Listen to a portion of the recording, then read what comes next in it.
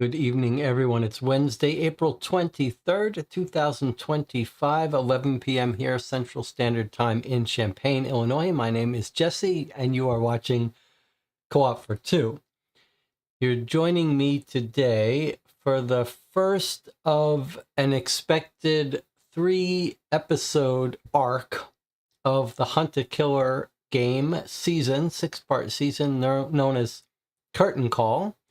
We're going to try to play 2 boxes per night for the next 3 nights, which is, as has been commented in the chat, a little bit ambitious. I'm going to talk about Curtain Call and our experience playing Hunt-A-Killer games in a minute, but let's check in with the chat. So Anna is here. Anna is the one who's picked out today's game for us. Anna wrote a play-by-mail mystery for us that we played over the last month on Sundays during our regularly scheduled play-by-mail time slot. And as a reward, we said that Anna could pick the game and schedule, and this is what she's done. She's picked Curtain Call, 2 boxes per night for the next 3 days. There are a couple people in the channel who have already played through Curtain Call. Let me tell you what we know about it. So Hunt-A-Killer, the company, is one of the biggest makers of these mystery cold case dossier games, one of the original OGs of the space. And they made their bones on these subscription-based multi-part games that are told over the course of a season. There's a whole bunch of these 6-box games, and they're actually discontinuing. A lot of them are out of print. They're shifting over to a single-box retail sales of their games, especially in Target. We can talk a little bit about those in a minute. But the full box sets that they sold directly through their website and would originally be delivered 1 a month until the season ended, and then they started selling the full complete box sets. Some of them are starting to be discontinued, and they have their websites associated with them, mainly for getting the solutions and stuff like that. But there's a little bit of a kerfuffle among owners of these games. Owners of all board games tend to hoard them up and not get them all played. And there are a whole bunch of people now who are starting to panic that they've got these games that they're not going to be able to play soon. And certainly not be able to sell. Curtain Call is not one of the ones that are scheduled for decommissioning, although it is currently out of print, but sometimes these come back in print, and Curtain Call was one of the Hunt-A-Killer sets that was popular enough that they brought it back and started pushing it. It's a 2021 release.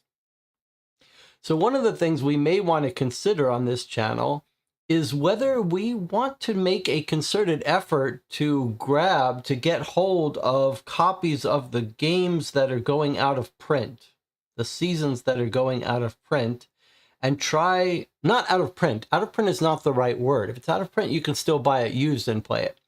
But there are a bunch of Hunt-A-Killer sets that are going to be decommissioned and no longer playable because the website won't be available.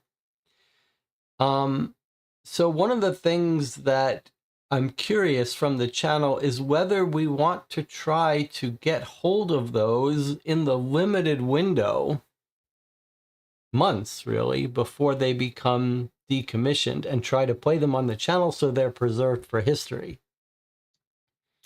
You let me know. So, Curtain Call, 2021 release, one of the ones they really pushed. And here's what we know about it. The setting is 1930s. It looks like a theater performance.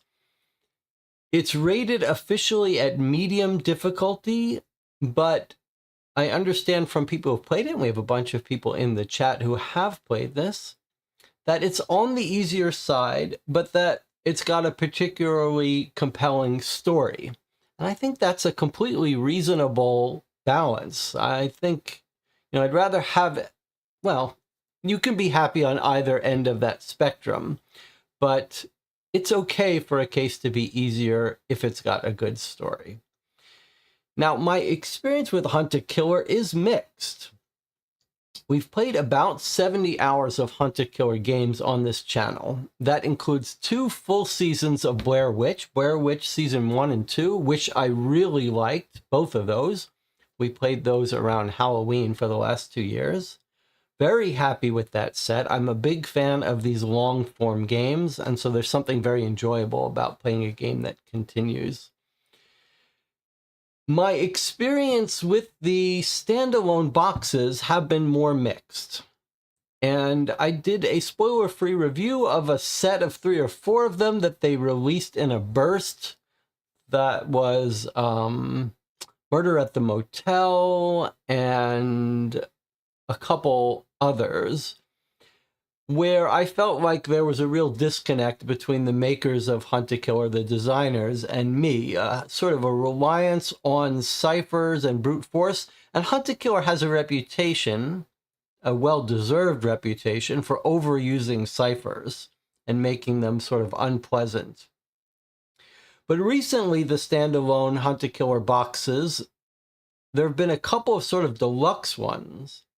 One was Dead on the Vine, and another one was Wealth of Murder, that we played on the channel that were extraordinarily good, shockingly good. Wealth of Murder in particular, I thought was really well done. So I've got a new respect for Hunt a Killer, although we are going back in time a little bit, so I'm not sure how much that new developments on Hunt a Killer are going to be reflected here, but maybe we'll get a little peek into the storytelling skills of Hunt a Killer. All right, let me see if there's other stuff going on. And it says, maybe try only the ones someone's already played and recommended, because apparently not all of them are good. That would be one way to go to try to do the ones that are being decommissioned. The other approach, I'm all for type 2 fun here. Like, I'm okay for suffering for our art. So I'd be more inclined possibly to play through the bad ones, but focus on ones that don't have any existing YouTube playthrough. So if there are games that are going to be decommissioned and lost to time, I'd be up for playing through those, even if we know they're not going to be very good. How many are they decommissioning? You know what? I'm not up on this. I know there's a couple resident experts on the Co-op for Two Discord, and Stacy is one of them. If you ever want to know about a game, a mystery game, if it's good or bad, or Stacy is the one I go to ask.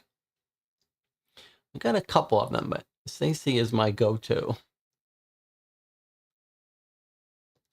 So she may know. There's also the Puzzle People group on Facebook, which I'm not a Facebook person, but I really do recommend that Facebook group for the sort of people who have their finger on the pulse of this stuff. Let's see, other stuff to talk about before we get started here. There has been a little bit of board game news, some companies going under.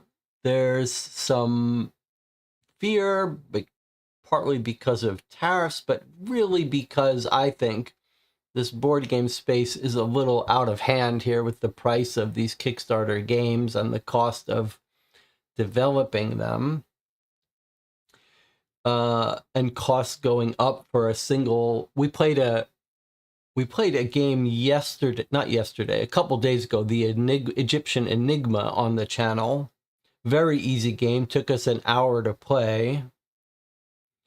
And it was a little hard to avoid writing on it, and that's what's a $30, 30-pound game for an hour. It's an expensive hobby.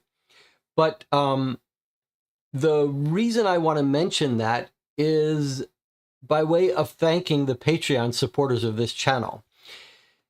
Every time I make a video or go live, YouTube has 3 different places I have to say, yes, really, I don't want ads on this channel. And the reason that I can play and buy these games for us and buy new copies of games and experiment with some games that are only sold overseas, the reason I can afford to do that is because of the Patreon supporters of this channel, which kick in a few dollars each month, and they give us enough of a budget that we can just buy games that we're interested in playing. And if the channel wants to go buy a more rare out-of-print game, we can afford to do that. So thank you to those of you who are Patreon supporters of the channel. For those of you who are not in a position to contribute to the channel, that's fine too. Or if there are other ways you can help out with the channel, like Anna created the case we played, it's all appreciated, and I am just glad to have company during these live streams as well. But yeah, okay, so there's that. Now, what else do we need to talk about before we get started? We will be starting a new Dear Holmes case on Sunday afternoon.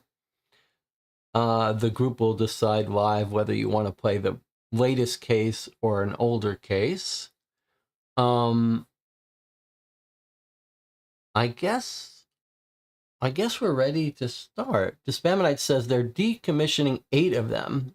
Maybe in the Discord we can talk about which ones are being decommissioned and if there are any we want to try to play. All right. Shall we get started? YouTube says 20 concurrent viewers and 4 likes. Dispamonite is going to post them in Discord. The other really exciting thing, I've been working on my 3rd case for New York Noir. It's been much harder to write, and I'm much less confident about whether it's good or not, but I'm very curious to have playtesters try my new case soon. But the exciting part is that Peter, a person in the Discord, another programmer, has been doing amazing work over the last couple weeks, creating online directory and map search tool so that you can search the New York Noir map and move around and look at it, and it's really looking good. And I think it's going to make playtesting New York Noir cases and writing New York Noir cases a lot more pleasant and easy. And easy to do some fancy stuff. So I'm really excited to show that off, to show the tools he's been working on off. So there'll be another New York Noir design diary pretty soon.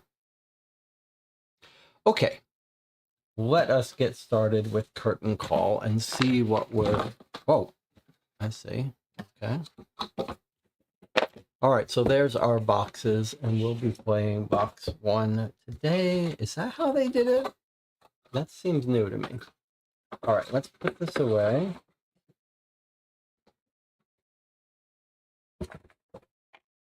One of 6. Okay.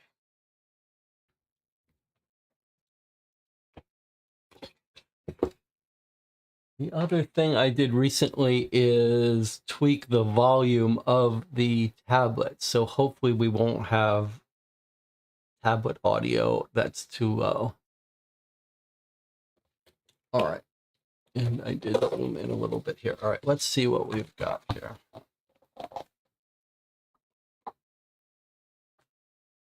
All right, so an advert for their book. Now, I did buy this new. All right, let's take a look at what we've got here. I bought this new, not at the time it came out, but during their reprints and sales. Okay, let's see. Welcome to Hunt a Killer. Is unlike any game you've played before. Really? Take notes. It's not a race. Okay, I like that. All right, join us. There we go. Here they are, just adverting their stuff. All right, now what is this? Curtain Call Episode 1, 10 items. What is this scratch off? I don't remember this. Recaps and solutions. Scratch off the silver below for guidance on how to complete this episode or keep the mystery for more of a challenge. To complete the episode, examine all documents and items for clues. Check the Cadence Theater website for additional information. Okay, so there's our website that we'll be using. Check the virtual desktop for additional evidence. And then there's 2 things to scratch off, which are optional. Okay, so I guess we will try to avoid scratching these off for now. But here's 2 websites we'll want to visit sooner rather than later. But let's first see what we've got here in this box. All right, the Cadence Theater, established 1928. Maybe we could try to organize our stuff a little bit better here.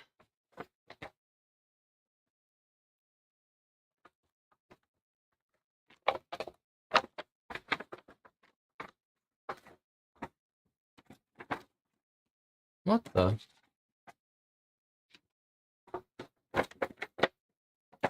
All right, what is this? It is a, well, it's meant to be a cufflink, I suppose, but it's not usable. That's unfortunate. Not that I wear cufflinks. It's got a little bit of writing on it. Not writing, a little bit of text. It looks like it says 1:.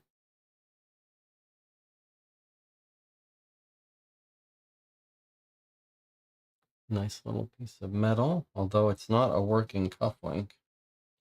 All right, what have we got here? Are you interested in learning about the theater but don't know where to begin? The stage doesn't have to be intimidating. With the Cadence Theater's Pocket Guide, you'll never get confused by theater jargon. Okay, navigate the stage, Cadence Theater's stage direction. Okay. Terminology. Think you're ready to take on Broadway? Break a leg. Okay, so it's mostly just a blank notepad to take notes in, but some stuff here in the beginning. Terminology for us to know. Okay, I like it. I mean, I don't need a notebook, but I don't mind this stuff. All right, well, we'll read those in a minute. Let's read our welcome letter here. Gray Investigations. Hello, investigator. Boy, that's a little bright, huh? Hello, investigator. I have a case for you. I'm handling a lot of cases on my own right now, but don't worry. I'm confident you can do this by yourself. It concerns an old friend of mine, Julia Adler. We met when I decided to take theater as an elective in college. The fake stabbing was fun for me. The actual acting, not so much. But Julia excelled at it from the very first class, just vanished into every role she played. Took me a while to figure out who she actually was, but once I did, we got along. Julia runs her own theater now, the Cadence in New York. I made it a point to stop by when I was in town a few years ago. It's really kept the Art Deco vibe alive. I don't know a whole lot about theater management, but you don't need to be a detective to tell she's doing interesting work. I know you'll like her, and I know you'll be able to help her. She's got a case on her hands that's so weird I almost couldn't believe it. So weird, I happened to get wind of it on the national news, and as much as I'd like to help, I'm just too busy. I'll let her fill you in on the details, but there is one thing I want you to remember. Trust but verify. There are a lot of spinning plates when it comes to a case, so make sure you can find hard evidence to back up anything someone says. I set up a virtual desktop that the 2 of you can use to share resources for the duration of this investigation. I use one in all my cases, and it works really well. You can log in at michellegrayinvestigations.com. Your user for the virtual desktop is your first initial and your last name. And the password is Porter. Once you've logged in, you'll find the folder I've created for Julia's case. It's the one called Cadence. The password to her case folder is Coliseum. If there are any documents Julia needs to give you virtually, they'll be there. I know you can do it. Good luck. Michelle Gray, Private Investigator, Gray Investigations, LLC. P.S. Because I'm roping you in on this, I put the word out there that anyone in need should contact you. Don't be surprised if you start hearing from other people in search of a PI. They'll tell you Michelle sent them. All right, so I've got the virtual desktop and login information. And sounds like we'll be talking to our client, Julia, on that site. And in fact, here is a letter from Julia at the Cadence Theater, established 1928, 39th Street and Broadway. Maybe we'll stick this into New York Noir, this address. Okay, here we go. Hello.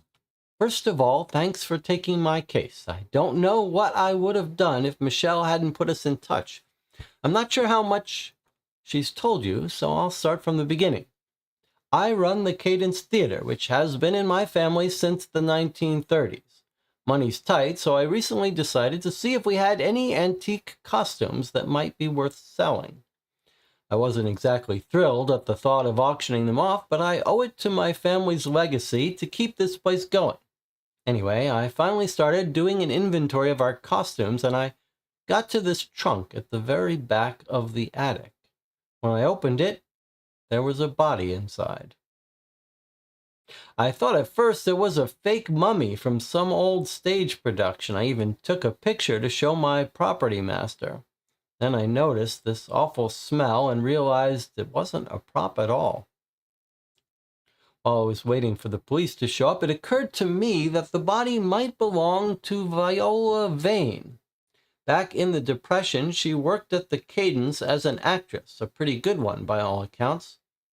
When I was a kid, the stagehands told stories about how she went missing without a trace after some ill-fated rehearsal. They had all kinds of wild theories about what happened to her. Turns out she was in the attic all along. Only no one knew it.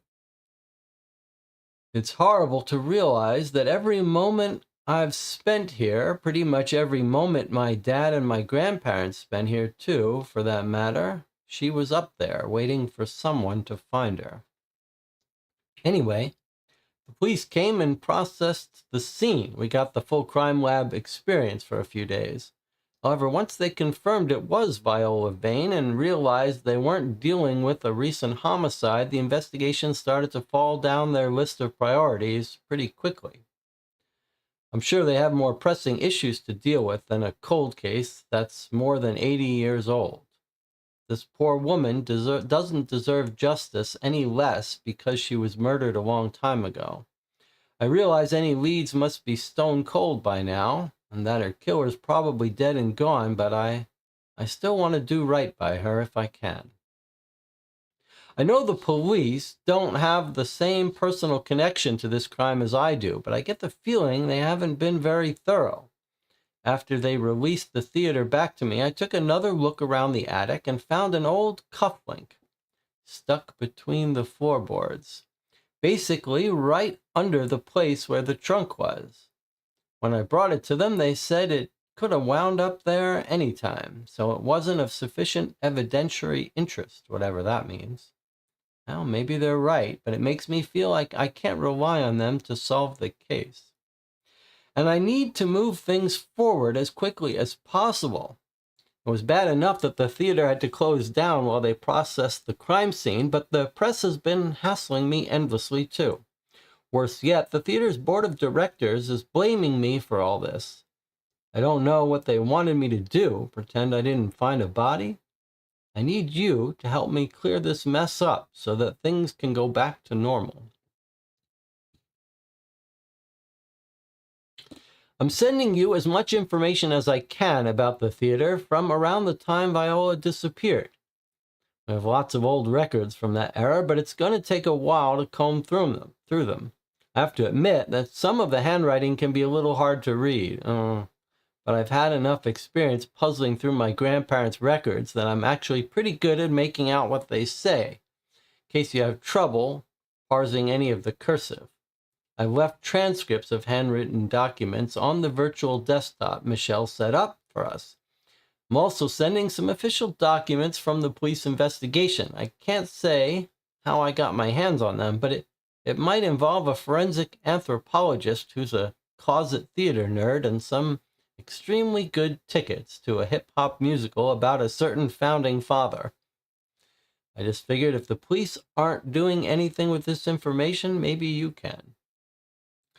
I know you'll be able to show them how a real investigation works. I'm sure Michelle would say the place to start is with the murder weapon. I wouldn't be surprised if whatever the killer used was still in the attic when I found the body. That place was such a mess, it doesn't seem like a stretch to assume Viola's killer could have hidden a weapon up there. Being able to identify the murder weapon would take a lot of pressure off me. I don't think the board will be too happy to hear I've engaged a private investigator to look into Viola's death, so I'd like to keep your involvement under the radar for the time being. When you know the murder weapon, send me a message through the email shortcut on the virtual desktop and make the subject line curtains. You can put the name of the murder weapon anywhere in the body of the message. Maybe with your help, this case will finally get its big break. Julia Adler at the Cadence Theater. Okay, so we have a proper cold case here. The theater is in the 30s. That's when the murder happened. And here we are 80 years later. So we are investigating a murder that happened 80 years ago. This could be the cufflink from the murderer. But we're not going to find a murderer who's alive.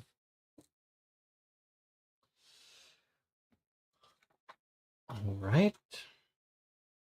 Before we go on the website, let's look through the other documents we've gotten.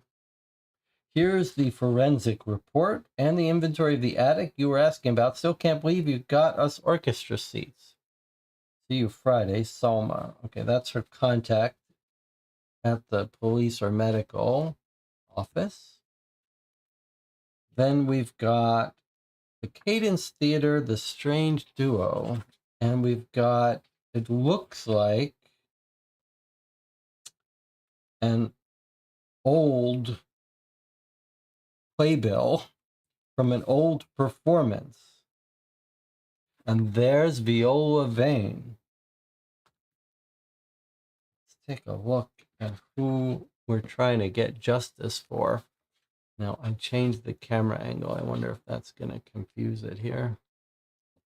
Viola Vane. Since her emergence into the theatrical world at only 7 years old, Viola Vane has starred in dozens of award-winning plays and musicals alike. You may remember her uproarious turns as Eliza Doolittle in Pygmalion, famous play, or as Beatrice in Much Ado About Nothing. Or perhaps you know her from her heart-wrenching Anya in The Cherry Orchard. Now Viola is ecstatic to be cast across her dashing husband-to-be, Hector Roland, in this production. Okay, so she's cast across her husband, who's right here, Hector Roland. Hector is joining the strange duo, fresh from an award-winning run as Hamlet. The dynamic performer has previously dazzled audiences and critics alike in roles including Wyndham Brandon in Rope. Rope is an Alfred Hitchcock movie, and Torvald Helmer in A Doll's House.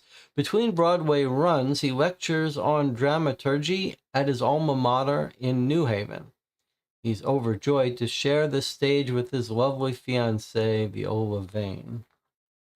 Okay, and then we've got more cast members that we will check out in time.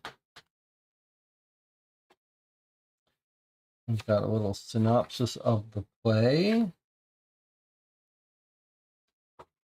Some advertisements here. Maybe I'll turn down the camera. So, director's notes. So Ira Adler, the grandmother, it seems like, of our client, was the director. Then we've got crew members as well. So in addition to the cast, we've got a stage manager, a set builder, stagehand, prop master, lighting operator, makeup, and wardrobe. So it seems like this is going to be our likely suspect list right here. Now look at this little swap. As of May 4th, the role of Floralinda Farley will be taken over by Evelyn Kittredge. So Evelyn Kittredge was the understudy, and she's taken over for Viola. So there would be our first murder. Kill the lead so you can take over. But it's also what would happen if Viola disappeared, just like we were told happened. But there's our first suspect, Evelyn Kittredge, country mouse at heart. Evelyn is new to the big city, Big Apple, but an old hat at performing. Back in small town Ohio, her only audience was her large and loving family. Nowadays, all the world's her stage. Evelyn has been a featured ensemble member of the smash hit musicals Nothing Stays and Farewell Fowley. All right, well, she looks suspicious to me. But let's look at our other two cast members before we move along. Josefina Almonte. This is your first time seeing Josefina on a Broadway stage, but it likely isn't your first time hearing her. She recently parted ways with Richard Bellows' Swingin' Orchestra to pursue acting, and we here at the Strange Duo are lucky that she did. That's a real 1920s, 1930s look. And here we have Melvin Kahane. Melvin Kahane. Melvin is a comedic veteran, best known for his involvement in smash hit traveling comedy sensation The Four Fools. When he isn't on stage, Melvin enjoys the practice of martial arts. Okay, and he's got a little charm bracelet on. No cufflinks visible. He likes to wear jewelry. He's got a ring and he's got his bracelets. Okay. And so we've got other stuff that we will look through in a moment. Let's just get ourselves a little overview here. Then we've got 3 more documents, lots of cursive handwriting that Julia said, oh, there we go with our cipher encryptions. All right. So let's look at these one at a time. So she said she was going to provide transcripts of some of these, so if we have trouble reading it. I like the authenticity of this cursive, though. It's not a font. It looks like it was handwritten. Okay, so are we told? She's given us some evidence, but I don't remember if we're told where these were found. And this is an old note to Mr. Adler. All right, let's take a look at this. Mr. Adler, you must know I have the utmost respect for your work. With that in mind, I hope you'll consider what might seem an inordinate request. Do not cast Viola Vane in your next production. She is immoral and sets a poor example for those around her. As a new mother, I cannot expose my child to such vulgar influence. Miss Vane masquerades as an ingenue, but no respectable woman would act in such a manipulative and conceited manner. Her presence will only do your production harm. I pray you will make the right decision, as proven by, as Proverbs say, withhold not good from them to whom it is due, when it is in the power of thine hand to do it. Respectfully, Mrs. Ruthie Erickson. So is this someone pretending to be a concerned audience member trying to get Viola fired? And maybe is it Evelyn trying to get the part? It's someone who knows her proverbs, some religious stuff. Okay, so there's that. And then we have a larger note that looks like it's got some encryption. So November 6, 1934. So these are both from the time. We have a date here. Well, okay, we don't. What we know here is that it was at least being performed on May 4th.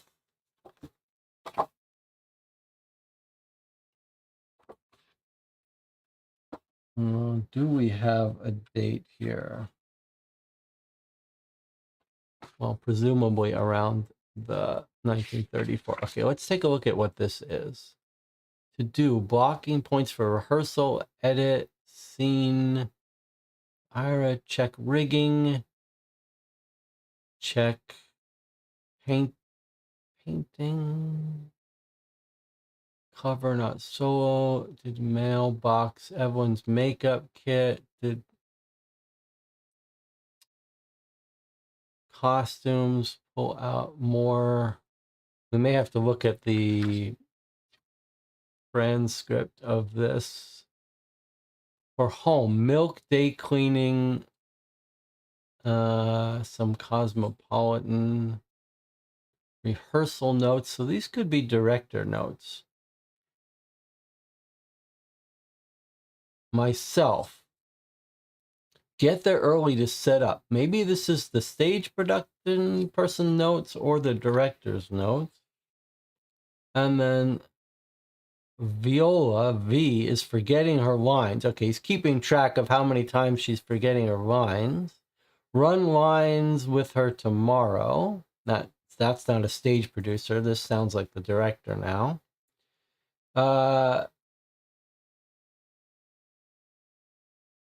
Curtain not pulling fast enough. On stage left, curtain not pulling fast enough. Stage right, or stage right is too fast. Okay, and then we've got this grid, which looks like it might be a decryption grid.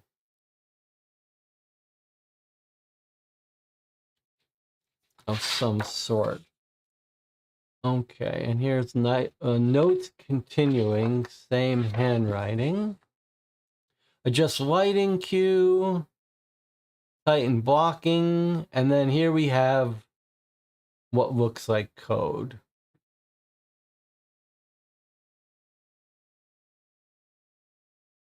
Or actually, stage center, stage right. Huh, I see. It is a code, but it's also using stage left and right stuff as its grid. So here you have the grid for this cipher. And you can see that if you take the two-letter abbreviations, this would be upstage left, UL, and then SR is over there. Stage left is over here. So that when this decodes, you can see these digits go from 1 to 3. Actually, they're, 1 to 3. So I think what we've got is we've got the alphabet filled out in this grid, 3x3 grid. And to decode a message, this is going to be UL, upstage left. The A is going to be UL1. The B is going to be UL2. And the C is going to be UL3. That's my guess. Not sure what letters are going to fill out in this grid, but if that theory of decryption is right, then you could see how their UL1 is going to be the first letter here, which is an A. So I claim that that's going to be an A here. But it seems like, well, we don't know how this is going to be done, but let's see. A, B, C, D, E, F, G, H, I, J, K, L, M, N, O, P, Q, R, S, T, U, then V, W, X, Y, Z. Could be done that way. We could obviously try that and see if it decodes. And if it doesn't, then you could imagine other ways that the rest of the letters would be laid out.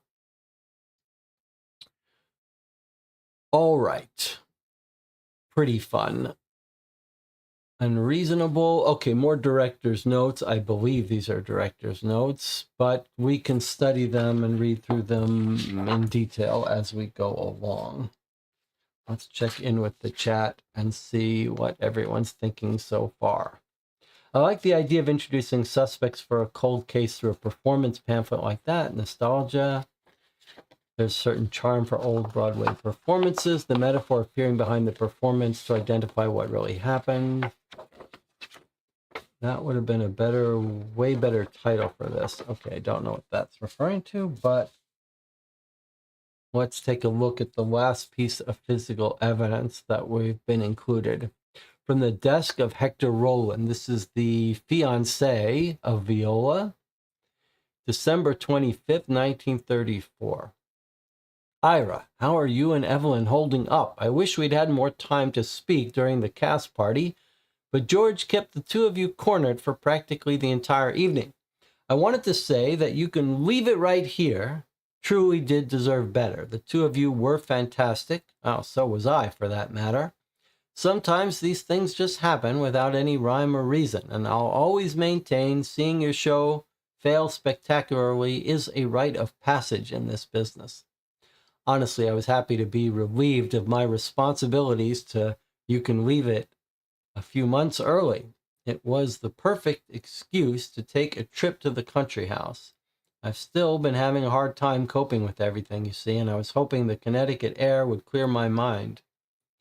I was so tired of scanning every open doorway and grimy side street in the city for Viola, but as it turns out, I've started casting furtive glances at the tree line here instead. Where could she be? Why would she run off without telling any of us where she was going? Viola is one of the few people who ever got to know the real me. I thought we were going to be companions through all of life's trials and joys. Deep down, I'm still hoping that all this has been a terrible misunderstanding. The press are still calling at all hours and sending all manner of offensive queries to my team, of course, most to ask for my statement, some just to assert their thinly veiled accusations of foul play, as though the investigation hasn't already been closed. I do understand how I must look, the humiliated former fiancé of the vanished Viola Lane, but it's downright insulting how little credence anyone but my closest friends is willing to give me in all this.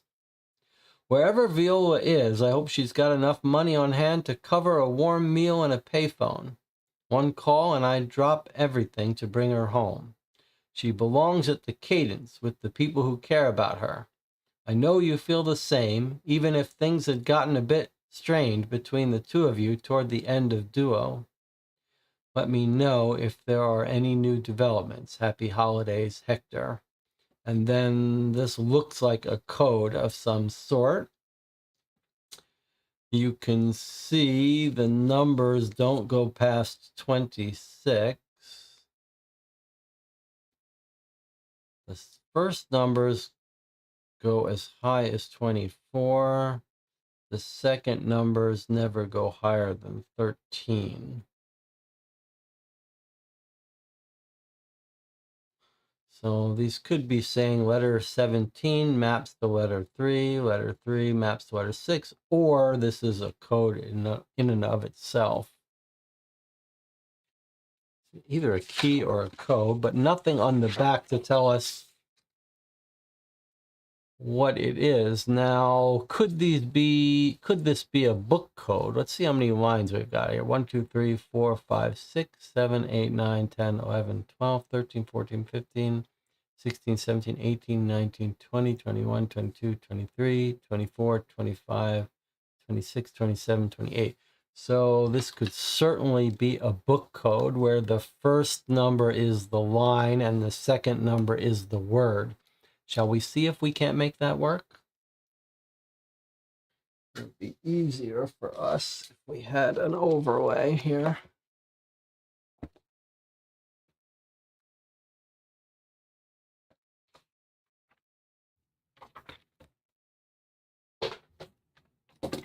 All right, let's see if this is a book code. Is this not a? Yes, it is. Okay.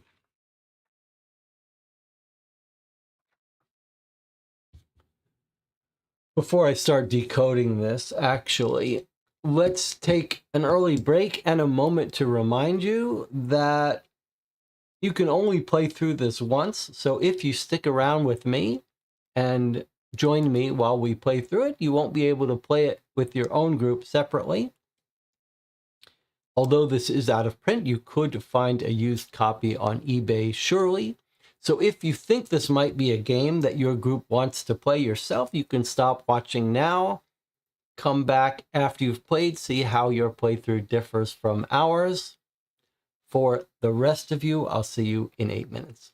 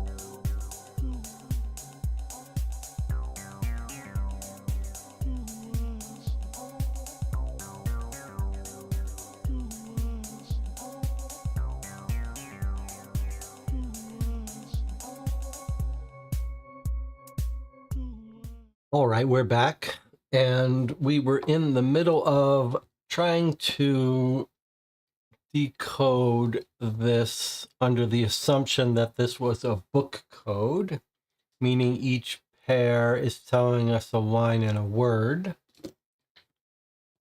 I've put this in an overlay.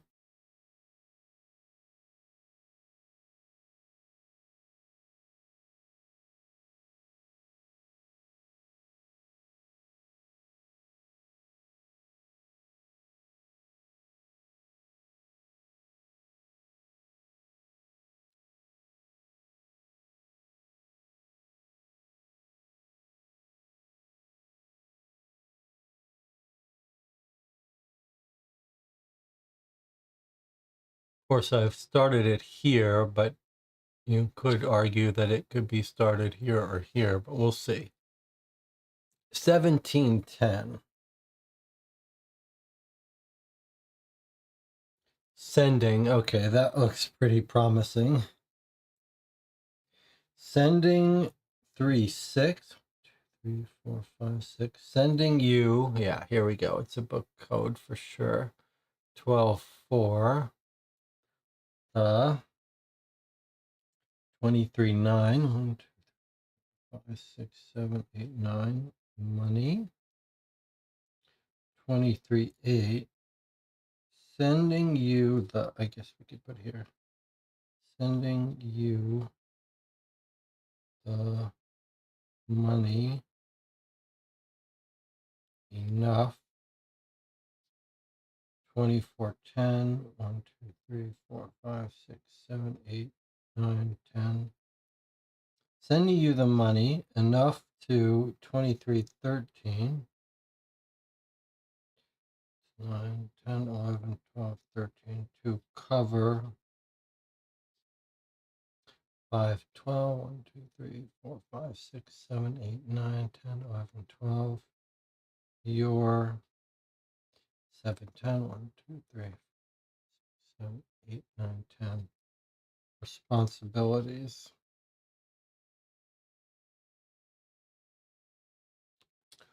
Okay. Sending you the money. I know it's hard to read, but that's okay. Sending you the money enough to cover your responsibilities. Why is that in code? Why does he have to say that in code?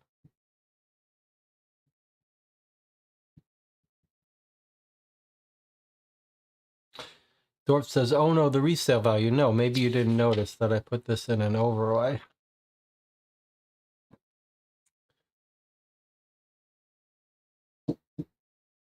Is it abortion? Interesting.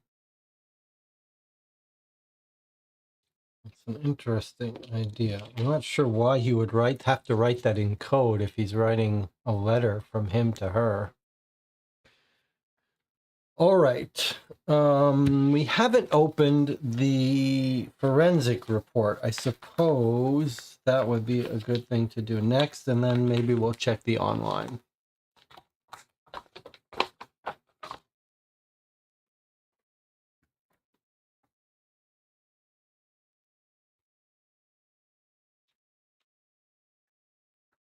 So this is going to be the modern forensic report of the body. So everything we've looked at so far is from 1934 or so, but this is going to be from 2021, I guess. So let's look at what we've got here. Forensic report, there's the case number.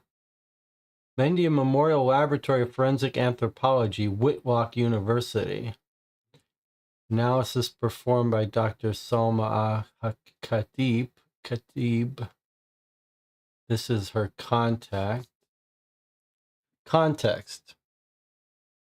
The remains were discovered in an antique trunk stored in the attic of a theater in Manhattan. Once it became clear to the New York City Medical Examiner's Office that the advanced state of mummification would prevent the performance of a traditional autopsy, the remains were sent to this facility for analysis. In order to avoid damaging the remains, the trunk was delivered to Whitlock's laboratory in its entirety. After extraction of the remains from the trunk, each item in the trunk itself was cataloged. The New York Police Department has taken responsibility of cataloging the remainder of the materials found in the attic. The remains then underwent a series of X-rays as well as MRI and CAT scans in order to determine their identifying physiological characteristics and to determine cause of death.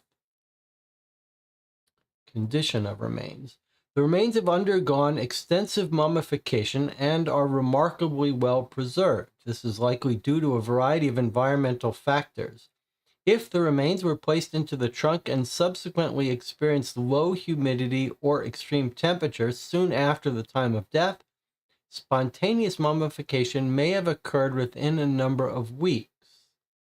Additionally, the construction of the trunk, which is 60 centimeters 100 by 120 by 60, would have prevented all animal scavenging and most insect interference with the remains.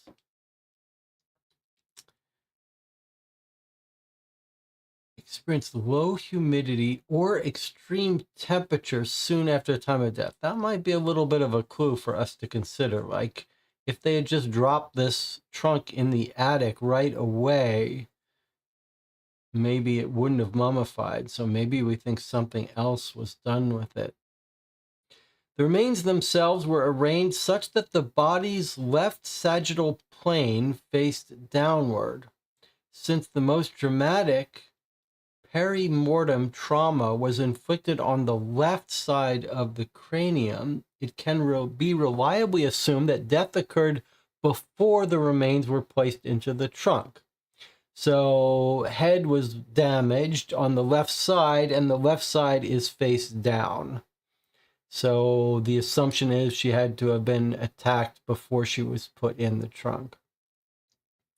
The manipulation to the remains required to lift them into the space of the trunk suggests the remains were placed there before the onset of rigor mortis, within a few hours of death. Okay. So it couldn't have gotten stiff first, otherwise you wouldn't have been able to bend it into the trunk.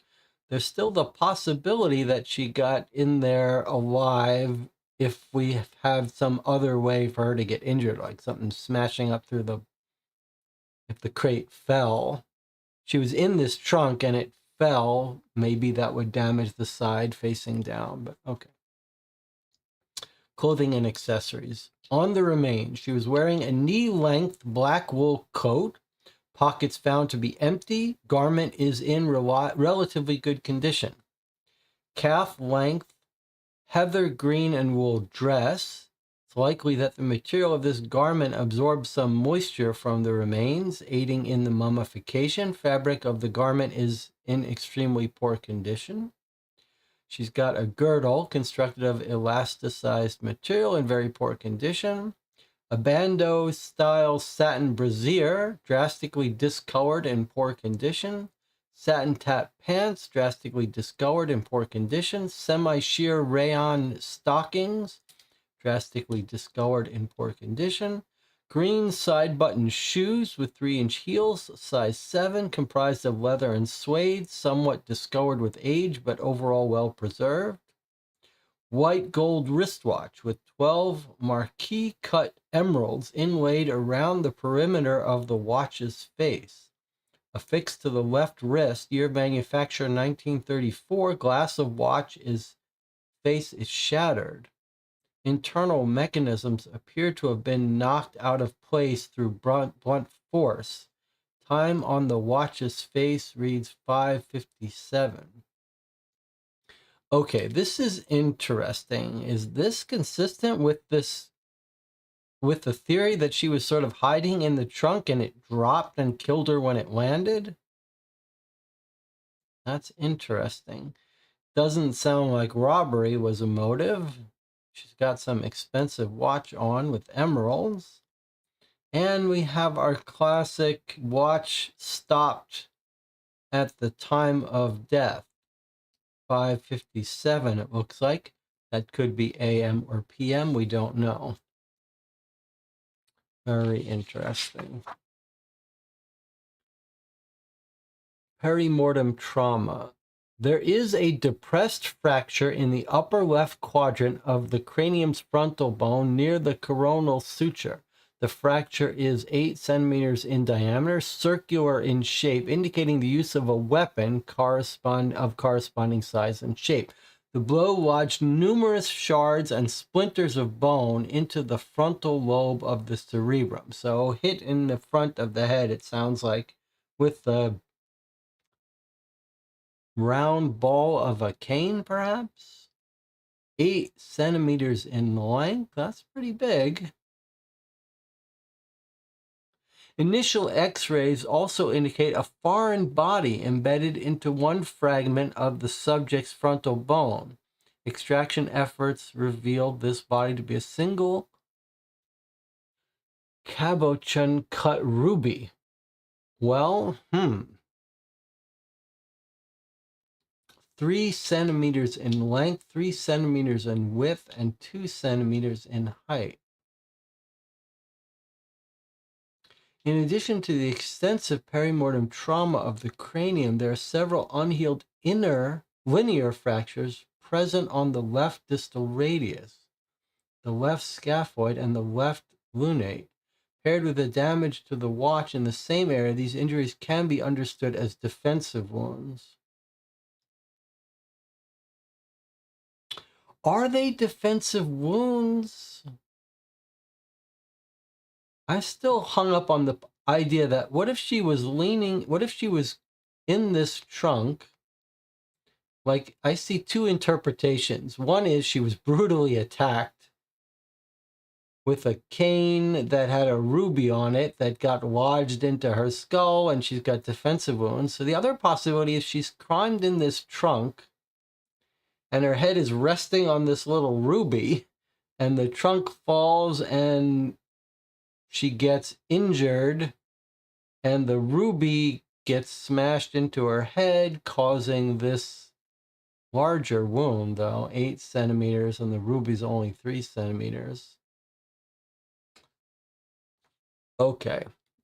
They think defensive wounds. Remains indicate no post-mortem trauma, so the body wasn't damaged after the death. Individualizing characteristics. In addition to the unhealed perimortem injuries, just meaning that they were new injuries that occurred during the attack, not old injuries, the remains also present a number of fully healed antemortem injuries before the attack. So she's been beaten before. These injuries are not associated with the time and cause of death, illustrate the subject's broader medical history. A healed green stick fracture to the right proximal ulna, healed tuft fracture to the right distal phalange, moderate antemortem degradation of the sacrotuberous ligament. Subjects weakened pelvic ligaments could be understood as a result of a physical demanding career or as the result of movement of the posterior sacral foramina. All right, we don't know enough medical to know where these injuries are. Maybe someone in the chat can look it up. Are these childbirth injuries, or a husband beating her, or, as this suggests, perhaps just a demanding career on stage? These remains present an adult Caucasian female aged in her early to mid-20s, a height of 155 centimeters. All pathological evidence lines up with the identifying documents present on the remains. It can be confidently assumed that the remains are those of Victoria Gaynor, known widely by her stage alias Viola Vane. Okay, here's her actual name. An assailant appears to have dealt 2 powerful blows to the victim, utilizing a blunt object. One made contact with the left wrist, which she likely held in front of her in defense. The other made contact with her skull, potentially lodging a small gemstone into her cranial bone, while simultaneously lodging shards of bone into her brain. Death, if not instantaneous, likely occurred within minutes of this injury. Shortly after death, the victim's remains were manipulated into the trunk, where they remained until their recent discovery. Okay, pretty cool.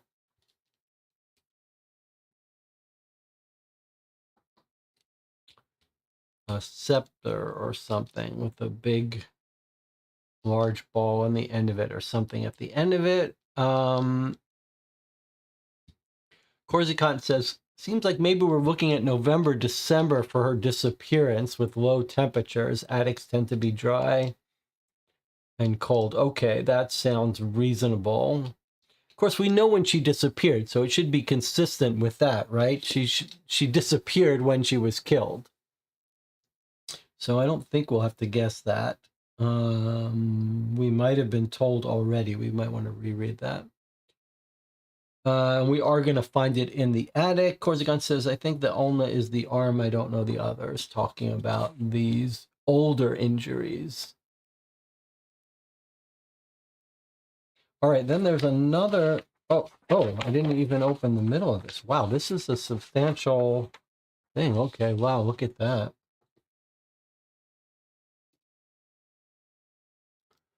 Front left portion of the skull, extensive perimortem damage, likely cause of death. Looks like here she might have been hit from the side. There's the damage to the left wrist. Here are the older injuries. Okay, so here we have, she's got an injury to her right hand, her right forearm, and her hip area.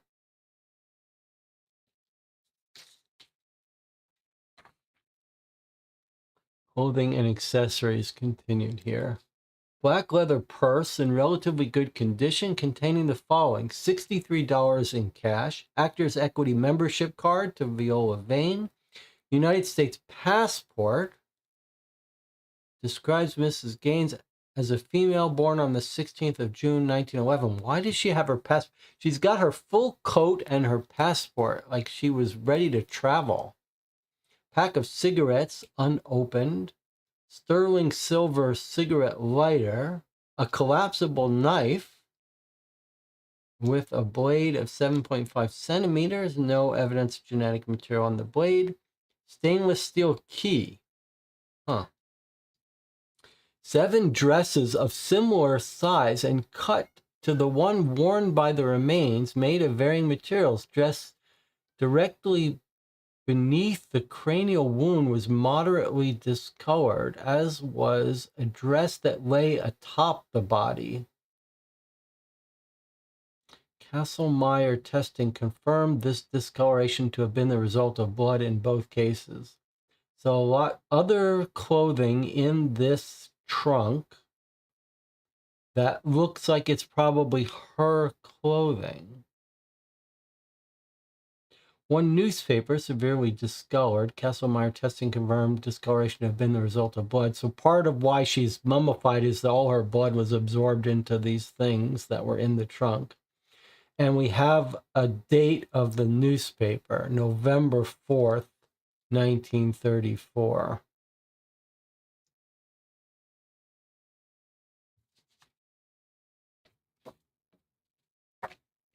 Okay. Remains indicated female. Conclusion was reached through morphological analysis of the cranium and mandible, which lack prominent brow ridges and possesses small mastoid processes, a rounded frontal profile, pointed chin, as well as morphological analysis of the pelvis, which presents a wider sciatic notch, ventral arc, inwardly curved subpubic concavity. Okay, that's how they sexed it. Age remains are consistent with the skeletal development of an individual in her early to mid-20s. Presence of third molars indicate an age beyond the late teens. However, high osteological density indicates the subject had not yet reached her late 20s. Ancestry. The subject possesses a high and narrow anterior nasal aperture, as well as an orbital structure that exhibits a circular aviator glasses shape. These features suggest, in broad terms, European ancestry. Measurement of the skeletal remains indicates a height of 155 centimeters. Spontaneous mummifications such as this are only possible when very little moisture is present in a corpse at the time of death. The preservation of the skin suggests that the subject had relatively little excess moisture in the form of body fat while alive, indicating a slender frame. This may also indicate a lack of stomach contents at the time of death. Interesting. All of the subject's teeth are present, undamaged, and well preserved.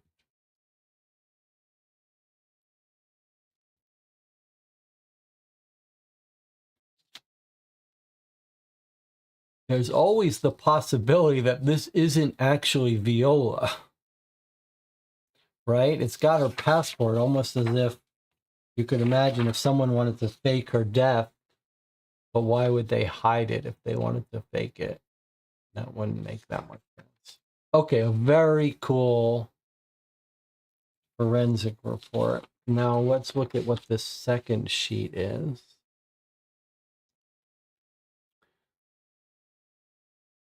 It's the case file on this homicide, and it's the items found in the attic. Black and white photograph. Oh, they've got a little search grid here that they made in the attic. No diagram of it, but okay. Black and white photograph hanging on the wall of an unidentified male. A musical clown doll in a dented metal box filled with dirt. Box inlaid with gems, emerald cut. Several missing. Is that what she's got embedded in her? Mannequin torso on a prop throne, wearing sunglasses, limbs not found. A prop throne in the center of the room, ornate wooden throne. I guess this is your scepter theory now. Holes in upholstery. A prop crown found atop a mannequin head, severely dented. Briolette gems measuring 5 centimeters in length. A sewing kit pushed underneath the prop throne, still in cellophane wrap. A pan flute atop a shoe trunk, initials AM carved into the flute. Paper mache prop swords, trunk labeled with S words. 1 sword broken, corresponding piece not found, 4 swords bent. A metal prop sword on top of the trunk, sword sheath and belt. Logged separately due to superior make, rusted into sheath, gold filigree hilt contains cabochon gem inlay. That was consistent. We heard that term somewhere here about I heard that cabochon.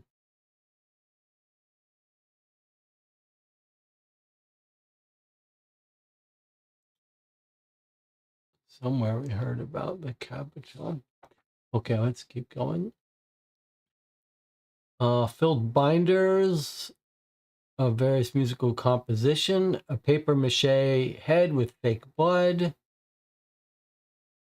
and a Macbeth bag, fake facial hair, glue spill inside box, number of individual items within unclear, a loose ruby gemstone among sand spilled from sandbags, emerald cut 6 centimeters in length, sandbags which are piled in the corner, 2 punctured bags, sand on surrounding floor.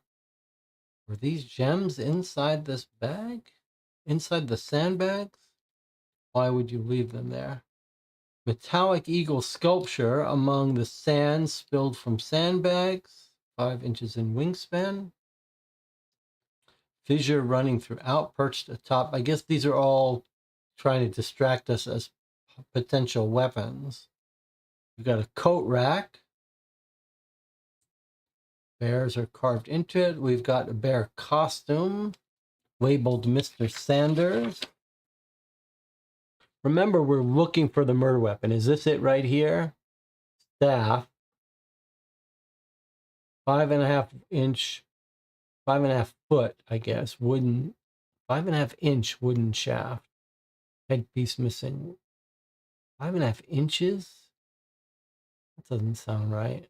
Maybe it means diameter. An orangutan costume labeled August Lupin, harnesses and to lift a performer up in the air. Scene backdrop covered in canvas tarp, a New York City cityscape, a crude dragon or lizard painted atop the Chrysler building, etc. A cane leaning underneath the bare coat rack, wooden shaft, 3-foot circular head. A wooden shaft measuring 3 foot long, a circular metal head, 3 inches in diameter, Carbachon gem inserts measuring 3 centimeters, missing one. This sounds like our item, doesn't it? It's missing a gem. It's Carbachon. It's got a circular metal head, 3 inches in diameter. Then we've got costume trunks. Trunk 1, lid is open. Atop trunk 2, moth-eaten Middle Ages costumes. 1920s suits and hats and dresses. Then we've got some rope on the sandbags. We've got lighting rigging, no lights attached. We've got a prop Thompson submachine gun with a heart carved into it. Shoe trunks, men's and women's formal dress shoes. Then we've got a box of speakers, new and unopened, so more recent. A drum set that's rotten out. A splintered guitar neck near the drum set, neck marked with a tag which bears the writing, "Thanks, Kurt." All right, so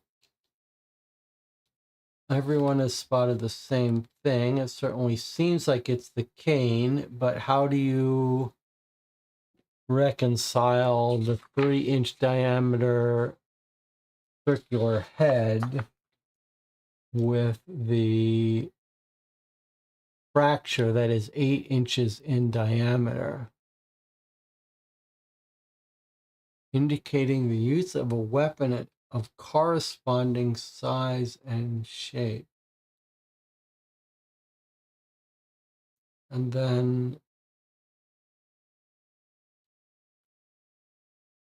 foreign body, a Carbachon cut ruby, 3 centimeters.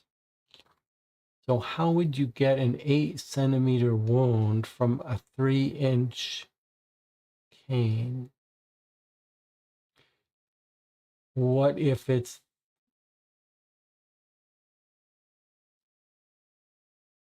we need a Carbachon ruby, so it certainly seems to be consistent with this, other than the size of the wound. The staff would seem to be larger. Doesn't tell us how long, it just says 5 inches wooden shaft broken. Does that mean it's just a short staff, like a pen width, height, like this? Missing its head, like a mace? It's a staff, that seems like it should be long. Maybe it's only telling us the diameter. I don't know. That's a little weird. But was there anything else that could be a larger 8 centimeter?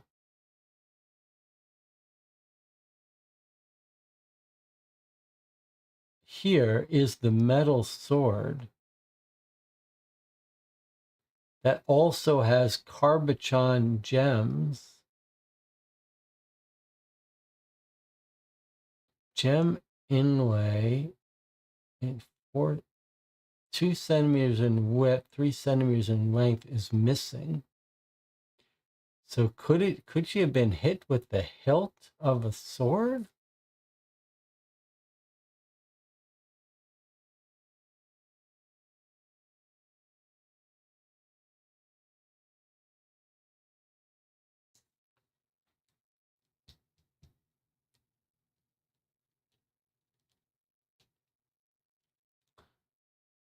We're not told anything about the size of the swords, only that the gem inlay is 3 by 2 by 4.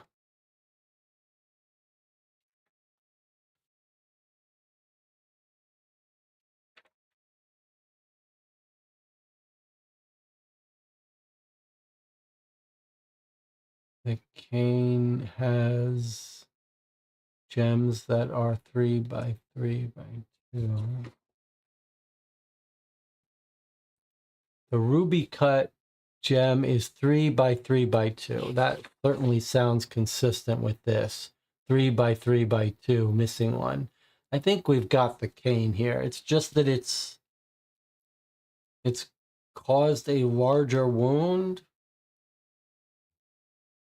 3 inches in diameter, not circumference, diameter. What does that mean? You hit her twice?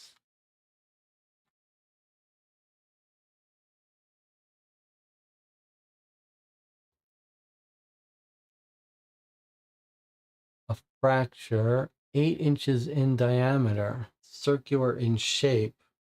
How do you get an 8-inch diameter break from a 3-inch diameter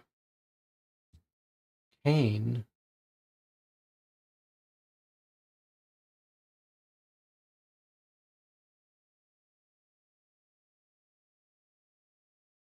Oh, inches and centimeters.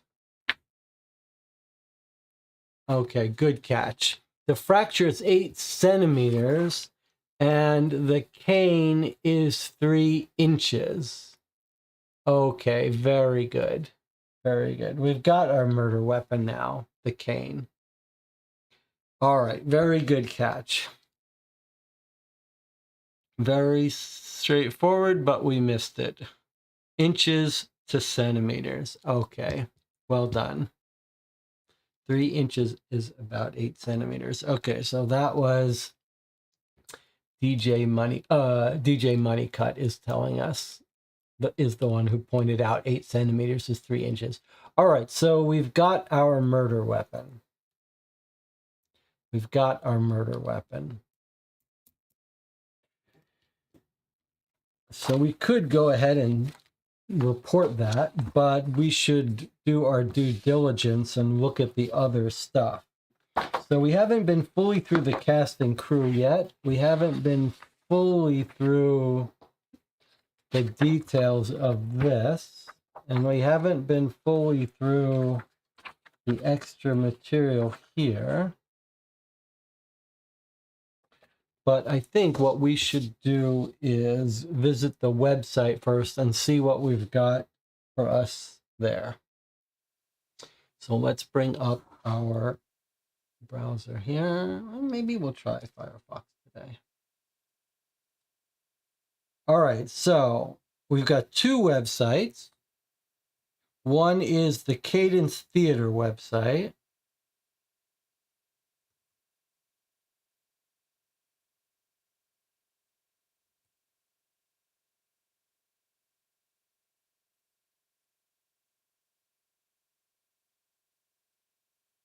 Okay, so let's try to add bookmarks and keep track of them. The Cadence Theater, check out what's playing now at the Cadence. So we can look a little bit about their history. Built as a stage theater in the 1920s, Cadence Theater is a monument to the golden age of the New York stage. Intended to rival Florin Ziegfeld's Follies and George White's Scandals, the Cadence was soon established as one of the most promising new stages on the Great White Way.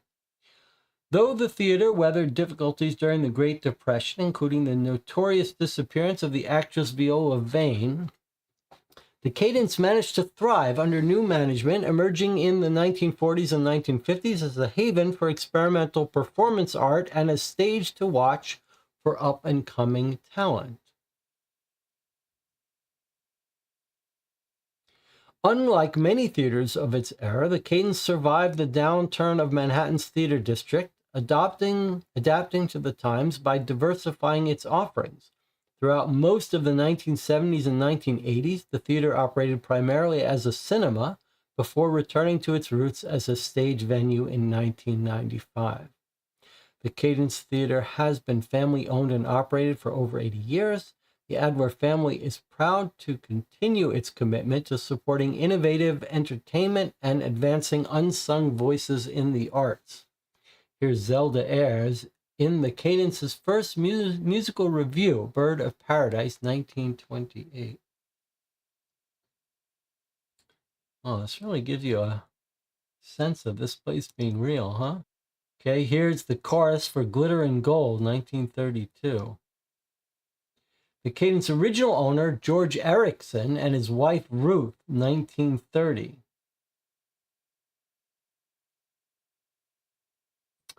The original owner, George Erickson. I note he likes to wear a cuff. No, actually, I don't see a cufflink on him. Just buttons. What about Ruth? What has she got? What do you call that? A little brooch? Okay.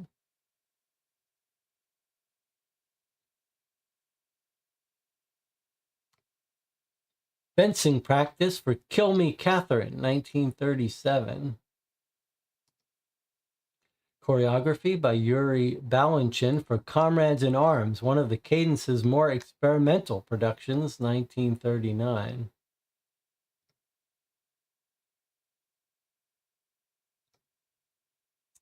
Here we have actress Viola Vane and longtime Cadence stage manager Joe Sampson arriving on the first day of rehearsals for The Strange Duo. Okay, this is when she disappeared during this performance. All right, what have we got? There's Viola. And there we've got a picture of the stage manager who is going to be in our cast and crew. There he is, Joseph Sampson, the stage manager.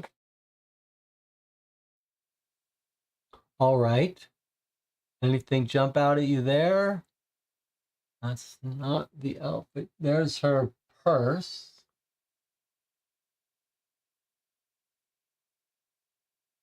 And her outfit. She's got her shoes. Are these the shoes she was found with? Like we were told they were side buckle shoes. That seems like those might be them. Wonder if this is her jacket. What were we told about the jacket she was wearing?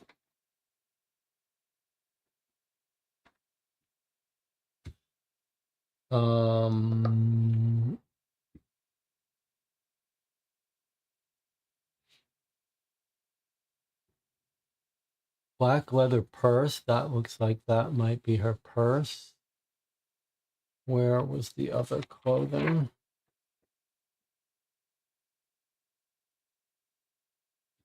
Knee length black wool coat. Okay, so that's not the coat she was wearing. Girdle, brazier, green side button shoes. Okay, this is not the outfit she was wearing. All right, let's continue on here. There's our Viola. Okay. Boy, I'm loving all the work that went into setting all this flavor for us that makes it feel real. Promotional photo from the Revolutionary War musical. We called it Macaroni. Promotional photo for The Devil Makes 3, 1930. Lorenz Richard and Roger Hartman at work on their last collaboration, The Devil at Bat, 1955. Lorenz Richard and Roger Hartman. These guys anywhere in our case? No, I guess not. Who's our director?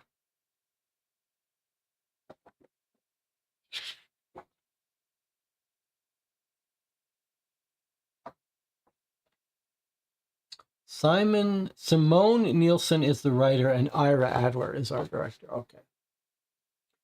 All right.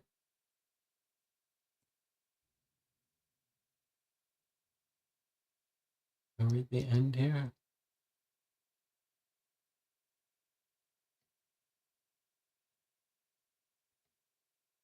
I guess we're at the end of the photos. All right, let's take a look at what's happened. There's another photo that took a long time to load. Boy, that seems like an important photo to miss. Because he's got a whole thing of keys. This photo really jumps out. Here's Ira Adler. Oh, Ira Adler's a man. I didn't realize that. Ira Adler in George Erickson's office on the first day of rehearsals for The Strange Duo. Okay. Boy, that's a little scary that this picture took so long to load that I was turning off the page. All right, so George Erickson is the original owner. Ira Adler is our director. And here he is in a very suspicious photo with these keys. 1, 2, 3 is missing. 4, 5, 6, 7, 8, 9, 10, 11.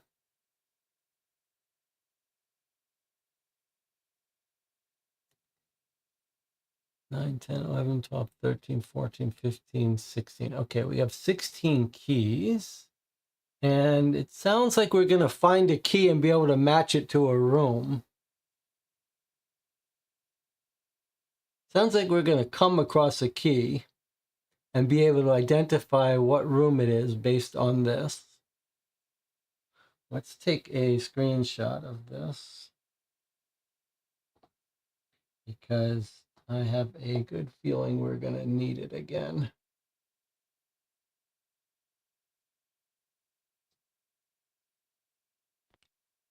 All right.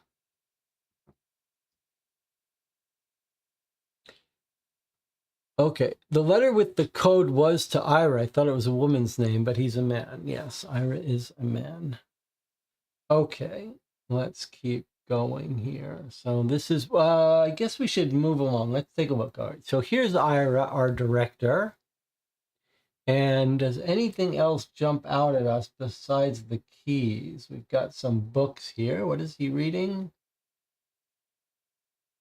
Kind of hard to tell here. There's a little bit of reflection.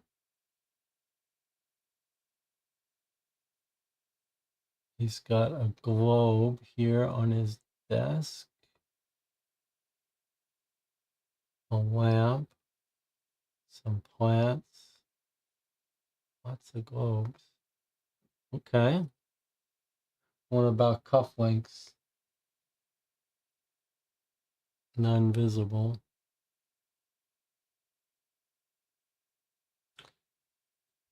George Erickson, the original owner, and Ira are around the same time period. Anna asks, why was the fiancé sending money to the director? Yes, it's a good question. Okay, notice it's just below the desk. Okay, I don't know what you're talking about. So maybe you could clarify that.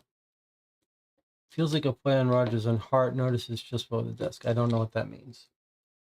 Let's see, are there any more photos here? His wrist is below the desk. Okay, I see. I guess. 4 chorus girls from The Dish Ran Away with the Spoon. 1929. Actress Gloria Standish, who appeared in more than 15 musicals at the Cadence during her career, pictured here with her puppy, Esther, in 1936. Okay. Can we zoom in on these if we wanted to? Yes, we could. Yes, we could if we wanted to.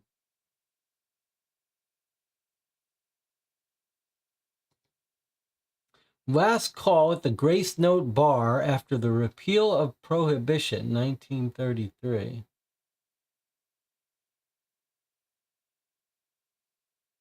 Okay, then we got a bartender.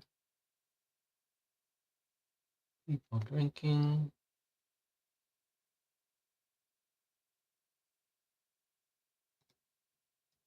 The Amazing Dr. DeVille, whose award-winning mesmerism act ran at the Cadence from 1943 to 1947.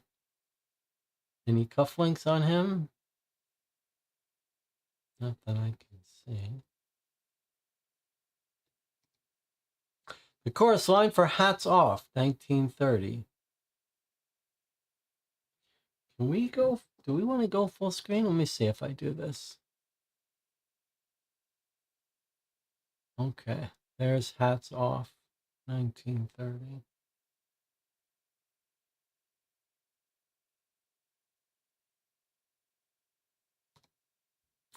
Zelda airs in the Cadence first musical review, Birds of Paradise. Okay, so we've circled back around.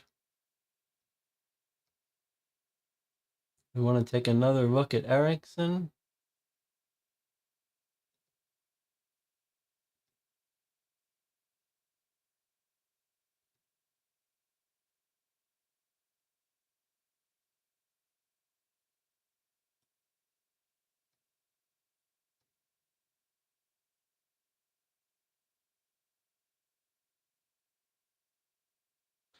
So this one, surely we're going to want those keys at some point. Erikson had cufflinks on. Did he, though? I thought I checked and I didn't see that he did. He had buttons. Let's go back. I mean, I'd be suspicious of Erikson, so if he's wearing cufflinks, we want to know. But let's check.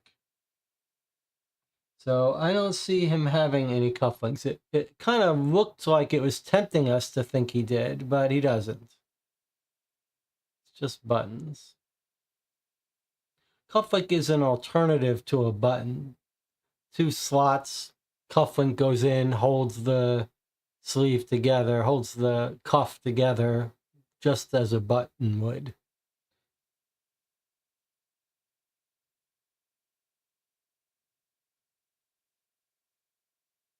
All right.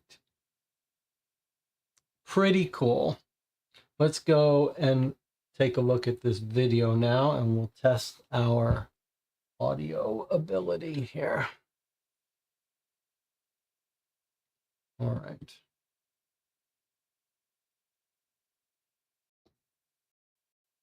Let me know how the volume is, because I've gone and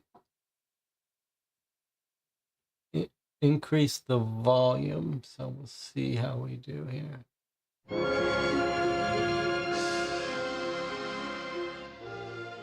Hello, I'm Julia Adler, owner Hey, and there's managing Julia. director of the Cadence Theater, one of the oldest and most illustrious stages in New York City. I'm happy to have the chance to share some of the Cadence's rich history and ambitious artistic vision with you. Perhaps by the end, you'll come to treasure this place as much as I do. The Cadence was opened in 1928 by an enterprising man named George Erikson and his wife, Ruth. Just 1 year later, the Great Depression would devastate the industry. While George Erikson was able to steer the theater through its first 7 years, he was eventually forced to sell the building in 1935. Thankfully, 2 of his former employees were able to step in and save the Cadence from falling into obscurity. Those employees just so happened to be my grandparents. Evelyn Kittredge met Ira Adler in this very building during a production of The Strange Duo. Neither had a clue at the time that they would soon marry and dedicate their lives to the Cadence. Their son, Julian, would eventually take up ownership of the theater in 1968 himself, and would remain at the helm until his death in 2011 at 77 years old. Ownership was then passed on to me, and has remained more or less in my hands ever since. Throughout the years, the Cadence has served as a stage theater, a movie theater, and a concert venue. Sometime in the 90s, it finally settled into hosting a little bit of everything. Thanks to this variety in programming, we've accumulated an invaluable archive of costumes, props, and historical documentation from the late 1920s onward. The Cadence has featured some of the theatrical world's brightest stars, as well as its most ambitious productions. To name just a few, there was Fluff Piece, a puppet jukebox musical featuring the discography of 1970s musical sensation Fluff.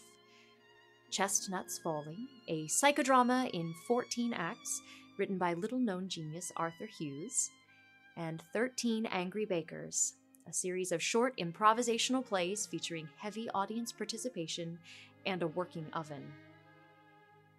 My family has always been firm about maintaining a commitment to progressive, experimental programming and community outreach, while remaining firmly grounded in our history.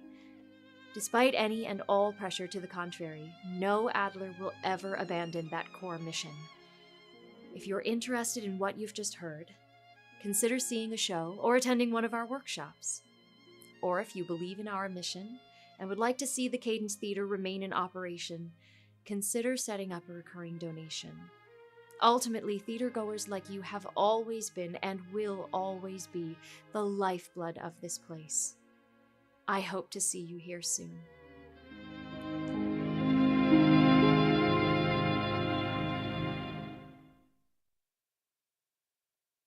Boy, was that well done. Okay. And as it's pointed out in the chat, some of those performances they mentioned are callbacks to other Hunt a Killer games. So discussion about fiance sending him money, he bought the theater. Yeah, we'll come back to that. The thing that jumped out to me, though, is that at the time when Viola Vane was performing, Evelyn Kittredge was the understudy to Viola Vane, and now Viola Vane disappears. Evelyn Kittredge takes over and eventually marries Ira Adler and is the parents of our client. So this just makes me more suspicious than ever of Evelyn. Like, has Evelyn orchestrated the death of the star and then taking over her role and then getting with the director, and then they've ended up buying the studio, the theater. I'm suspicious of her. Of course, this is suspicious as well, that the lead is sending money for his responsibility. I'm not sure what that means, but wow, that was a pretty well done set of video and pictures. A very atmospheric introduction to our setting here. Now let's see what else we have. That was history. All right, let's see if there's anything more to discover here. Now playing, we've got Cinema Reveal, Broadway Melody, Luna Moth, Miss Westerna. This is what's happening now in 2021. They're doing looks back, right? Yes, this is all, they're doing old stuff in the 2020s. But what did they give here? Ira Adler Memorial Lecture Series, Jewish Composers of the 30s. Gershwin, Cole Porter, Luna Moth. That sounds like it might have been. Yeah, these are other games, callbacks to other games. Fluff. There was a game starring a musical band, Fluff. She mentions that the theater is involved in progressive culture. So here we have history of LGBTWIA performers. Grape in the Moonlight, Clouds Roll By, Bible study.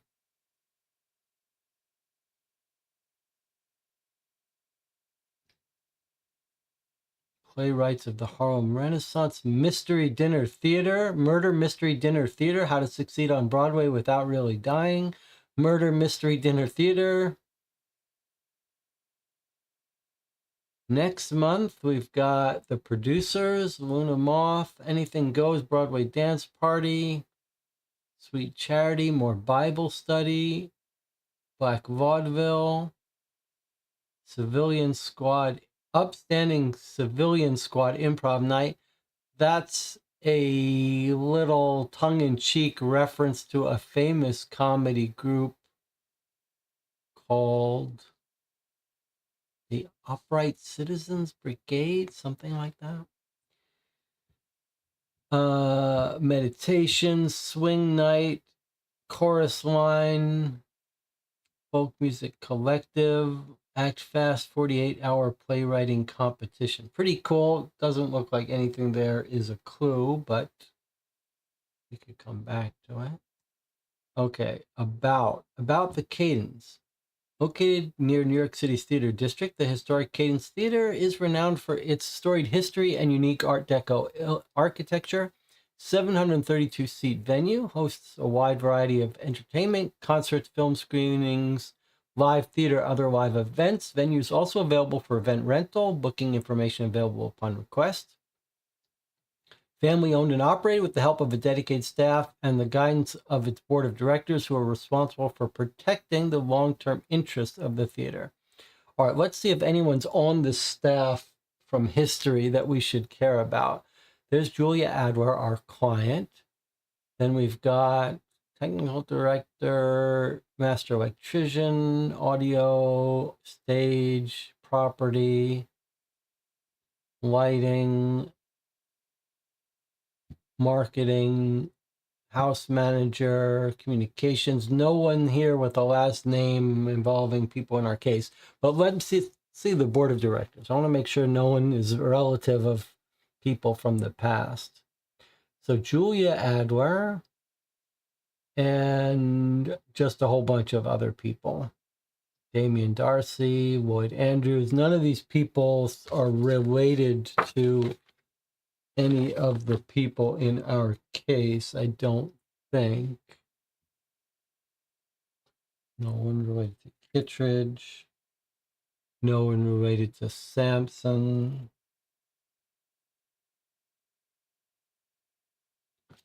No, okay.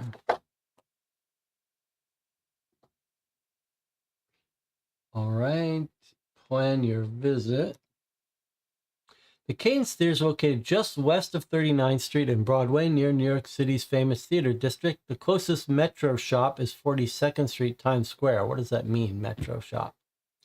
We do not validate parking. Box office is open 12 to 8, 7 days a week. Call or stop by for tickets. No longer accept group discount codes. Committed to making performances accessible for all of our patrons. Seating for wheelchair, mobility impaired, closed captioning. Grace Note Bar serves alcoholic and non-alcoholic beverages as well as snacks beginning 30 minutes before the performance and during intermission of all performances. Try one of our signature cocktails, the Tempo Twist or the Crescendo. And we saw pictures of that bar all the way back into the 30s.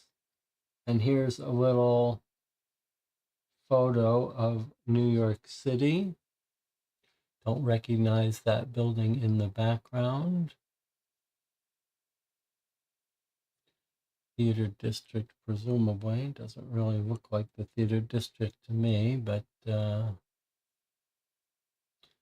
actually looks closer to my neighborhood than theater district. This looks like a little cast iron near Canal Street to me. I don't see any street signs, so if I had to guess, I would guess we're looking down Broadway towards Canal, but couldn't swear it. There's a way to figure it out. There's YouTube channels where they can identify where something is by background. So if you wanted to do a little bit of bonus detective work here, here's a street number, 557. I'm guessing this is it too thin for Broadway? It's 557 something, and there's the Scholastic building of some sort. And you can see some other store names here. This one looks like Lucky Something. You could tell from the cars what year it is. It looks like fairly recent, probably 1920s or so. There's Steve Madden. Boy, this looks like Broadway towards Canal to me. There's your bonus assignment, is use Google Maps to figure out what we're really looking at here. What street we're looking at. See if I'm right or don't know what I'm talking about. Okay, so that's our first website that we've now completely looked at. Ira is the grandfather. That's right. Ira is the grandfather to our client. Grandmother was the understudy. Yeah, that makes me a little suspicious, more suspicious of Kettridge, the understudy. If Ira was fooling around with Evelyn, the money may have had to do with that. Scholastic Building is 557 Broadway. How's that? I haven't lived in New York for 20 plus years, and I was right that that was Broadway. Now let's see if I'm right that it's downtown, below Spring Street. Scholastic Building is 557 Broadway. Okay, now, where is it north-south? Broadway is the longest avenue in all of Manhattan. It runs the entire length of Manhattan. So this is supposed to be 39th Street and Broadway. Oh, it says Broadway. Maybe it is 39th Street and Broadway, but boy, this looks like lower downtown to me, but maybe I'm wrong. It says Broadway. Okay, I can't claim credit for much for being 39th and Broadway, but is it really? I suppose it could be all the way up on 39th Street. These buildings look like lower Manhattan to me, though. All right, DJ Moneycut, what's the answer? Is this really 39th Street?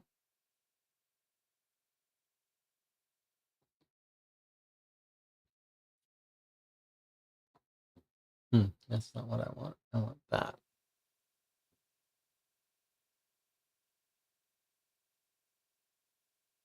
I mean, I suppose I could go to Google Maps. Not sure we have time for all this, though. If we're going to pop to lower Manhattan. There you go. So I was right. So this is this says it's 39th and Broadway, but Jesse knew what he was talking about and claimed that this picture wasn't at 39th Street, and it seems Jesse was right. So lower Manhattan, especially Soho areas, have these cast iron buildings that have this distinctive look. And you can see how low these buildings are. That's more appropriate for lower Manhattan, Soho area rather than uptown, midtown.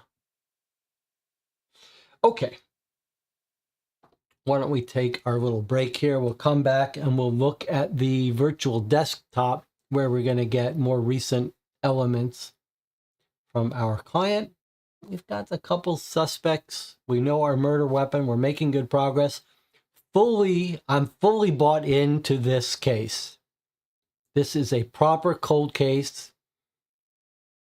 Very interesting so far. I'm fully bought in. All right, I'll see you in 8 minutes.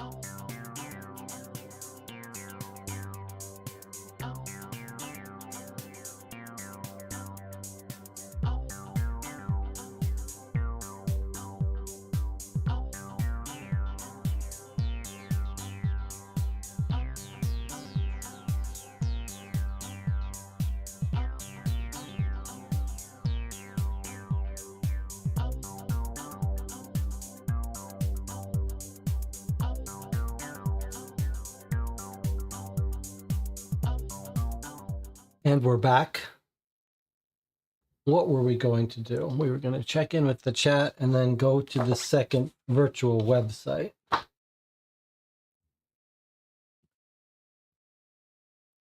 So we're told that there's a virtual desktop where we're going to be communicating with our client. So let's go ahead and want that one. Not used to Firefox. Here we go.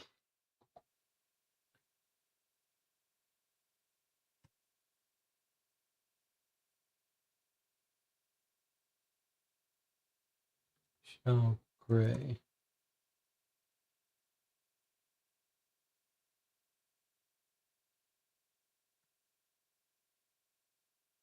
Okay, so here we are at Gray Investigations, and we're told in the letter how to log in. She says, I set up a virtual desktop the two of you can use to share resources. Your username is your first initial and last name. So is she just suggesting that we can use any username like Jay Reichler and that the password is Porter? Or is she suggesting... Okay, fine. Just go away from us now. All right, here we are. Gray Investigations. What's happening here? Oh, there's our folder. Okay, so you can log in with whatever username you want. Okay, she told us here that she's set up a folder for this case called Cadence with the password of Coliseum. Oh, these are four Hunt a Killer boxes you can buy. That's going to be Mallory Rock. This is going to be the Ren Fair, Renaissance Fair case. I'm not sure what Just for Fun is. So actually, we're only going to be ever using this folder for this game. Okay, well, that's smart for them to reuse it. And then this one is Coliseum. There's all this extra stuff here. No, didn't like that. Okay, let's try again. Why is it? It's weird that it's got this text here. Okay. COLOSSEUM in caps. All right, that's fine. Just go away from us now. All right, here we are now. I don't know what is this purple loading page. I guess it's just scrolled in for some reason. Okay, so here are our files. It'll be good for us to bookmark this. All right, what have we got here? A general cipher guide to help us. Doesn't seem like we need this right now. It looks like it's got a transcript of the forensic that we already looked at and cocktails. What is cocktails? Michelle, it's a little hard to read here. So this is a virtual pretend window system here. Let's see if I can scroll in this way. All right. Michelle says having a drink sometimes clear. It's a little bit of a pain. Sometimes clears her head when she's stuck on a case. Here's 2 signature cocktails of the theater. The Crescendo was a drink my grandfather Ira liked to make for special occasions. Tempo Twist is inspired by one of the bartender Maverick Webster's longtime regulars at the Grace Note Bar. Okay, what have we got? Champagne, absinthe, simple syrup, bitters, and lime wedge. And the Tempo Twist is bison grass vodka, grapefruit juice, lime juice, club soda, mint, and grapefruit peel. All right, both of those sound terrible. This is just for fun, I think. I don't think this is going to end up being anything relevant for your case, but it's one of these things that these games sometimes do. Like, here's some food you could make if you really got into this game and you were really involved in it. Your group could make these cocktails and drink them while you're solving it, which is fun. All right. Forensics is, I see, it's not a trend. Can I get rid of this? Okay, it's not a transcript of the forensic report as I thought. It's a glossary to help us understand. Boy, it really is quite a bit of a pain to deal with this, but okay. A glossary if we didn't understand something in the forensic report and we didn't want to have to look it up. I mean, I like this idea that they're giving this to you so you don't have to look it up on the internet, although you have to have the internet to read this report. Boy, it just doesn't want us to. It's making it painful for us to read these things. I wonder if we could increase the font size. Do Control Plus? No. Sort of curious to see if we might access this with a different browser, whether this would be better. It's just a bit of a pain in the ass to scroll through. What if we turned off the desktop site? Does that make a difference? Forensics. Yes, it does. Much better. All right, turn off desktop site and we get these nice full page. All right, so if there was any glossary we needed to look at, we weren't sure. Here, phalanges are the fingers and toes. Okay, neat. Let's take a look. I'm going to skip the cipher guide. We'll use it when we get into trouble. Show tunes playlist. What is this about? Okay. This is just if we wanted to listen to some music while we were solving the case. We don't want any of this, though. So let us close that. I'm already going to get, I can almost guarantee we're going to get copyright strikes on this video because of that background music we were listening to. That's okay. All right, now what's statin?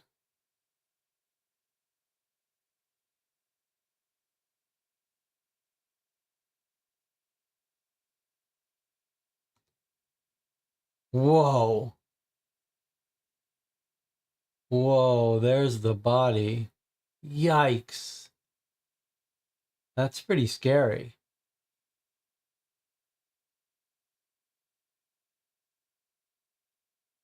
We see a little bit of clothing underneath the body of that pattern. Keep your eyes open for someone wearing this outfit. Yeah, I wasn't expecting that either. That's brutal. All right, let's close this up. So these will be transcripts of... Yes, okay. So here are transcripts of the 2 handwritten notes that we found here. So we don't have to, if there's anything we can't read. So here's this one. To do blocking points for rehearsal, edit scenery plans with Ira. Check rigging. Now it says edit scenery plans with Ira. So I was thinking this were director's notes, but it's clearly not because Ira is the director. So this is not Ira writing. Who is writing here? Maybe this is Samson, the stage manager. Let's see if we can nail down Louise's Cosmopolitan. Who's married to Louise? Check the program printing. This all feels like things of a director, but maybe this is the producer. Not the director, Ira, but the owner of the stage, George Erickson.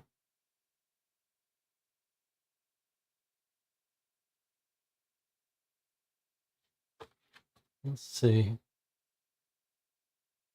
He's checking everything. Did Mail lose Evelyn's makeup kit? Pull out more sandbag counterweights. Rehearsal notes, who's needed? Myself. There we go. Okay, here we go. Who's needed? Viola, Evelyn, Hector, Ira, George, myself. Get there early to set up. He's saying he's going to run lines with her. Edit scenery plans with Ira. Check rigging. Viola, Evelyn, Hector, Ira, George, and myself. Is it the writer? Is it Simone Nielsen? It must be Simone Nielsen, don't you think? Must be Simone Nielsen, the writer. She's the only one who would, but why would she be checking the rigging?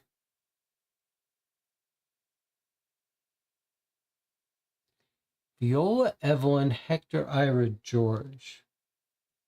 Viola, Hector,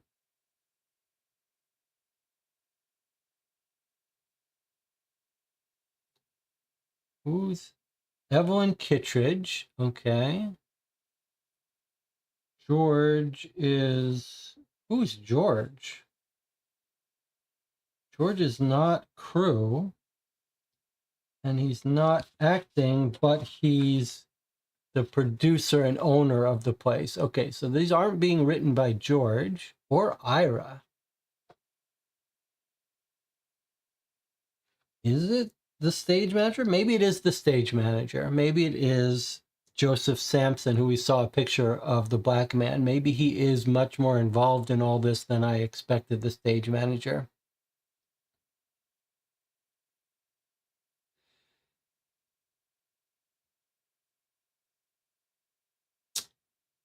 Does everyone... Stage manager. Okay, sounds like stage manager. Logan says he might be willing to send us Earthbreak. That's interesting. Okay. All right, so we think it's probably the stage manager. He's just a little bit more involved in this stuff and running lines than I thought. But maybe the stage manager is not just props and stuff. He's like the mini director, I guess it almost seems. Okay, so he's talking about all these details. Ira is favoring Evelyn. Ira telephone and priorities. That's odd. Ira favoring Evelyn. Evelyn is the understudy who we know goes on to marry Ira. So it makes sense that Ira is already favoring her. He says, have a sit down with Ira. Ruth stops in, take 5, back to it. Spotlight dimming, extra lamps. Hector is excellent. Last play here, he's getting too big. Can Hector get everyone back in line? Vocal acoustics, peace offering for Olga. Don't know what that's about. Boxing match. For some reason, he's trying to talk about a peace offering, what he could get Olga.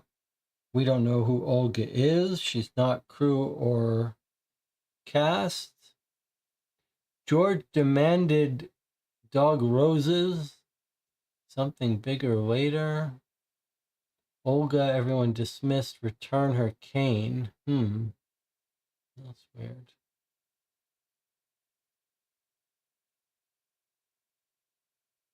Then we've got more codes down at the bottom of this. And remember, this is supposed to be a transcript of this. Okay, so let's look at the original document here. Those are the 2 blocks of code here. Olga, everyone return her cane. We don't know who Olga is, right? Maybe we should make a note about this because Olga is an interesting person with a cane. And we don't know who that is. And we think this is the stage manager.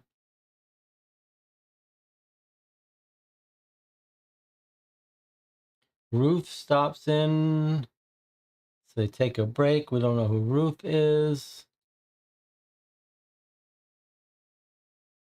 And we've got this code. We don't know why he's writing in code, but he is. We know basically how to decipher it, but not exactly. Stage managers do all the work and get none of the credit. Okay. All right, so that's that document. Let's go back to our thing here. And then the note, this note here, we can read, so we don't really need the translation of that. Oh, there's Ruth. Ruth Erickson. So actually, Ruth writes a note, and it turns out I thought Ruth was going to be a fake person, but look at this. Ruth stops in. So Ruth is not a concerned citizen. She's going to be the wife of the owner.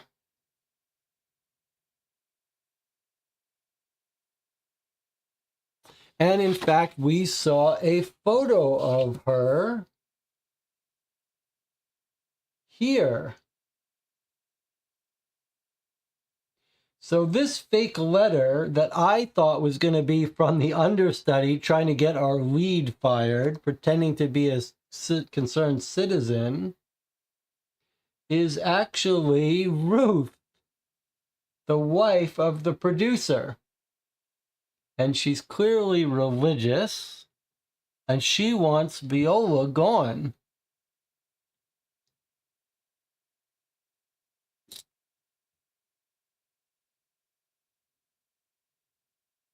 And she has written this note to the director saying Viola is a slut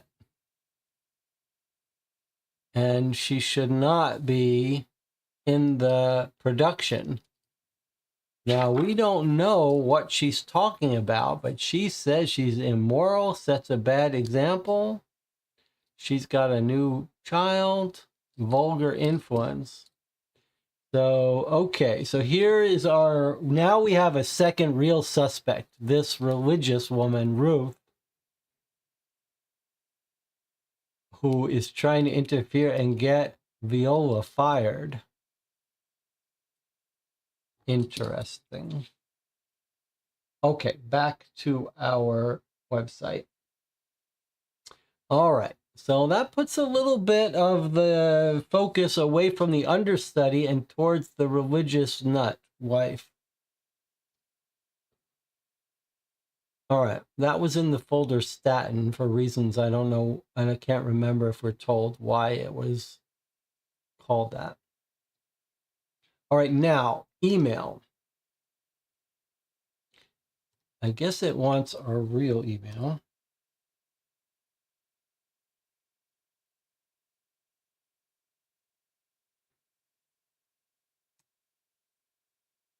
All right, so there's no there's no emails yet, but we're told that our assignment for box 1 is to mail and tell them about what we think the murder weapon is, which we have already decided is this cane. So we could answer this right now. We decided it was the cane because matching details of the wound and of the matching gem.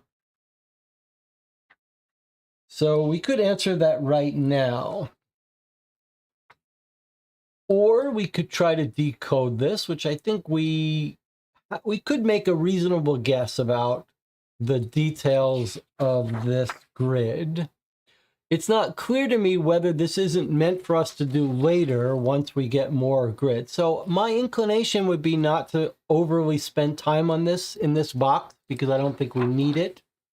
So I think I would be inclined to save this to see if our next box fills us in more letters in this grid.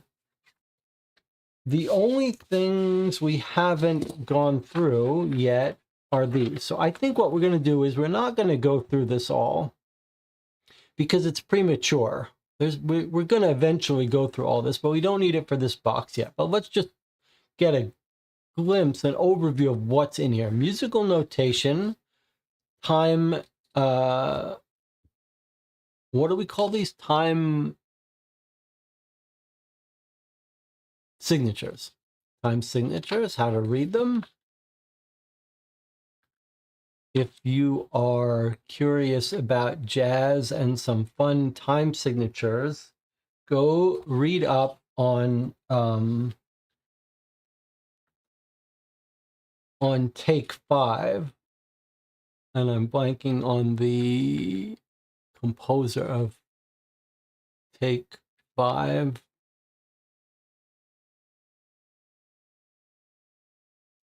Who's the composer of Take 5? Very famous. I'm blanking on the minute. Is a whole album, a very famous jazz album, one of the most famous jazz albums, that is all studies of different time signatures, and it's quite remarkable. And I don't know why I'm blanking on Brubeck, Dave Brubeck, yeah.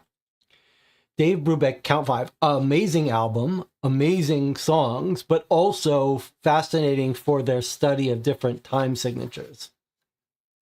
There's your homework. Go listen to Take Five. You can find YouTube on it.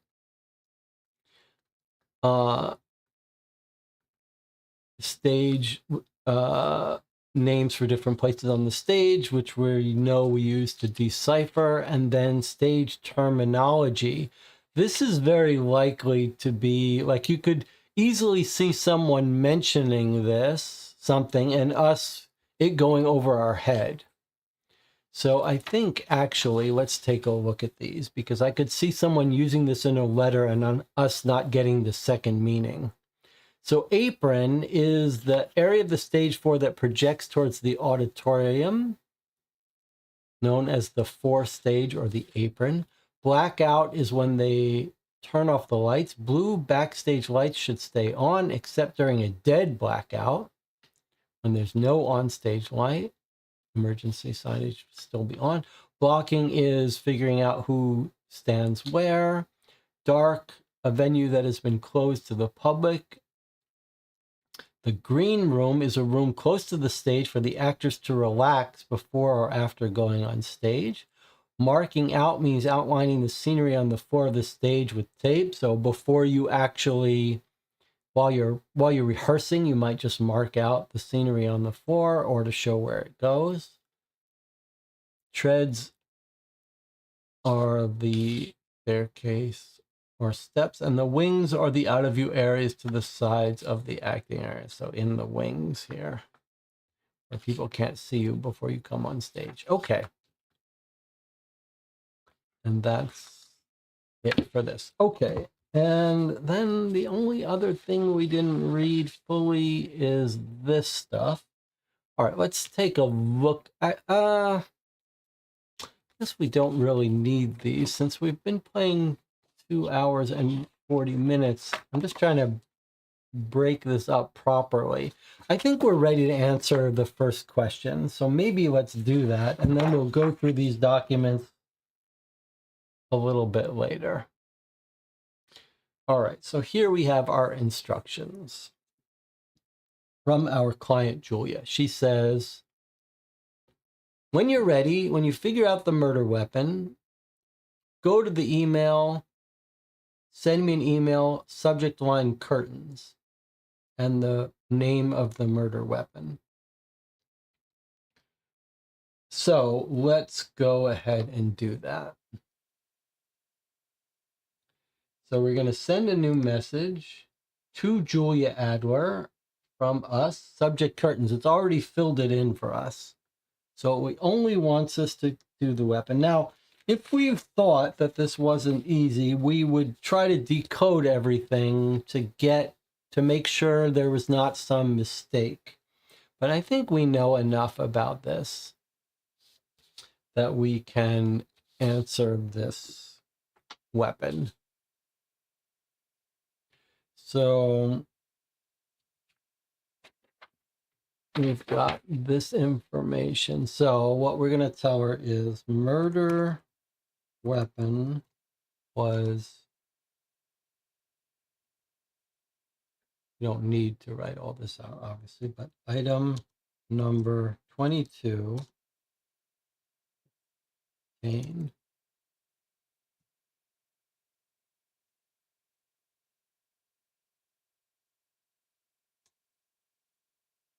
matches wound size and source of missing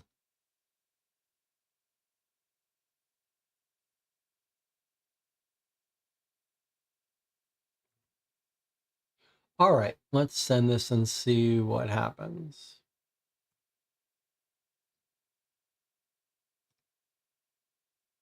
All right, well, Julia happens to be up at 1:40 a.m. Eastern Time, and she's got a reply for us.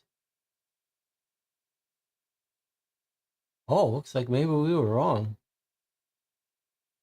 Are you certain that's the murder weapon? I'm not quite sure myself. Michelle told me once that whenever she's stumped, she always goes back to the forensics to see if there are any small details that stand out. The autopsy could give us an idea of how Viola was killed. Police also took inventory of everything in the attic. If the weapon was left at the theater all those years ago, it's probably on that list. Is there anything in the inventory that matches up with the forensics report? If you come to a new conclusion, please send me another message.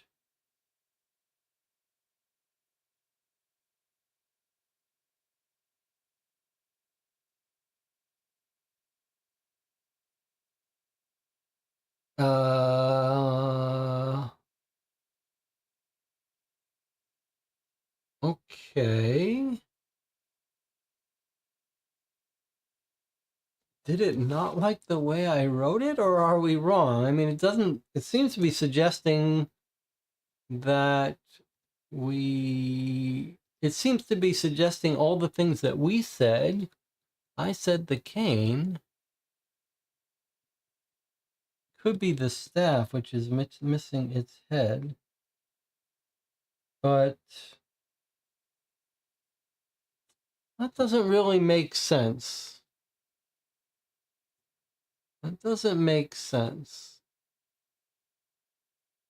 It doesn't make sense. Why doesn't it make sense to say it's the staff? Well, it could be the staff, I suppose. But the staff doesn't have any information about the size of the wound it would cause and the gems, whereas the cane is consistent.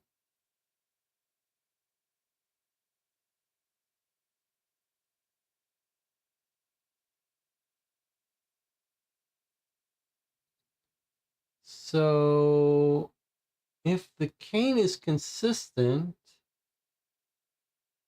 and her reply says, hey, when you're looking for the murder weapon, she says, the things to look for is that it's consistent with forensics.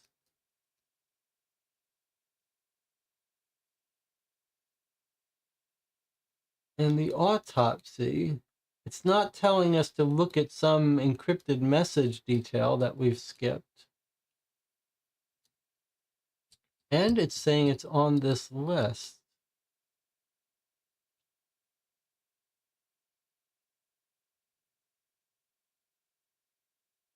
I feel like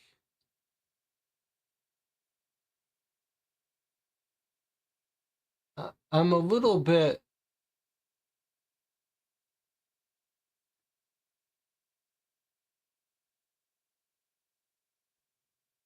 Okay, Anna's saying stuff that doesn't make any sense to me.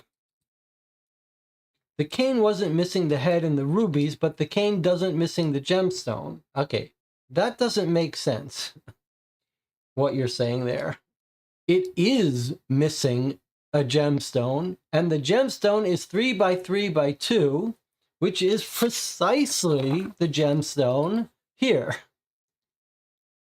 3 by 3 by 2. So it feels like that's exactly what's missing from the cane. We're told that when we specify the murder weapon, it just has to be somewhere in the body of the message. So I'm a little unsure about whether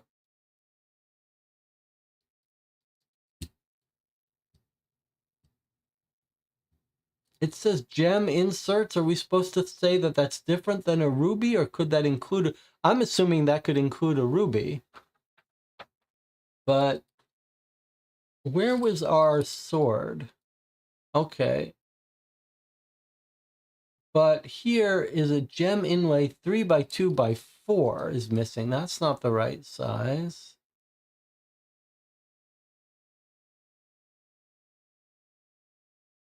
Gems. I mean, there is some place where we're told about a ruby. Here's an emerald cut. Where were we told specifically about a ruby? I'm guessing it didn't like the way we said cane. I agree with Marco's. Okay, Elaine Covington is saying I confused it by writing extra stuff. I'm leaning on the idea that it just didn't like my email, even though it explicitly said just put it somewhere in the body. So, but we're just crossing our T's, dotting our I's. I think I still feel good about Kane, and I think somehow in that message I sent, it didn't pick up that I was saying Kane, and the chat seems to be saying the same thing. Elaine says, hunt a killer veteran, don't put too much detail in the message you send. And Marco says, I think you should just send Kane in the body of the message. And Jamie is talking about something else. So we're going to try to send her another message. But this time, this time we're going to say, Kane, Kane, Kane. Let's see if she likes this. It's typical. It's like people not reading their emails. Let's see.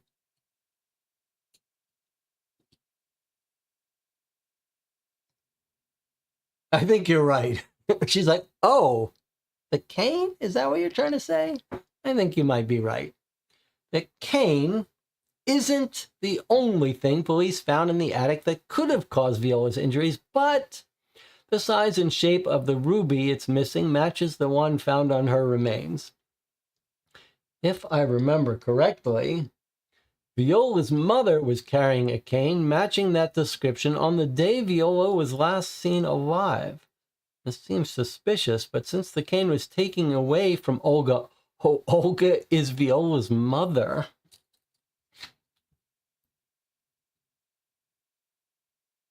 That's interesting.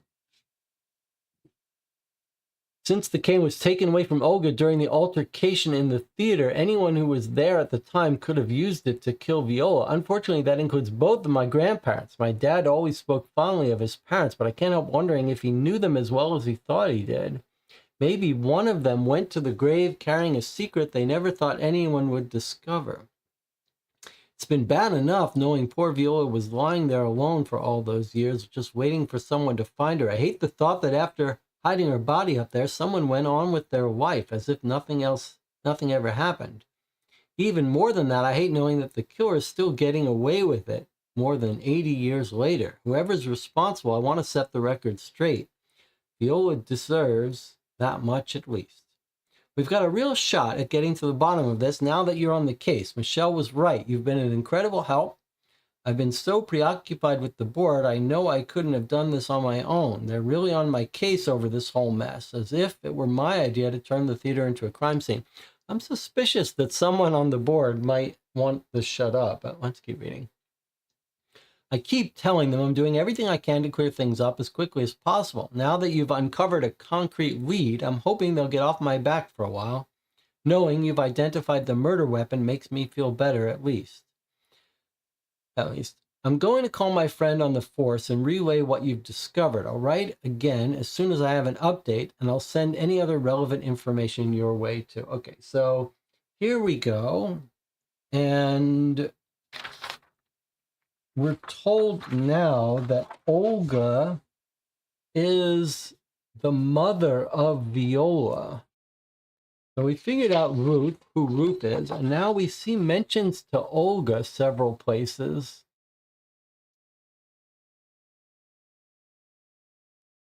Viola's forgetting lines. ... Could be about Viola or Olga. Ruth stopped in, the wife.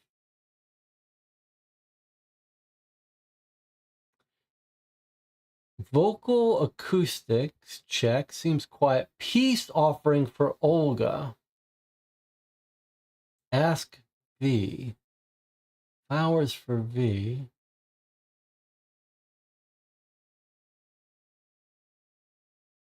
Olga. 513 Olga. Everyone dismissed. Return her cane. Huh.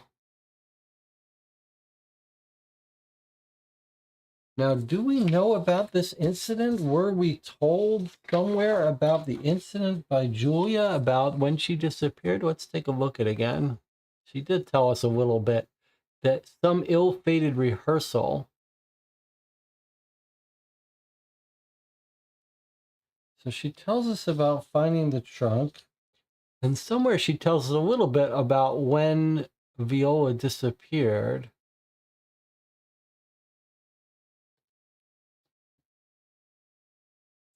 When I was a kid, the stagehand told a story about how she went missing without a trace after some ill-fated rehearsal. So this may be the rehearsal they're talking about on November 6, 1934, where Olga got mad.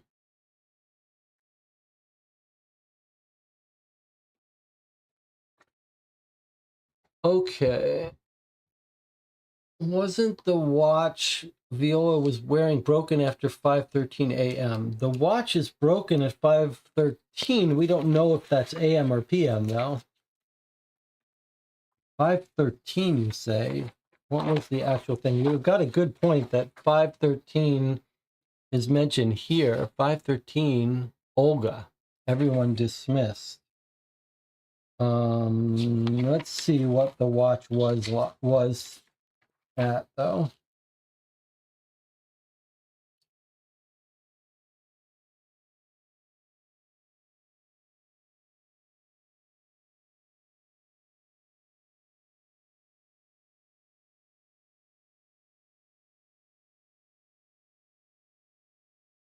$53. Where is our watch?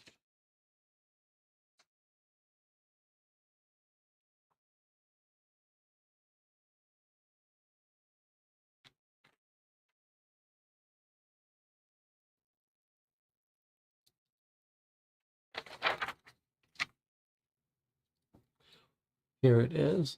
Wristwatch 557. Okay, so watch face reads 557. Let's write that down. That the watch stopped at 5:57 a.m. or p.m. We don't know. So if this was the rehearsal where things went wrong, then it's possible that it happened 45 minutes after this, or it could have been the next a.m. p.m. We don't know.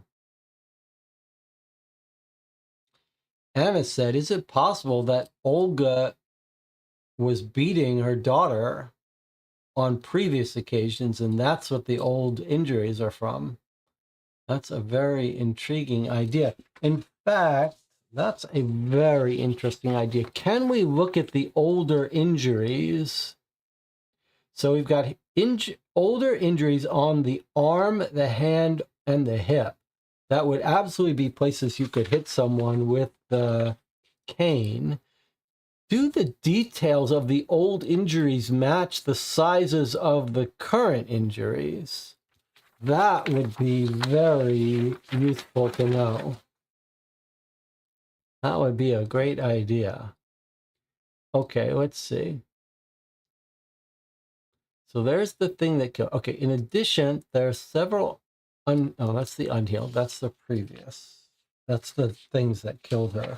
Where are the ones that didn't kill her?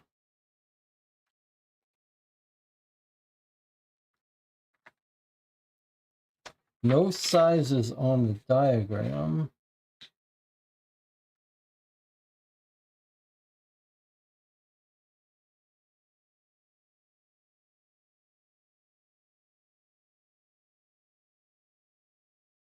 Here we go. Here are the healed injuries. A fracture, and ligament. So no sizes. So no way for us to say that the old injuries were caused by the cane. So the email does not tell us to move along to the next package. Presumably the way it would work is when you solve that, then Hunt a Killer would send you your next box. But now we're getting we have the whole set. So let's say when we have the answer,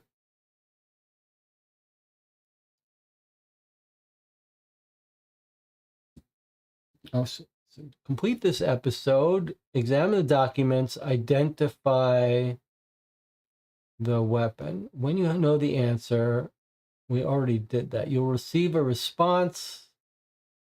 All right, I guess now we move on to the next box.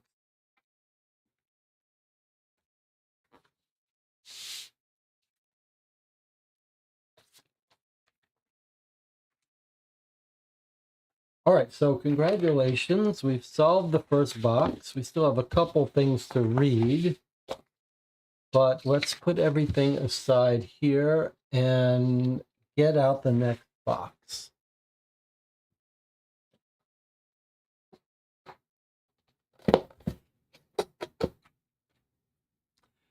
Three hours in.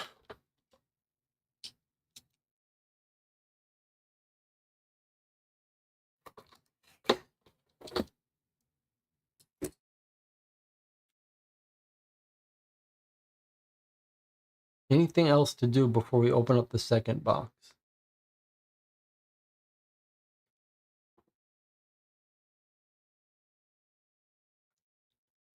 Could her mother be her killer? Yes, but how would her mother have access to the attic and the trunks and stuff? It doesn't seem like the mother would be the person to be putting the body up in the theater. The mother seems like she would be killing her at home, perhaps. All right, let's remember we still have to decode that message.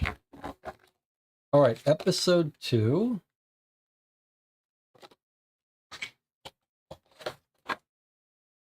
With some silver and one envelope. All right, so there's our episode 1 stuff, along with the cufflink of the theater.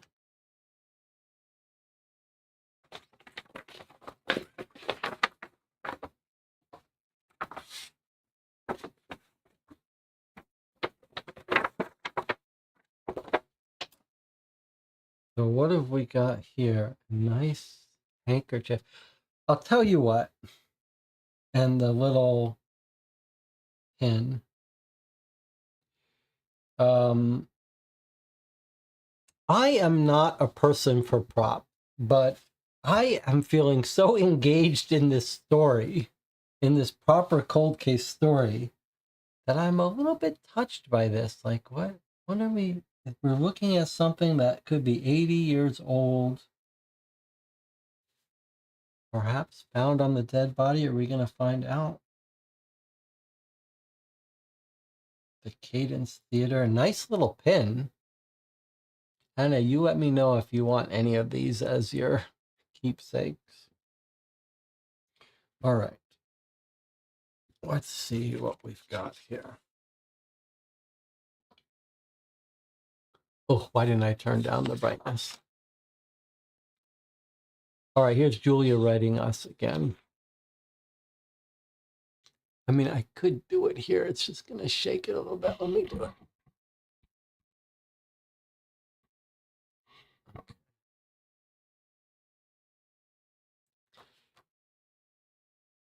All right, let's let it settle. Let's talk for a bit while it settles. All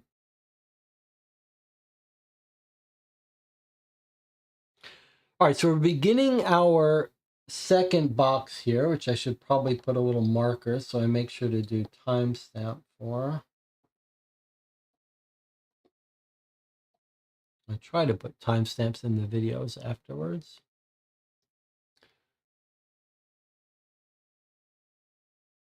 All right, let's read our letter here. Hello again. So I told my friend on the force what you figured out, and the lab did find traces of blood on the ruby-studded cane that was in the attic.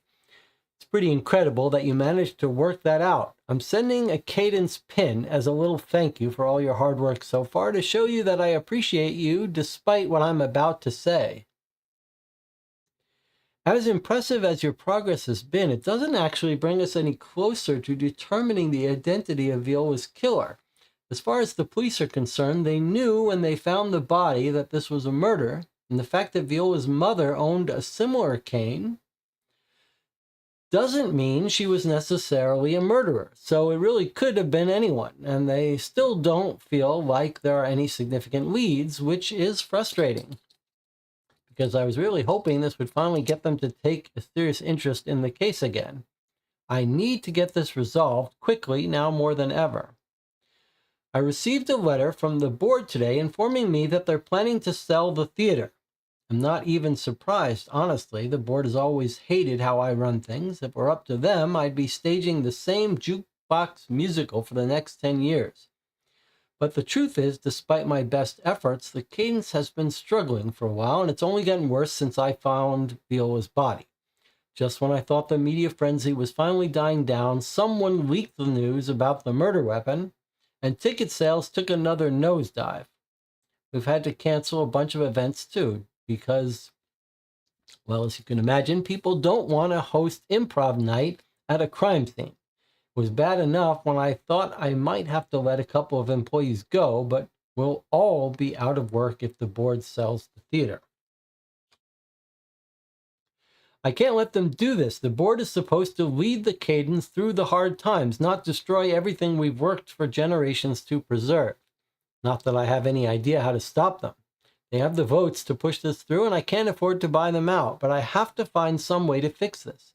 I owe it to my dad and to my grandparents and to everyone who's ever sat in the glow of those footlights and seen what a special place the Cadence is. I know I'm biased, but I can't be the one to let that legacy down. For now, I've got to focus on the things I can control, like trying to solve Viola's murder. The good news is I found a lot of stuff to send you. You wouldn't believe the kinds of things my grandparents saved. It looks like Ira hoarded all of the theater's business correspondence, and Evelyn collected copies of scripts and programs and tickets and posters for every single production ever staged here. I guess people were just more meticulous record keepers back in the day. My grandfather inherited all of George Erickson's papers when he bought the Cadence too, and they're just as detailed. Who keeps decades worth of receipts anymore? By the looks of it, George may have been doing some, well, shall we say, creative bookkeeping. Not that I'm complaining, because it works out great for us. In one of these boxes of junk, I even found a copy of Viola's original missing persons report from 1934, or a part of it anyway. I still can't believe how slapdash the investigation into Viola's disappearance was at the time. I know the standards for police work were different back then, but if they didn't even suspect that Viola might have been murdered, what else did they miss? Not that the police working the case now are exactly filling me with confidence either. You'd think handing them the murder weapon on a silver platter would help them make actual progress on this case, but apparently not. If there's any hope of finding justice for Viola, I'm afraid it's down to you and me. If the police want definitive leads, that's what we'll give them. I've been wondering what Michelle would do next if she were handling this case, and I feel like the best way to move forward is to see if there's a suspect we can definitely rule out. I'm really hoping you'll say one of my grandparents is innocent this time around. Keep hoping. Ideally, you'll be able to clear both of them before too long, because it would be great to know that the theater I'm trying to save wasn't, run by murderers. But at this point, I guess I should be suspicious of anyone until proven otherwise.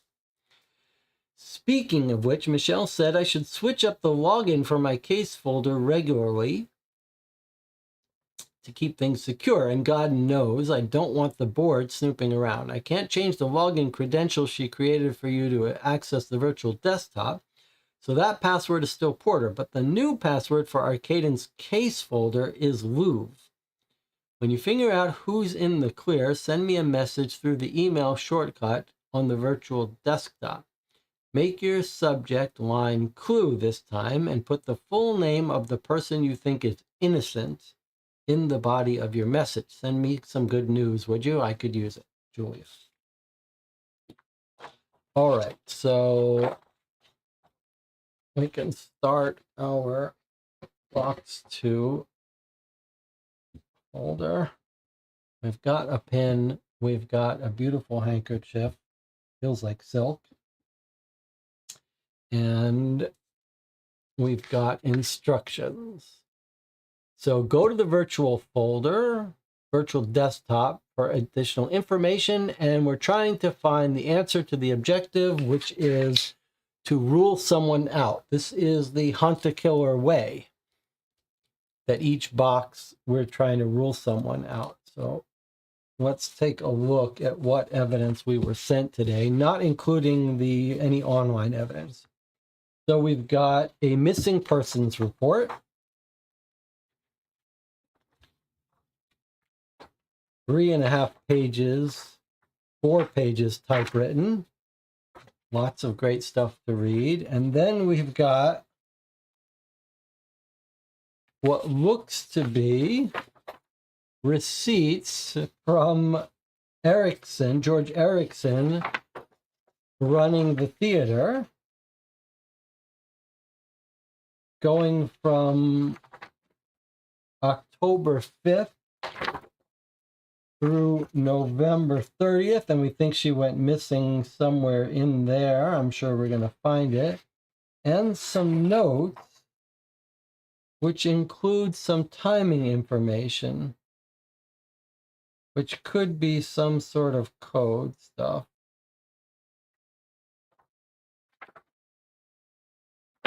Okay.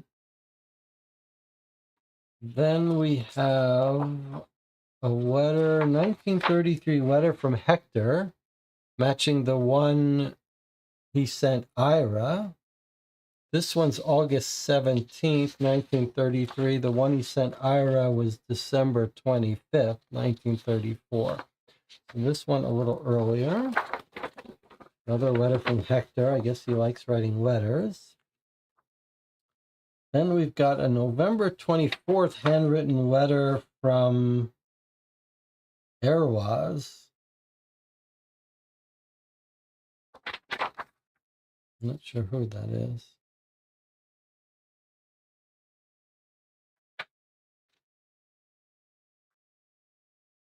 Paladin Protective Services delivery note to George Sampson. It looks like is it too bright? Is that what it is? Is that why it's not zooming in on this top-down one? Or is it that I don't have it turned on? I guess I just don't have it turned on. Okay. So, custom something install? A lockbox. Huh.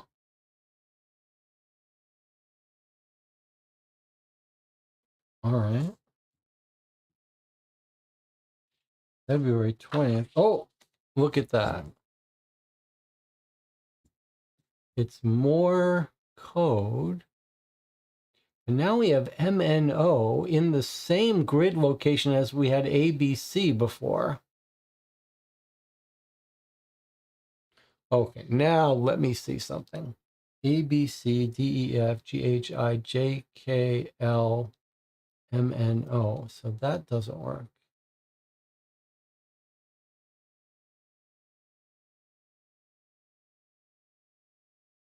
D, F, G, H, I, J, K, L. Like, how do you get...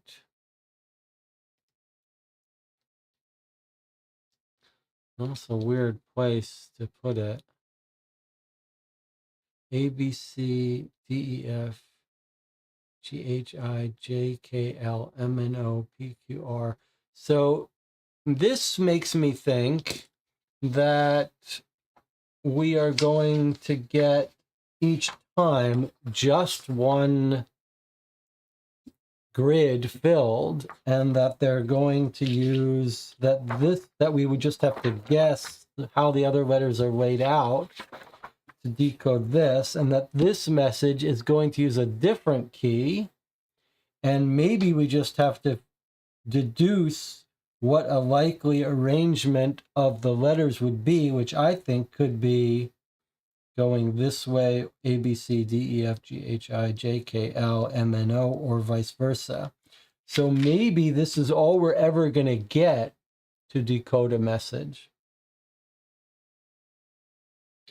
which means we would have enough to decode this one using this and just guessing how this went around. In fact, you could imagine that it's always in a circle spiral. And this goes A, B, C, D, E, F, G, H, I, J, K, L, etc.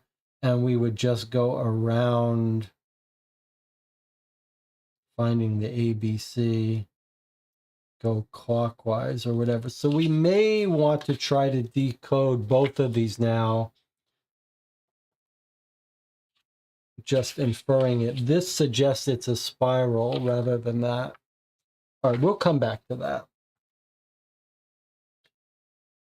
This also tells us something. We think this is Joe Sampson's note as the stage manager, and here's Joe Sampson's delivery note. So I think what we're looking at is this is the code that Joe Sampson uses. And maybe we could, in fact, match his handwriting here. All right. And then we've got an article about these two grandparents.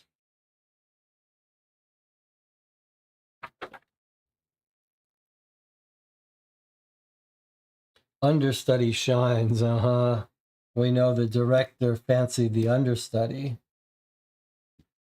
Is it going to be that the grandparents are both the culprits together in this terrible murder?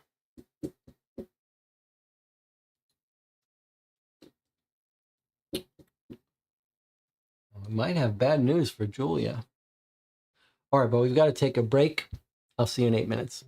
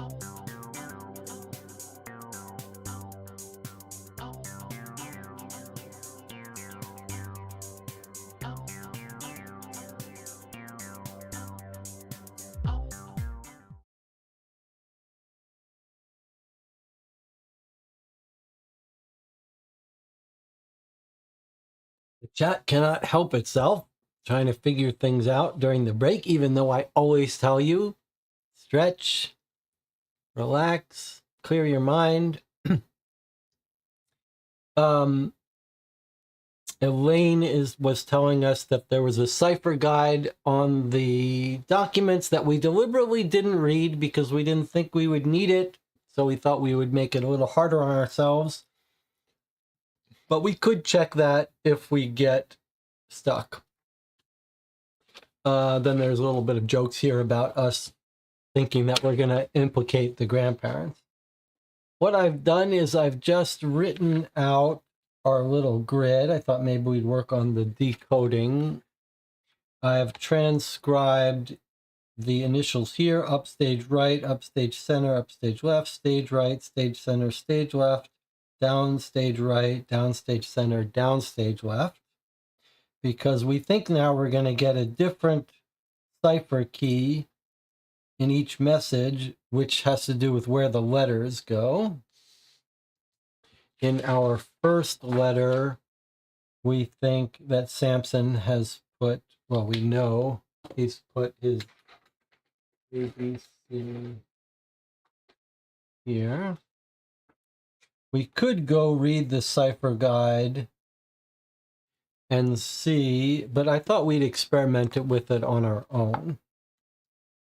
I do want to point out that there's cute little directions here that are kind of that look like they're a little bit of hints for the cipher.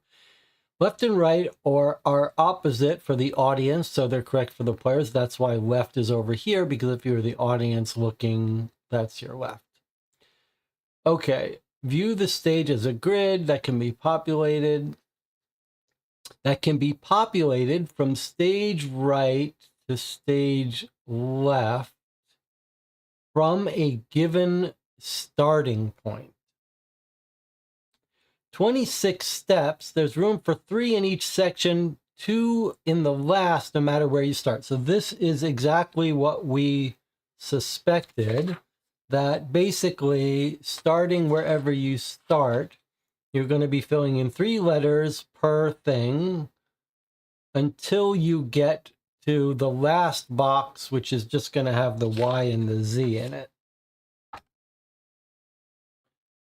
And then the most interesting thing which we observed is that this is our second letter key. So this was the really interesting thing. We decided to wait on this, even though we thought we could probably figure out the full key. Then we got this one, where MNO. So now we think these are 2 different keys, which are basically just 2 different ways to fill out the grid. If we're not going to get any more clues on how to fill out each grid, then we suspect there's a system, not just arbitrarily. Now, in the booklet, it suggested no matter how you fill it out, from stage right to stage, populated from stage right to stage left. But we can see here it started out here, which is stage left. So I don't think there's any sense of it going from stage right to stage left, although it's possible. Anyway, there's some pattern probably that's going to be used here and here. So when I looked at this, I thought, well, maybe it was like ABC this way, but I think this MNO being here, the ABC could start anywhere. But if I had to guess, I'd guess that the ABC is starting here and going A, B, C, D, E, F, G, H, I, J, K, L, M, N, O, or more likely going always clockwise. So if I had to guess, I might guess it's A, B, C, D, E, F, G, H, I, J, K, L, M, N, O, and then here would go clockwise again, spiraling in. So that's my working theory, that it's always a spiral. We're going to start with this one, although this is the one that's more constrained, probably. But we'll start with this one, and we'll see if we can't decode this message with some experiments. So, using my gut, I'm going to label it like this: D, E, F, G, H, I. Now, maybe the cipher guide tells us, but I want us to experiment. PQR STU VW X Y and Z. It's not for certain that it goes this way. It could go A, B, C, D, E, F, G, H, I, J, K, L, like that. That's always a possibility. But I am confident that it's 3 in each thing and then 2 in the last. So let's see if this can decrypt this. And if not, we'll experiment some more. The only thing you could say is maybe it would have been wise for us to do 1 box per night. But Anna wanted to cram these in the next 3 days. So let's try to do it now.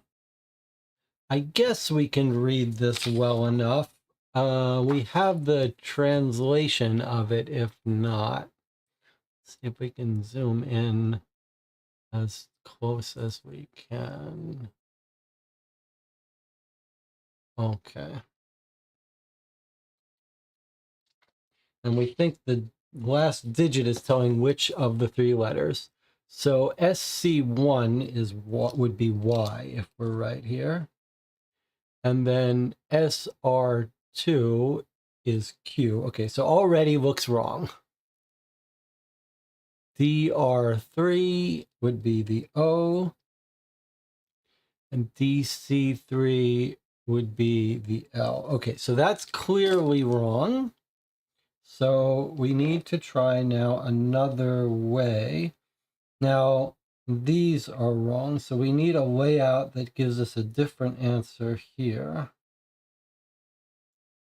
SC1, SR, so here. All right, so let's take what it said literally. Again, the cipher guide might give us a better answer. Let's imagine it goes, well, the reason I don't think it can go this way was because of the M and is because of this one. This is how, like, if you started the A, B, C, it wouldn't make sense. A, B, C, D, E, F, G, H, I, J, K, L, M, N. That's where we get into trouble. Okay, so I went clockwise. So what if I went counterclockwise? That's another way it could make sense. So let's try it that way. D, E, F, G, H, I, J, K, L, M, N, O, P, Q, R, S, T, U, V, W, X, Y, and Z. Now we're going counterclockwise. Let's see. So stage center 1 is a Y. Have I done the same thing?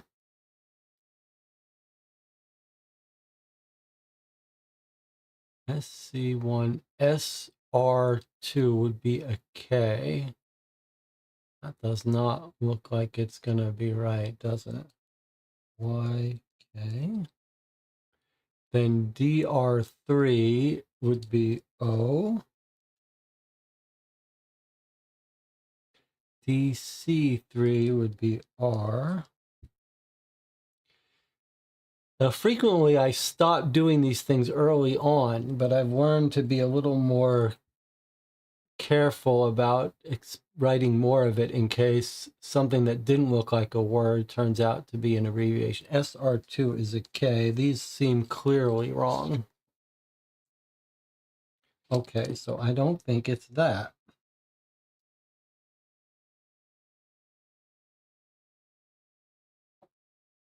Well, this is turning more interesting than... It's good that it's not so simple. I'm a little hesitant to look in the chat window. We could do something a little different, actually. Our first 3, let's just do our first 3 letters are here, SC1. Let's do it this way. SC1, our second letter is SR2. Our third letter is DR3. So here our first three letters. DR3 and then DC3. I'm doing it so we might catch early on.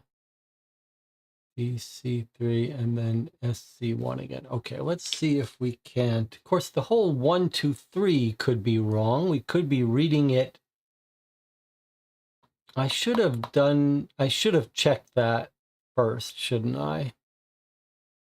Like ABC, this could be 1. I'm going to do this again, unfortunately for you guys. GHI, because I don't think we fully considered that. JKLMNO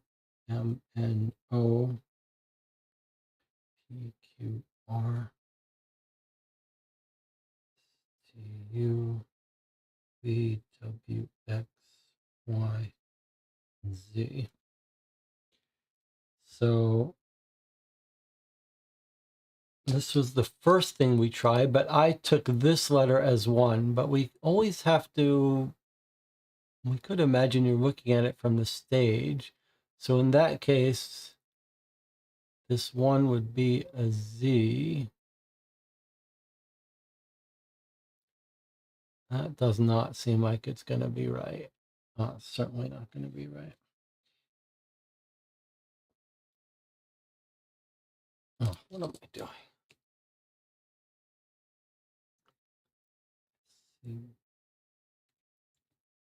Let's see 1. All right, this still seems wrong. Let's try again. So I went clockwise, I went counterclockwise. Maybe this ordering of these letters is not the best thing.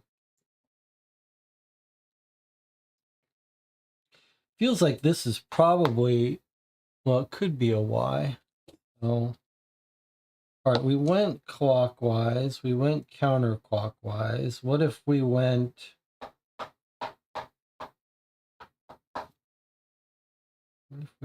D, E, F, G, H, I, J, K, L, M, N, O, P, Q, R, T, U, V, W, X, Y, Z. Well, we've already got a problem in that we've got a 3 here. That's already a problem, isn't it?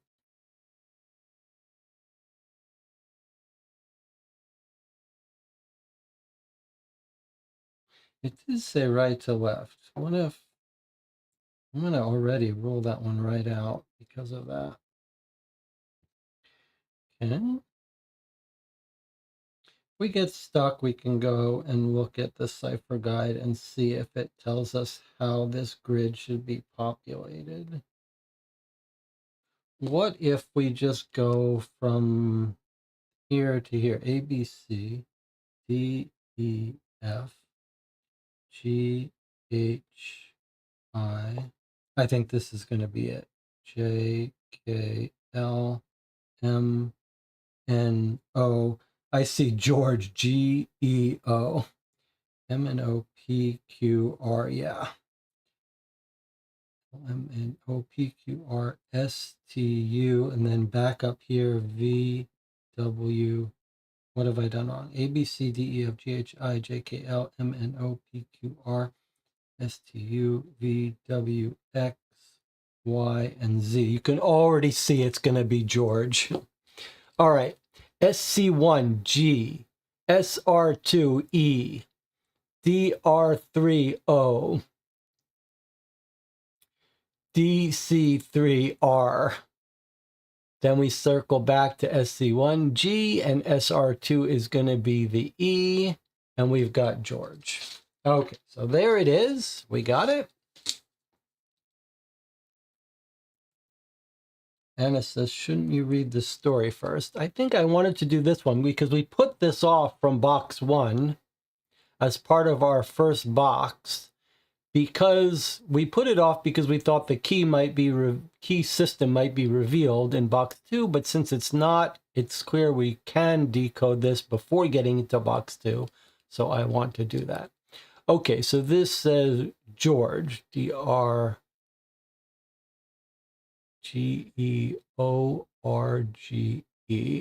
George, DL2, T, DR3O, George, T-O, DR3, DL2, sorry, E-O-R-G-E, George, and then DL2, T, D-O, O, okay, George, T-O-O. Next line is H, surely it's a K, SC2, H, UL1, A, DR2 is N,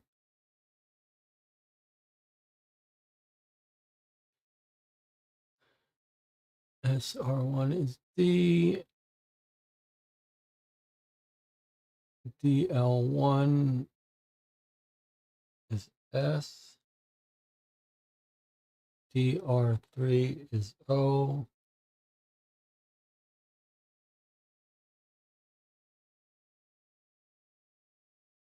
easy to get lost here. It's be easier if it was 2 people. Okay, SC2 is an H. Maybe I can do it this way. SC2 is an H. UL1 is an A. DR2 is an N. SR1 is a D. That's hand. DL1 is an S. Next line, DR3 is an O. DR2 is an N.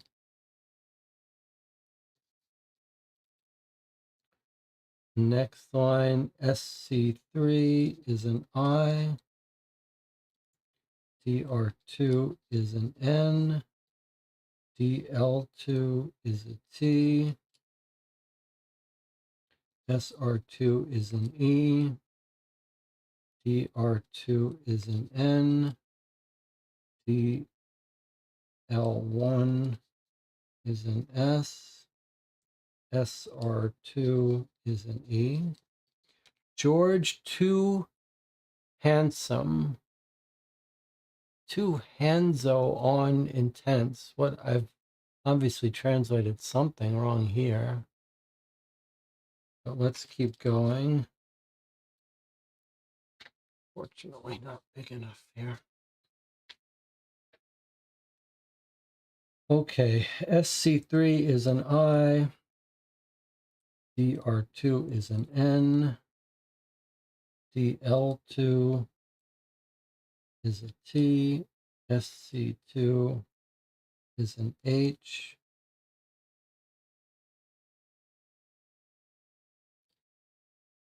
SR2 is an E. Intense in the. UR2 is a W. UL1 is an A. UC1 is a Y. George, 2 hands on intense in the way. George, 2 hands on intense in the way. Looks like maybe just one extra letter there. Okay, and then the second set of codes here. DL2 is a T, UL1 is an A, SL3 is L. SL2 is K. Talk. DL2 is a T. DR3 is an O. Talk 2. SC2 is an H. SR2 is an E. UL3 is a C. DL2 is a T. DR3 is an O. DC3 is an R. It says talk to Hector.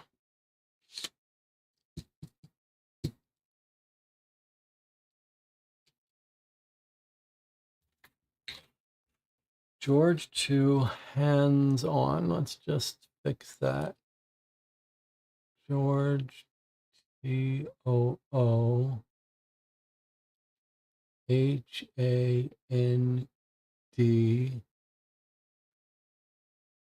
HANDSON.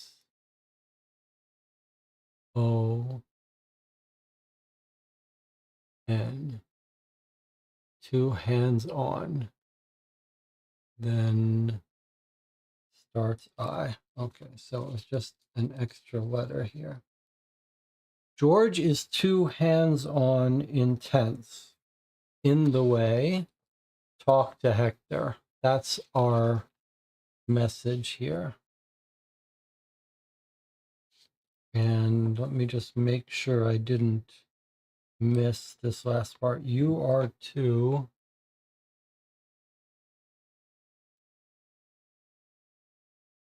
WAY in the way. Okay.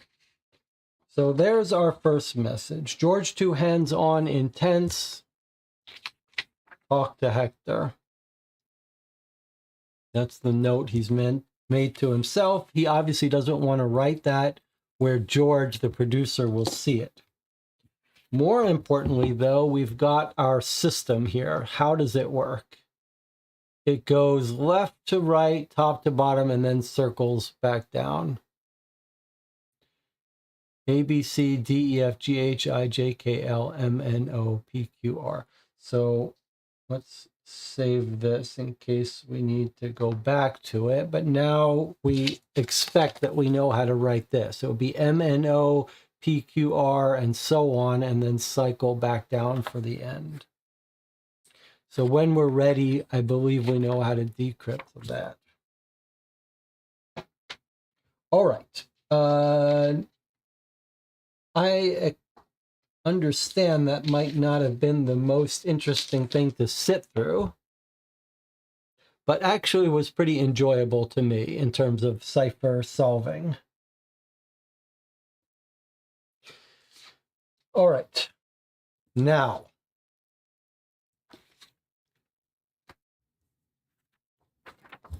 shall we go through these items before we check our online thing? Let's do it. This is a lot to read, so now we can take a break from cipher and work on this. Have I made it too dark now? I don't normally mess with this, but all right. Precinct 19 report, November 7th. So we do believe now from our timeline that she has probably gone missing November 6th. That makes sense. Let's read. Victoria Gaynor, that's her real name. On the morning of November 7, 1934, Miss Olga Gaines of Manhattan returned to her residence at the Criterion Arms to find her daughter, Victoria Gaynor, 23 of Manhattan, alias Viola Vane, was not at home. After telephoning several acquaintances to see if they had heard from her, at 10:45 a.m., Miss Gaines notified the local patrolman, Officer McCauley, that her daughter was missing. Officer McCauley, in turn, alerted this office. So this was the rehearsal, November 6th, and this is when she went missing. She had a confrontation. Her mother came in with a cane. They took the cane away from her. We don't know what else happened. But next day, the mother reports her missing. Okay, the detective goes to her house. Upon arriving at Miss Gaina's apartment, Detective Shannon joined Officer McCauley in a search of the premises and found no evidence Miss Gaina had returned the previous night. Her bed had not been slept in, and according to her mother, no personal effects belonging to Miss Gaina were missing from her room. Okay, so she has gone missing on November. Never came home that night.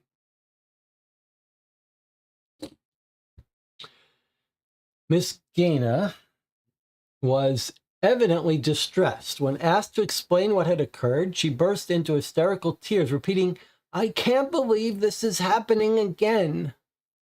When asked to expand on this statement, she explained that her daughter had only recently returned from an extended rest cure, during which the two women did not speak for 4 months. However, Miss Gaina stated that she and her daughter had reconciled in September, and they had been living together since her daughter's return. Despite her adamant insistence that her daughter had met with foul play, Mrs. Gaina was consistently not cooperative. She informed Detective Shannon that she last saw her daughter yesterday evening at the Cadence Theater, where Miss Gaina is employed as an actress. Mrs. Gaina stated she arrived sometime after 5 p.m., and she and her daughter argued, though she would only say that the subject of their disagreement was a family matter. Mrs. Gaina then left the theater. She declined to discuss her movements that night, stating only that she was out. Did not return to her home until shortly after 10 this morning.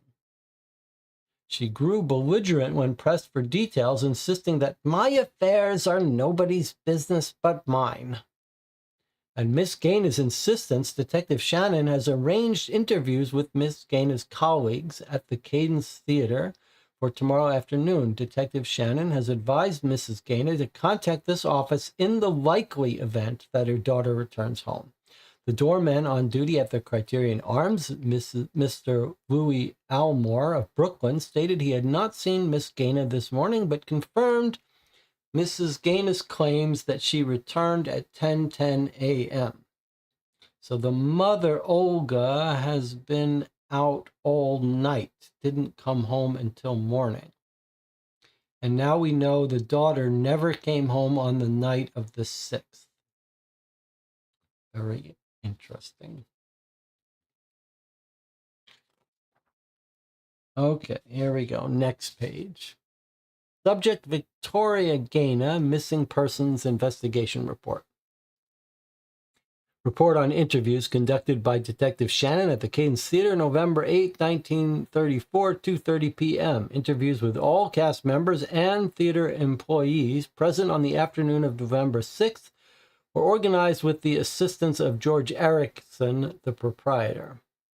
Mr. George Erickson, 56 of Manhattan, stated that select cast and crew were assembled for preliminary rehearsal of a new stage production entitled You Can Leave It Right Here on the afternoon of November 6th. He said that in the midst of rehearsal, his wife, Mrs. Ruth Erickson, arrived at the theater with their baby in tow. She wanted to speak with him, and so a short break in rehearsal was called. He said he spoke with his wife for 10 or 15 minutes about some trivial matters, and the rehearsal resumed at 5 p.m. Sometime after that, they had settled back into the read-through. After they had settled back into the read-through, he claimed Mrs. Gaina burst onto the stage, tried to accost her daughter with her walking stick, adding, I couldn't understand what she was saying, but I didn't have to speak the language to know that whatever it was vile.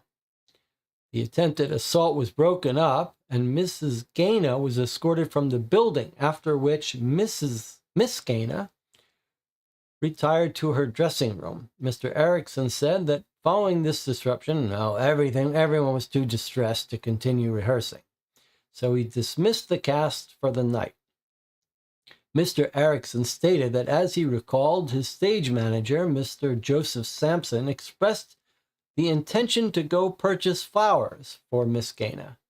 To cheer her up, I suppose. He said that for his part, he spent some time reviewing the theater's accounts, and later on, as he was preparing to close up for the night, he observed Miss Evelyn Kittredge, an actress in the production, leaving Miss Gaina's dressing room. He noted that she appeared to be in some distress and left in quite a hurry. He also remarked that as far as he knew, Mr. Sampson had not returned by the time he left the theater a little after 6:15 p.m. He stated he has not seen Miss Gaina in the days since. Remember, her watch is stopped at 5:59, 5:57. So we don't know if it's AM, PM, but it would make sense that she was killed soon after the rehearsal, not in the morning. So around this time. All right, here's our harlot.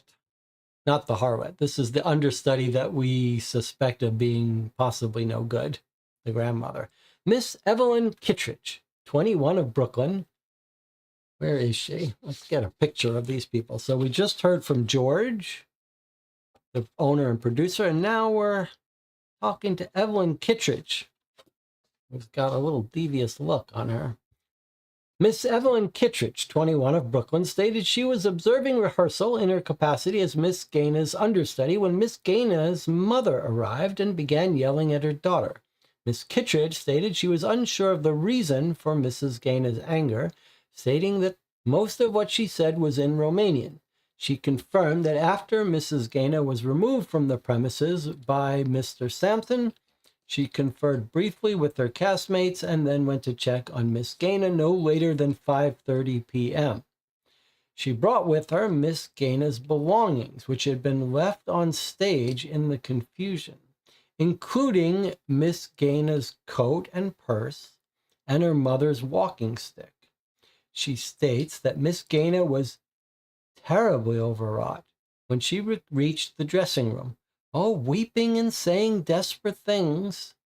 She claims she attempted to calm Miss Gaina down, but that she wouldn't listen to reason. Miss Kittredge admitted she grew incensed, saying, Viola was acting as if the rest of us don't have problems, too. Miss Kittredge stated she left after perhaps a quarter of an hour because she had a dinner engagement. She added that a few minutes later, as she was on her way out of the theater, she heard raised voices coming from the direction of Miss Gaina's dressing room. She could not say definitively whether the voices were male or female. She stated she suspected Mrs. Gaina might have regained entry to the building. This is Olga she's talking about. She suspects Olga might have regained entry to the building and did not wish to interrupt for fear of making the tension between mother and daughter even worse. She then caught a taxi to a dinner engagement where she arrived several minutes after 6 p.m. She expressed serious concern regarding Miss Gaina's state of mind, stating she had been worried about her for some time and feared she might do something foolish. Okay.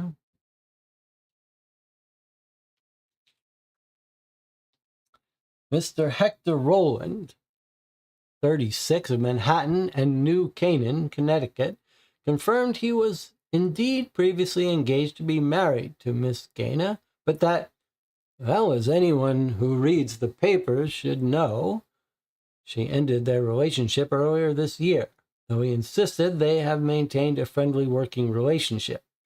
He stated that he was present for the rehearsal and that they had just resumed reading the script when Mrs. Gaina appeared and began shouting at her daughter and assaulting her. He said that Mrs. Gaina could be quite hard on her daughter and that he had, on more than one occasion, seen her exhibit violent tendencies towards Miss Gaina. He stated that the argument could only have lasted a few minutes before he and Mr. Sampson pulled Mrs. Gaynor away from her daughter, and that Mr. Sampson removed Mrs. Gaynor from the building. He stated that Mr. Erickson then ended rehearsal a few minutes early due to the disruption. After this, Mr. Rowland departed for an event across town. He said that when he left, around 5:30 p.m., he observed that Mrs. Gaynor was still outside the theater, banging on the door and demanding to be let back inside. He stated confidently that he believed her to be intoxicated.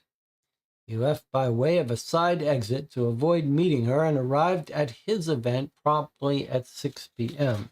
Is that the same event here? We don't think Hector's having an affair with Kittredge, but you never know.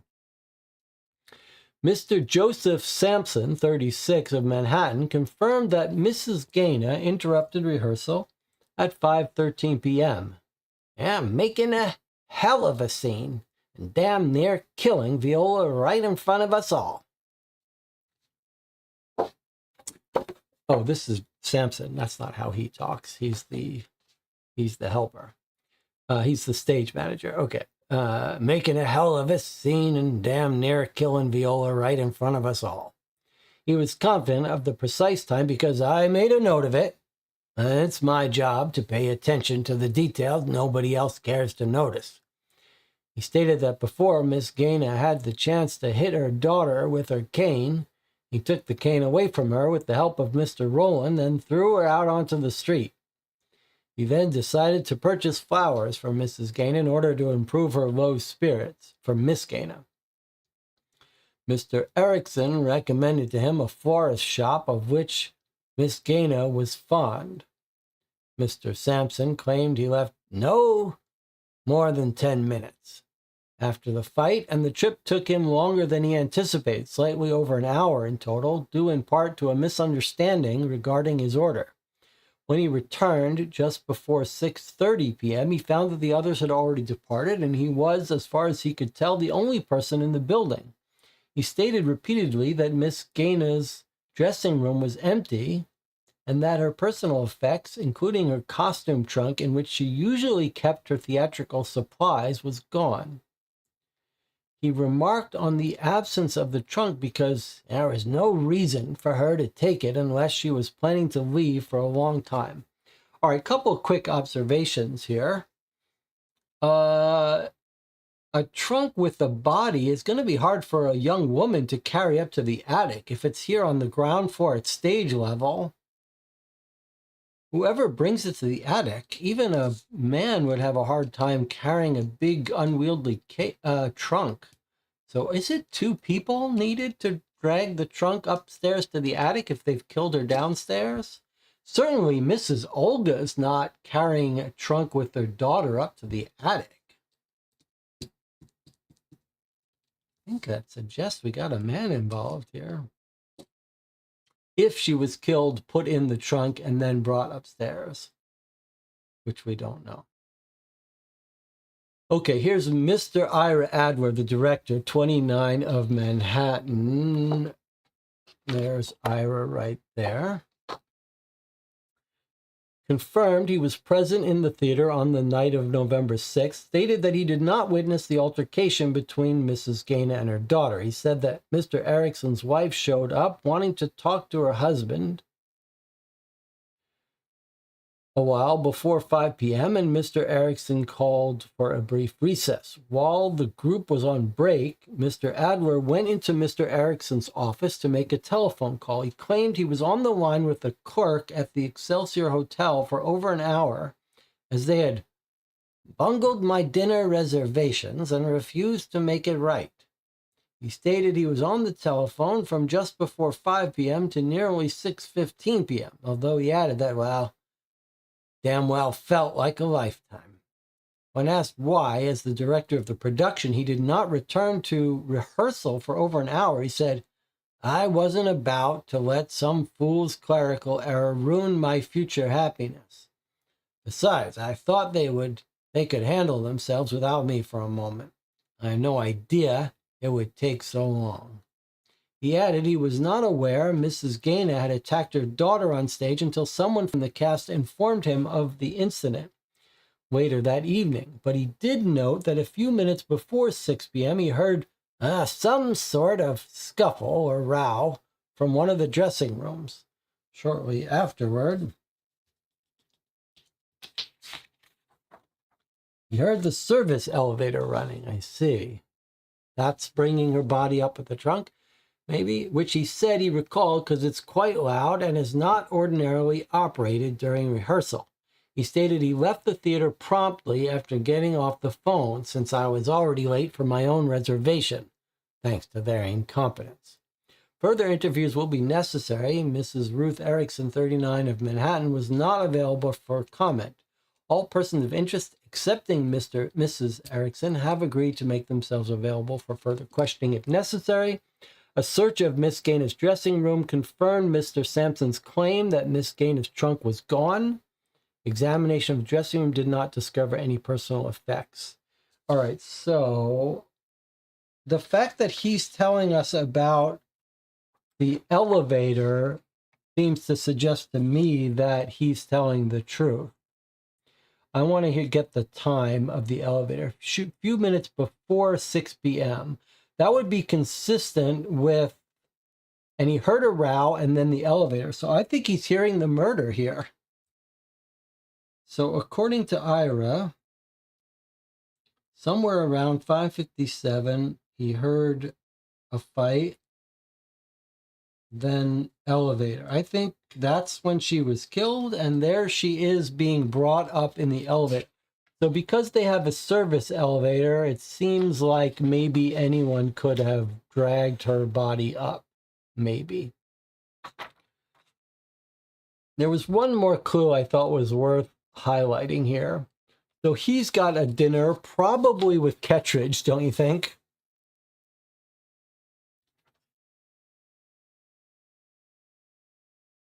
"6 p.m. he hears the route. He leaves the theater after getting off the phone. So he doesn't go to his dinner until 6:15. And I think he's going to end up meeting with Kittredge. But what I wanted to note is this part. Here was the clue that I thought was interesting. Sampson says, I'm going to buy some flowers for Miss Gaina, Viola, to make her feel better.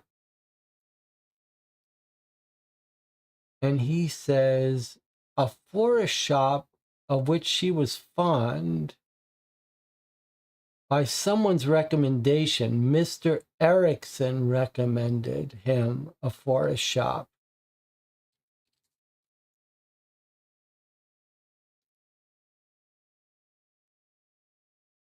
So George told him flower shop.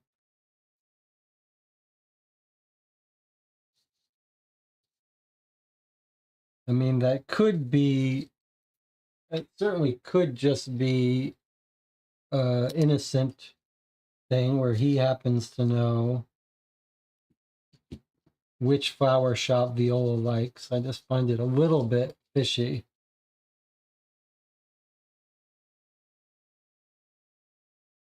That he knows. Let me see if what the chat picked up here. Hector wasn't in the theater, but buying flowers unless something else turns up or it's a fake alibi. Was it Hector who's buying flowers? Hector leaves early at 5:30 and had an event at 6. Not buying flowers, though. I don't know what Hector's doing.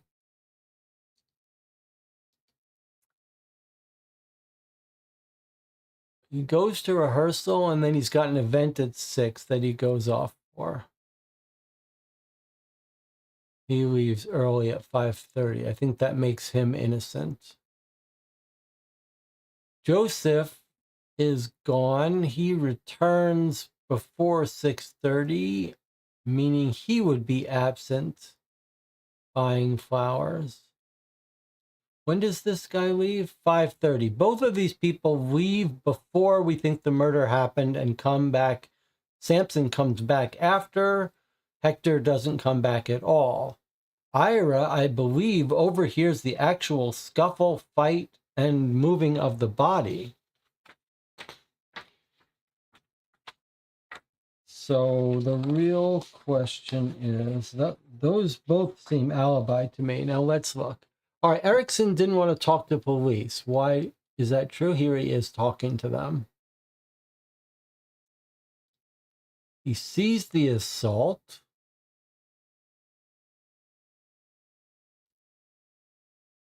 Everyone's distressed. He calls it. Samson says, I'm going to buy flowers. And then Erickson tells him where to go to buy flowers that she would like. Somehow he knows that. And he sees Kittredge go leaving the dressing room, angry. He says he leaves at 6:15. So he was around during the time of the murder. As far as he knew, Mr. Sampson had not returned by the time he left. So Erickson leaves at 6:15. Okay, so if we're catching timelines, we've got George Erickson leaves 6:15. So he was on premises during what we think the murder was. Kittredge, what about her? She goes into the dressing room. She calls out Viola, hey, we all have problems. She thinks Olga may have come back in. She hears, on her way out, she hears some arguing in the dressing room. When does she leave? She checks on Viola at 5:30.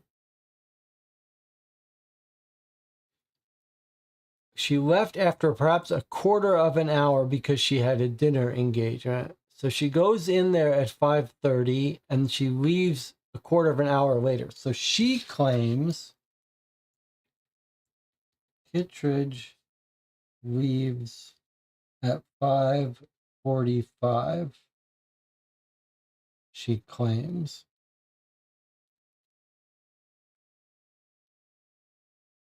Quarter of an hour after she gets there, she claims. That would make her not present for the murder, but we're not so sure. She still sees, she claims by the time she leaves, she thinks Olga, the mother, has gotten back into the building. But she's late for her 6 p.m. dinner. And she claims she got to her dinner several minutes after 6. So if she got to her dinner several minutes after 6, then she's right. She must have left early. But if we're right that she was going to meet Ira, then she would have no alibi because he didn't get to his place until later. Like, he wouldn't have seen her at 6. When does he say he got in to his event?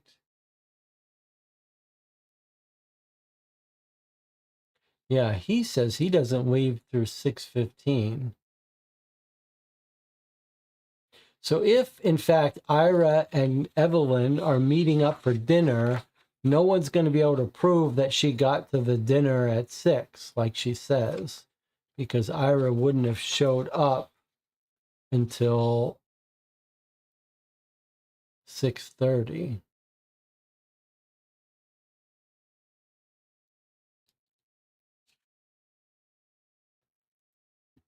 So Hector leaves 5:30. Samson says that he left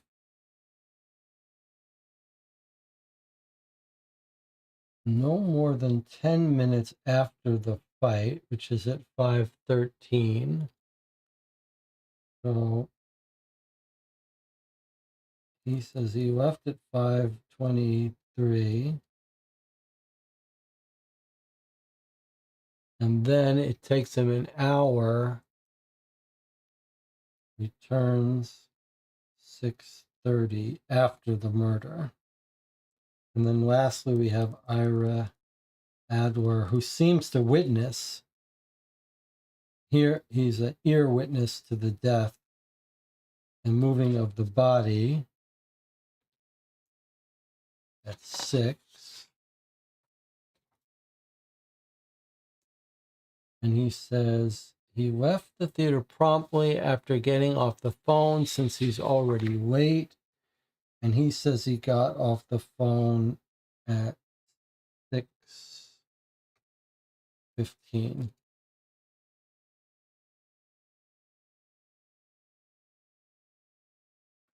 So Ira Adler claims to be in the building during the murder and witness it. Sampson claims to be getting flowers during the murder. Hector claims to have already left long time before the murder. Kittredge claims to have left before the murder, but both of these two we have not proven their alibi. And then George claims to be there during the murder. So we've got two people claiming to have been there during the murder and heard the fights. One person, Sampson, claiming to have an alibi getting flowers. That seems easily confirmable. George was on the phone, so there's an alibi that's checkable.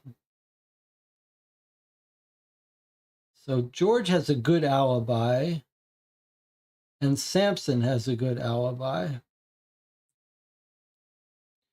But Kittredge, we don't have a real strong alibi on her. And Hector,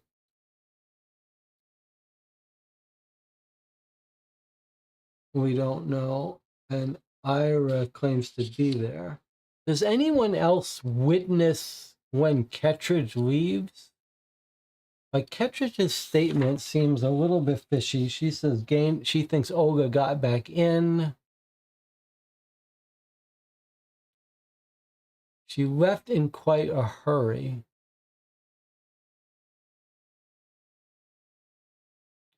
He observed Kittredge leaving her dressing room.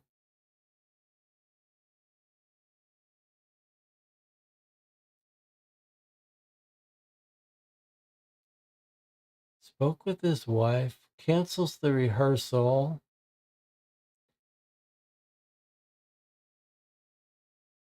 Sampson says, I'm going to go buy flowers. He recommends where to go. He goes and he works on the accounts. And he's getting ready to close up. He sees Kittredge leaving the room and then leaving the place soon after. Then he leaves at 6:15.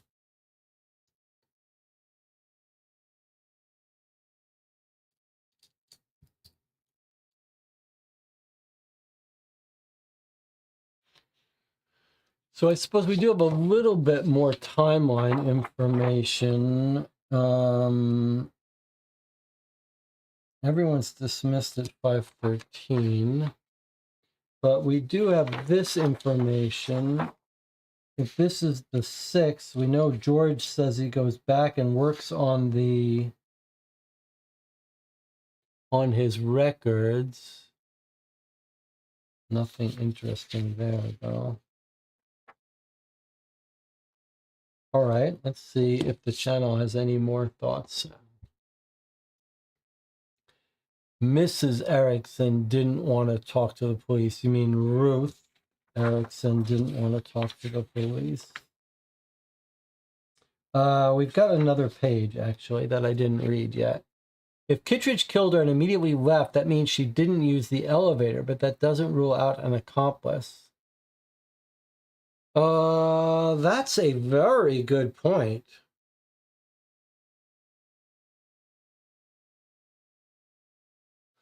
That's actually a good point. Let me read that again. That's a very good point. Then we have one more page of this. So you're saying that George sees Kittredge leave. He observed Kittredge leaving Miss Gaina's dressing room. As he was preparing to close up, he noticed she appeared to be in distress and left in a hurry.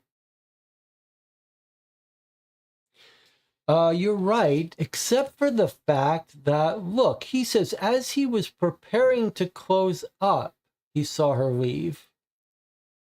And then he leaves at 6:15. But she says she leaves at 5:20, 5:45. Okay, she claims she leaves at 5:45. So is that consistent with him preparing to close up? Would it take him a half an hour to close up and leave? Maybe.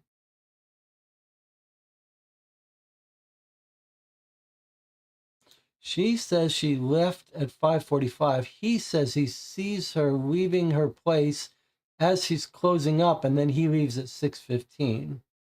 So if it takes him a half hour to close up, that's a pretty good alibi for her because it's consistent with her timeline. If it doesn't take him a half hour to close up, though, then maybe he's seeing her after she's brought the body upstairs and then gone back into the room. But you're right. You're right. I think that it does alibi her a little bit.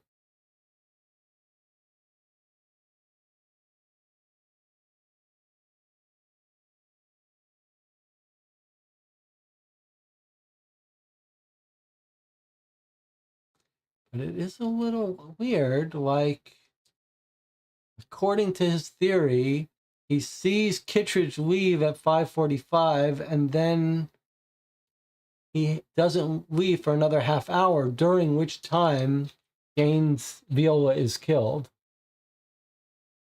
Ira hears it all, but George didn't hear it all.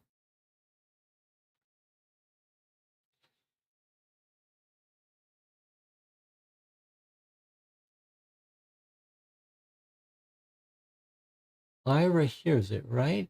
Who's the one who hears it? Is it not Ira?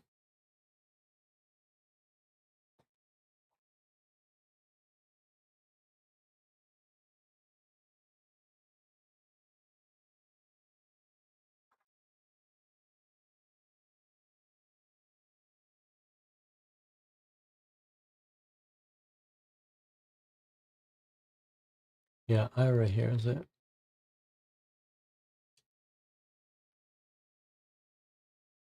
All right, there is another page here that I almost missed. Let's read this. The conclusion of this office that Miss Victoria Gaina, 23 of Manhattan, alias Viola Vane, should no longer be considered a missing person. Having conducted further interviews with persons of interest, okay, this is a week later, it seems evident that Miss Gaina was suffering from long-standing emotional distress. Her dissatisfaction with her career and anxiety about her fame were exacerbated by the altercation with her mother that occurred that evening. It's clear she left to get away from an unhappy family environment. This appears to be consistent with Miss Gaina's prior history, particularly her recent 4-month absence, suggesting her present so-called disappearance represents a pattern of behavior, not an unusual occurrence.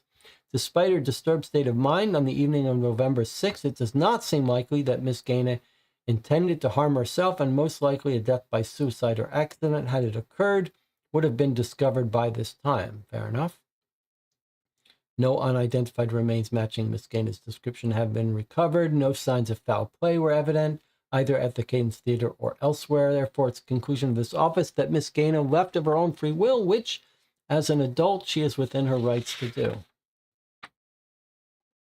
It's suspicious that he says Olga could get back because I think the murderer saw the mother's violent outburst and used the cane to implicate her. It is suspicious he says Olga could get back. I don't know where he says that.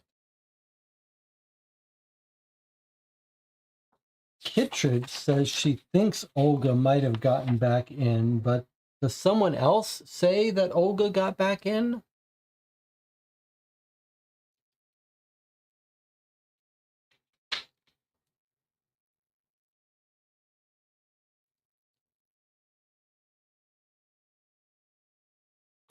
A few minutes later, as she was on her way out, she heard raised voices.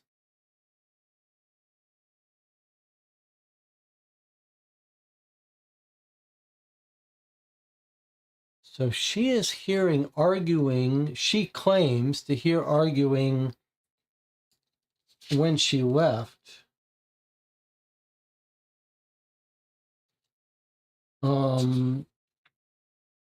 That's a little odd because she's claiming she hears arguing at 5:45 from her dressing room. He sees Kittredge leave. Seems like it's later than 5:45, but maybe he does see her at 5:45 leave. She's getting ready to leave, and she hears arguing happening. But Ira says he heard arguing at 6:15.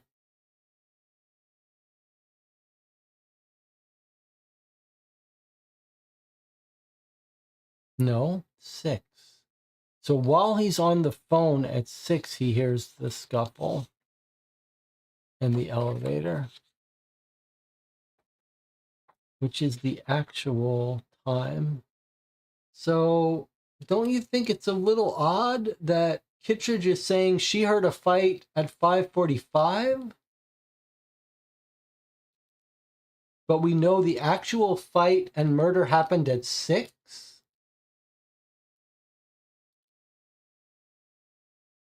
And as Korzakant points out, George says she left the dressing room and left in quite a hurry. But does he say she left the building in quite a hurry?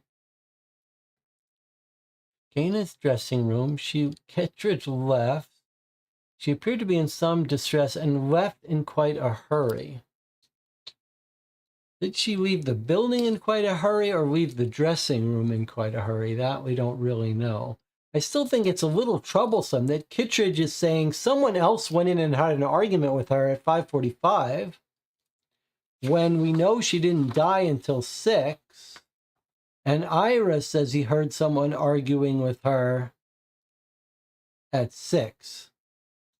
So I still think Kittredge is my primary suspect. Her statement here seems a little bit inconsistent. However, that's not our assignment for today. Our assignment today is who to rule out. And it's a little weird because I feel like we should be able to rule out both Samson and Hector.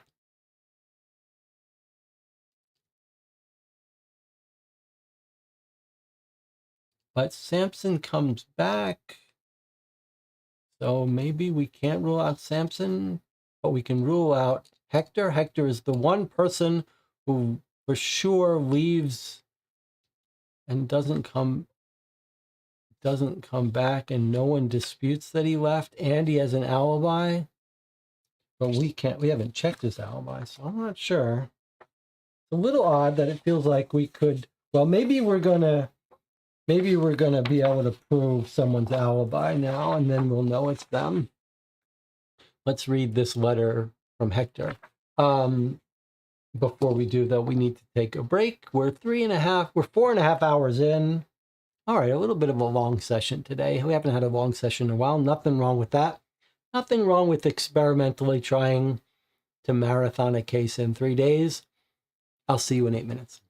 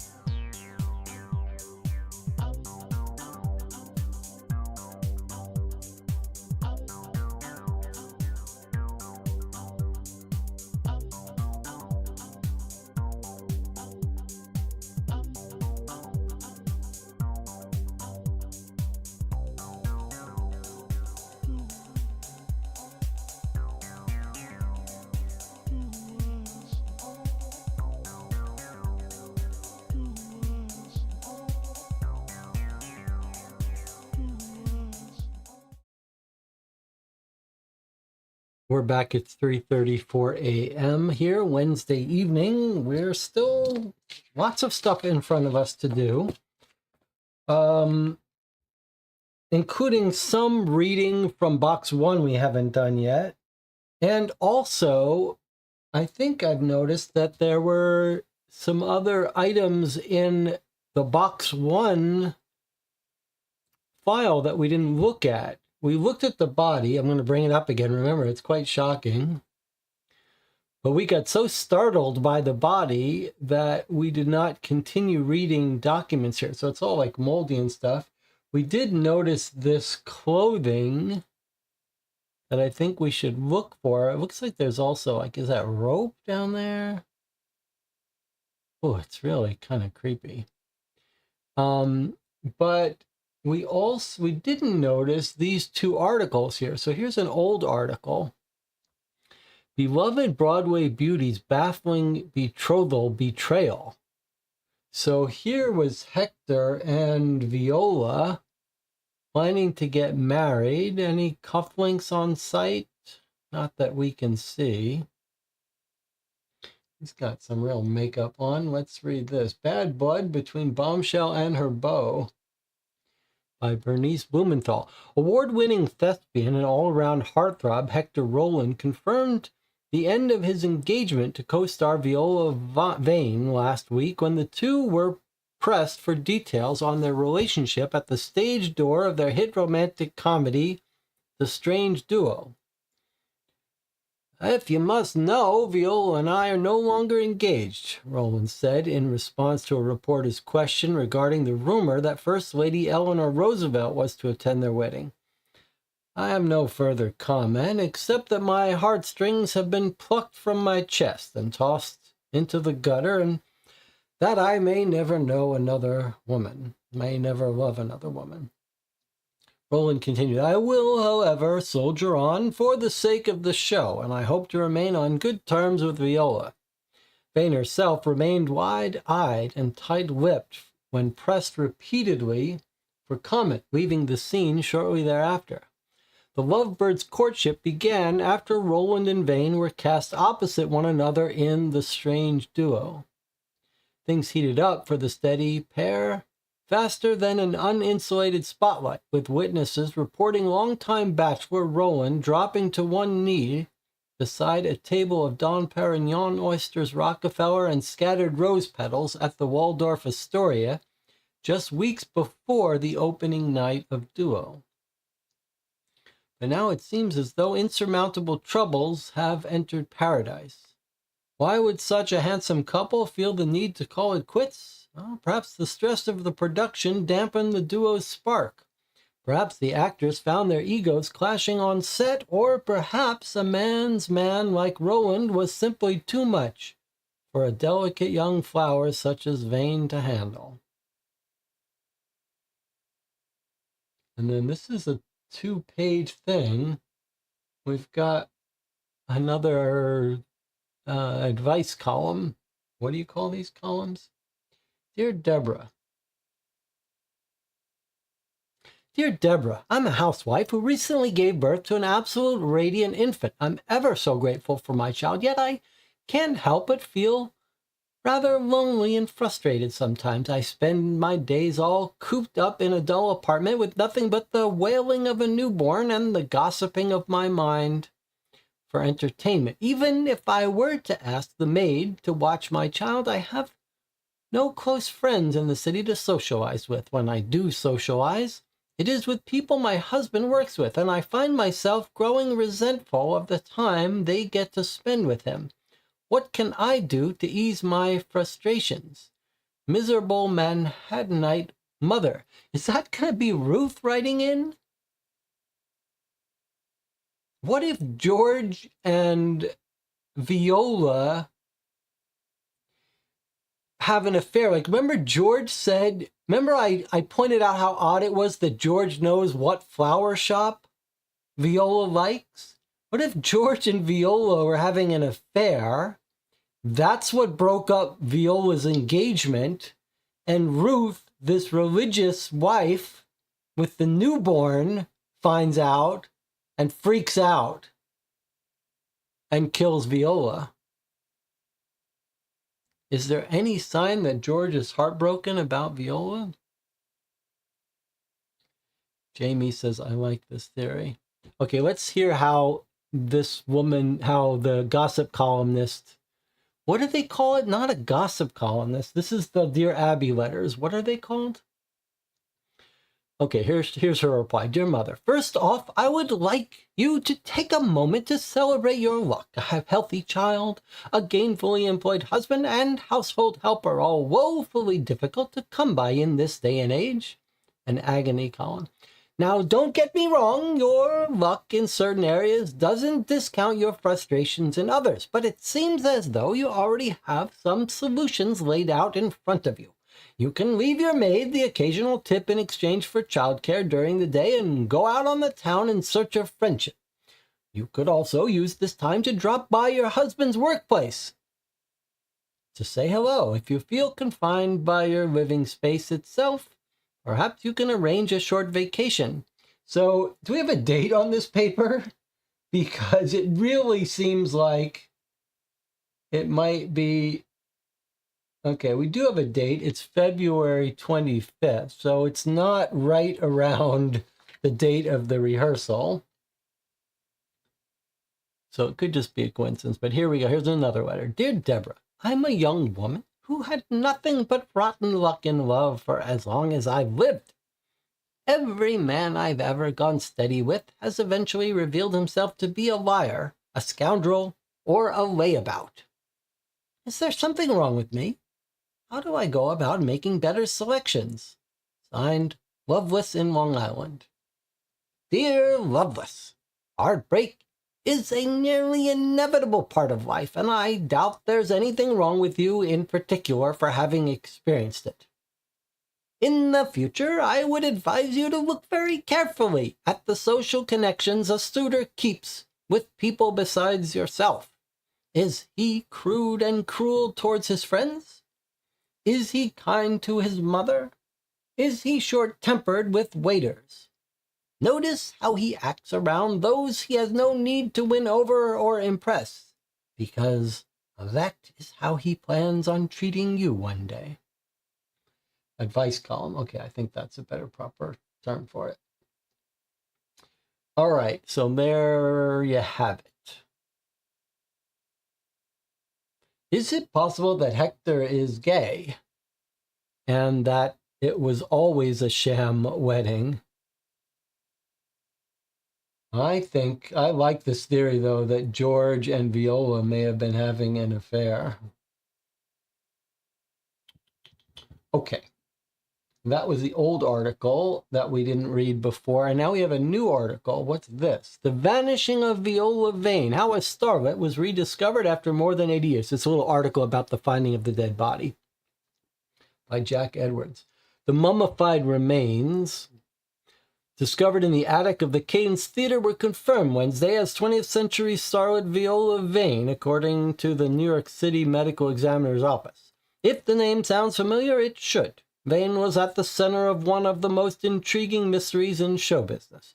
Born Victoria Gaines, Vane rose to prominence in the early 1930s for her stage performances at a time when many actors were transitioning to film. Vane was last seen on November 6, 1934, as rehearsals were beginning for what was to be her next play, You Can Leave It Right Here. New York City police questioned several persons of interest, including Vane's mother, Olga Gaina, and her ex-fiancé, movie star Hector Rowland, in the wake of the disappearance, but ultimately pressed no charges. Following Vane's disappearance, theories about her fate persisted. Articles in the days and months after her disappearance suggested she couldn't take the pressure of being in the spotlight and ran away and lived out the rest of her life in solitude. Directors William Rockford and Trento Valentino dramatized wilder conspiracy theories in their 1968 exploitation film about Vane called Vane, starring Penny Morton. The film brought to life conspiracy theories about debts to mob bosses and an affair with President Franklin Delano Roosevelt. It gained a cult following, though was almost universally panned. Other sources show Vane was a much more grounded person in life than the legends portrayed. Besides her roles, Vane was known for her generosity as someone who used the money fame brought her to make the lives of those around her better. She was known for providing for her mother, who claimed to have been injured in the Romanian Peasants' Revolt of 1907. Vane's many extravagant gifts included expensive furs, designer clothes, and a jewel-encrusted cane Gaina favored. But Vane's relationship with her mother was not a perfect one. Despite Vane doting on her, Gaina was rumored to be a heavily controlling stage mother since the start of Vane's career, and allegedly even attacked Vane and her crew during a rehearsal on the night of her disappearance. The Cadence Theater struggled financially after Vane's disappearance, but it was revitalized after frequent collaborator and director Ira Adler purchased it from George Erickson.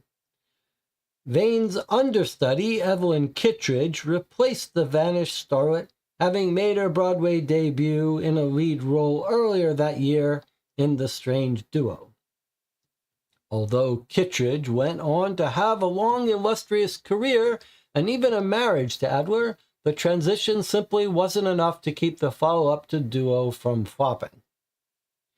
The Adler family maintained ownership of the Cadence Theater throughout the present day, and it was owner Julia Adler, granddaughter of Ira and Evelyn, who uncovered the mummy in the attic, according to police reports. As grim as this discovery is, it will hopefully shed some light on a mystery that has remained unsolved for more than 80 years. And then we have a second page. Crooks robbed of its location. The popular bar Crooks will close its doors next week after being in business for more than 100 years. It's the latest in a series of closures of historic bars and restaurants on the fringes of Manhattan's theater district. Crooks opened in 1910, quickly gained a reputation as a popular hangout for the city's theater crowd. The restaurant's owner, Francis Ruddy, expressed a mixture of concern and relief when asked about the news. Sad to see it go, to see the neighborhood changing like it is, but if I'm honest, I might never have gotten to retire otherwise, said Ruddy, who is known by his patrons for his commitment to his work. At the very least, Ruddy said, we're completely booked until we close our doors. A couple months from now, I'll be taking in the Florida sun. It's unclear what establishment will take the place of Crooks, but rumors have suggested another location, the popular hibachi fusion, something Dude Fuego. Okay, and then here we have a little picture of this bar. This seems like a totally unrelated article to us. All right, so that's, I think, the final parts of part 1 box that we didn't read originally. All right, back to the second box of our set. We still have documents we haven't been through. I think maybe it's time to hear a little bit more from Ira Adler from this first box notes that we never finished reading. Here's his director's notes for The Strange Duo. This is where he met Kittredge, I guess, who he eventually marries. When I first read the script of The Strange Duo, I found myself dizzy with Florinda and Maximilian's back and forth, and the way it fizzed, and burst through the text like bubbles through champagne. I knew the show needed to be staged and that I was going to be the one to do it. My longtime associate, George Erickson, agreed wholeheartedly when I got him on the horn to talk about it. Even George's wife, Ruth, who doesn't typically involve herself in matters of the theater, reportedly cracked a smile when glancing over its pages. But the question remained who to cast as the secretly sensitive playboy, Maximilian, and the starry-eyed salesgirl Florinda. Luckily, we found 2 actors with tremendous charisma on stage. We had the good fortune to run into Mrs. Olga Gaina at Sardi's, and the moment she introduced her daughter, Viola Vane, George decreed he'd found the perfect Florinda. Of course, I agreed. As for Maximilian, Hector Roland will have to tack another wing onto his country house to accommodate his ever-growing award collection someday. Any production would be lucky to have him. The rehearsal process revealed Hector to be surprisingly down-to-earth for a fellow who can recite The Wasteland in its entirety, and Viola is a director's dream, receptive to feedback and yet full of surprises. Watching her compare notes with her understudy, Evelyn, would always bring the goofiest darn grin to my face. That isn't to say that the production has been all syrup and smiles. Rehearsals were difficult at times, but were always rewarding. I'd be remiss not to give a hand to the work that happens behind the scenes as well, in particular the work of Joseph Sampson. He, like all great stage managers, is by far the most sensible man in every room he enters. His efforts have been invaluable in bringing the world of the show to life and keeping it alive. I hope that tonight you'll all fall just as deeply in love with The Strange Duo and its cast as I have. That's pretty sweet. Does he have cufflinks here? I don't know that we're going to be able to see any cufflinks, but yeah, possibly. I mean, that could be a cufflink, but I'm not sure.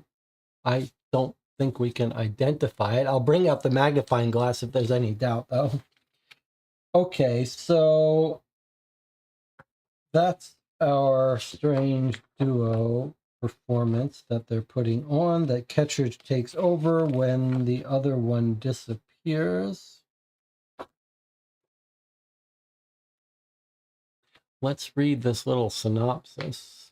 Act 1, the floor of the Marley's department store. Florinda Farley, a worker at Marley's department store, is in hot water after selling actress Antonia Aguilar allergenic roses. As an argument erupts between her and Antonia's assistant, a bottle-aching Maximilian Marley is roused from a nap beneath the jewelry counter. In a bid to win back his ex-lover Antonia's favor, Maximilian joins her assistant in berating Florinda.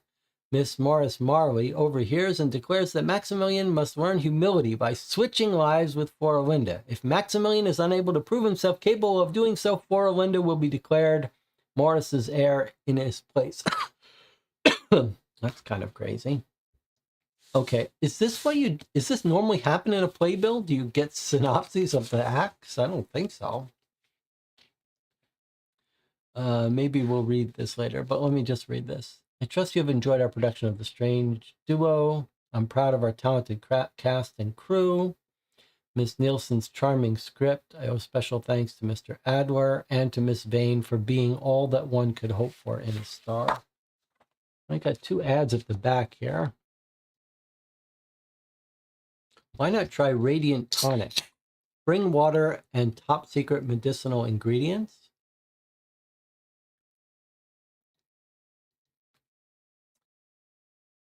Ladies, don't let your wardrobe fall behind the times. Suitors aren't interested in gals that dress as though it's still 1929. Even the most budget-conscious beauty must put her best face forward when finding a man. And now you can. The Rental Boutique. Dress like your favorite stars, just like Cinderella. You spend a night on the town feeling like a princess without having to worry about where to store a ball gown the morning after. No money down. All right. Let's look at our other notes here. Sylvia from Italy has joined us. All right, here's another letter from Hector to Olga, I guess. Mrs. Gaina. So do we need to get the dates of this right? This is 1933. So is this before? We need to make sure we don't make some silly mistakes with years. So this was the first letter we read after Viola has disappeared. Wherever Viola is, I hope she's got enough money. This is in December 34. Here's August 17th, 1933. But we think she's disappeared November 6th, 1934, right?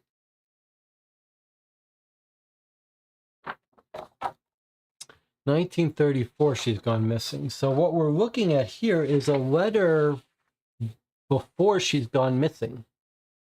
Maybe before she's even cast.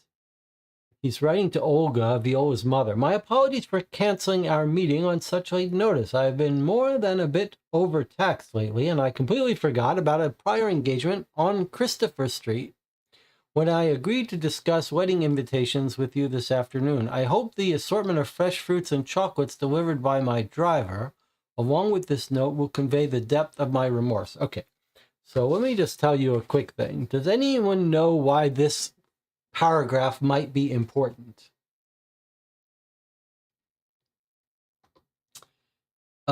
Jamie says, some playbills do have synopses. Operas will have them because the audience might not speak the language. Yes, that's right. Okay.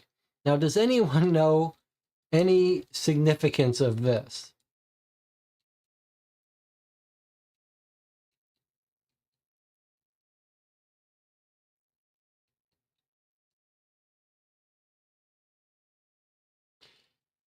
Anna is back and mentions a theory about Viola giving birth in secret. That's why she disappeared for 4 months. The father could be the owner of the theater. Boy, that is not something we discussed, but it is interesting.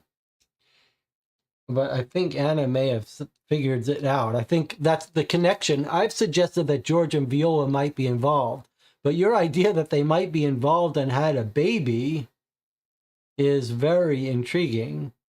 And that could be, well, the wife would call her a whore even if they just had an affair. So I'm not sure that matches up with baby, but her disappearing for months would match up with her having a baby. Okay, but we'll come back to that. Okay. The only significance of this is they're in New York City and Manhattan, and Christopher Street is a known area of Manhattan where there's a lot of homosexual activity. It's a special area a little bit above the Village and is a hotspot of homosexual activity, homosexual bars and clubs and stuff. Now, whether it was down in 1933, I don't know. But I think this adds possibly a little bit of weight to the idea that Hector was a beard for Viola. That they weren't ever going to get married and they didn't ever have a love affair. But that Viola was the beard for Hector and Hector was gay. So here we go. He says he has a prior engagement on Christopher Street. When I agreed to discuss wedding invitations with you this afternoon, I hope the assortment of fresh fruits and chocolates delivered by my driver will convey the depth of my remorse. I really am looking forward to taking up the role of your dutiful son-in-law. I'm nothing if not a talented performer, and I intend to play the part to perfection just as soon as the union between Viola and myself is made official. Okay, more evidence that this is a sham wedding to cover up because Hector is gay.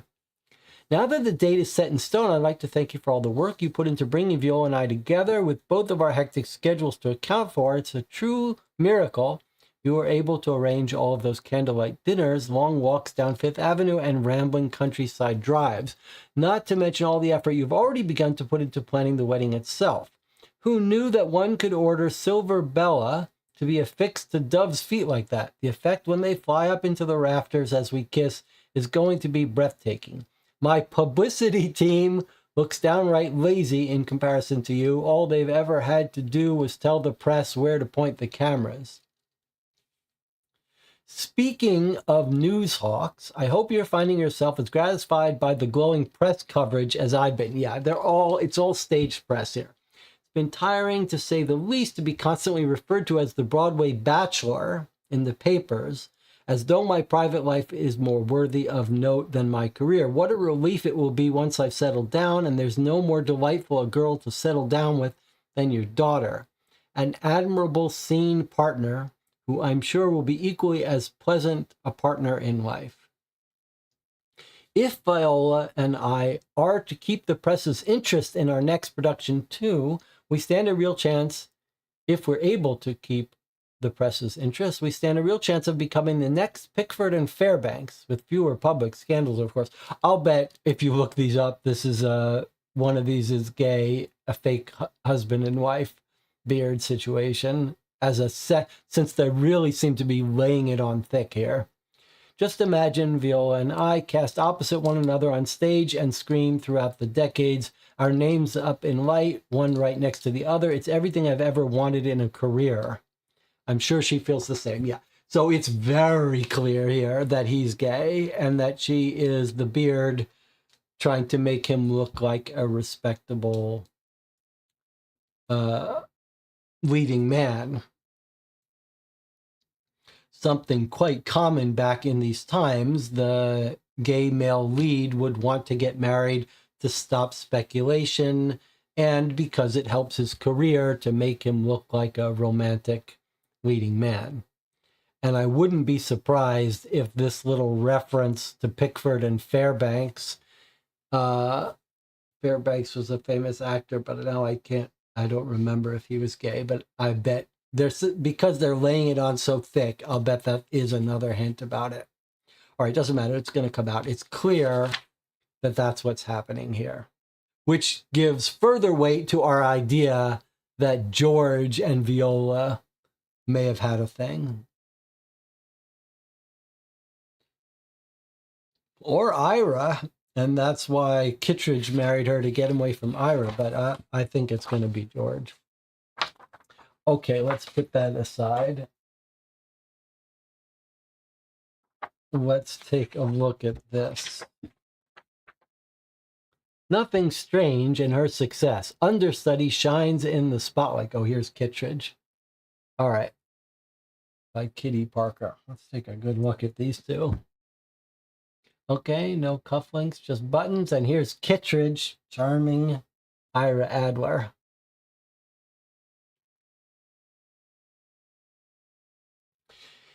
It should come as no surprise to those in the know that this season's hit, The Strange Duo, has been the topic of constant conversation in Manhattan theater circles. From the irresistible romance of its two leads to its universal critical acclaim, Simone Nielsen's comic saga of star-crossed love has been the talk of the town since its debut last September.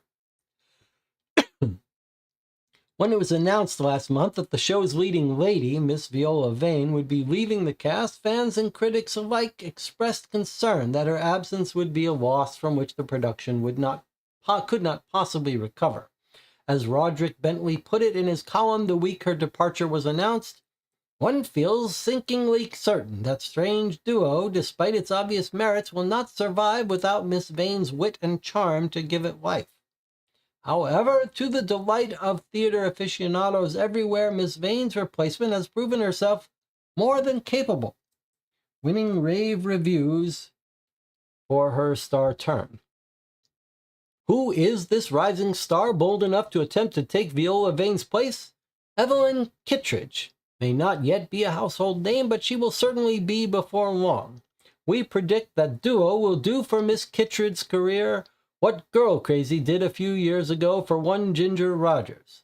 There are certainly great things in store for Miss Kittredge, who has gone from Miss Vane's understudy to a star in her own right.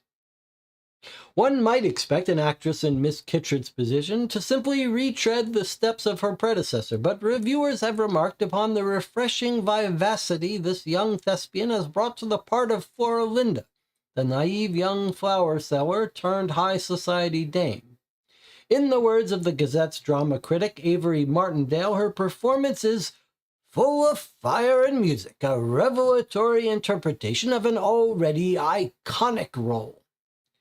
Miss Kittredge is self-effacing on the subject of her recent success. "Every night I think I can't possibly live up to her performance," she demurs when asked how she has managed to fill Miss Vane's shoes. "I expect I shall always be standing in her shadow, and rightly so." Others, however, are not so restrained in their estimation. The show's director, Ira Adler, shares none of his new star's modesty. "Evelyn has extraordinary talent," he effuses. "Don't get me wrong, Viola deserves every bit of praise she has received, but mark my words, Evelyn Kittredge is one to watch." When asked what we can expect to see Miss Kittredge in next, Mr. Adler was overflowing with enthusiasm for future collaboration. "I've got an ambition to write something for her myself," he admits. "A musical, maybe. I've always fancied myself a bit of a songwriter, and she has the sweetest voice you've ever heard." Sweet is certainly the word for this accomplished pair, whose mutual admiration and delight in one another's company is evident. They will surely make a name for themselves in whatever future ventures they undertake together, professional or otherwise.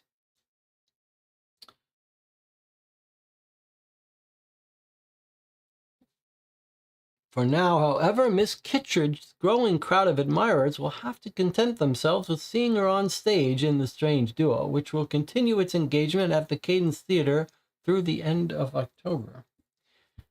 Vane's replacement has proven herself more than capable, winning rave reviews for her star turn. Who is this rising star bold enough to attempt to take Viola Vane's place?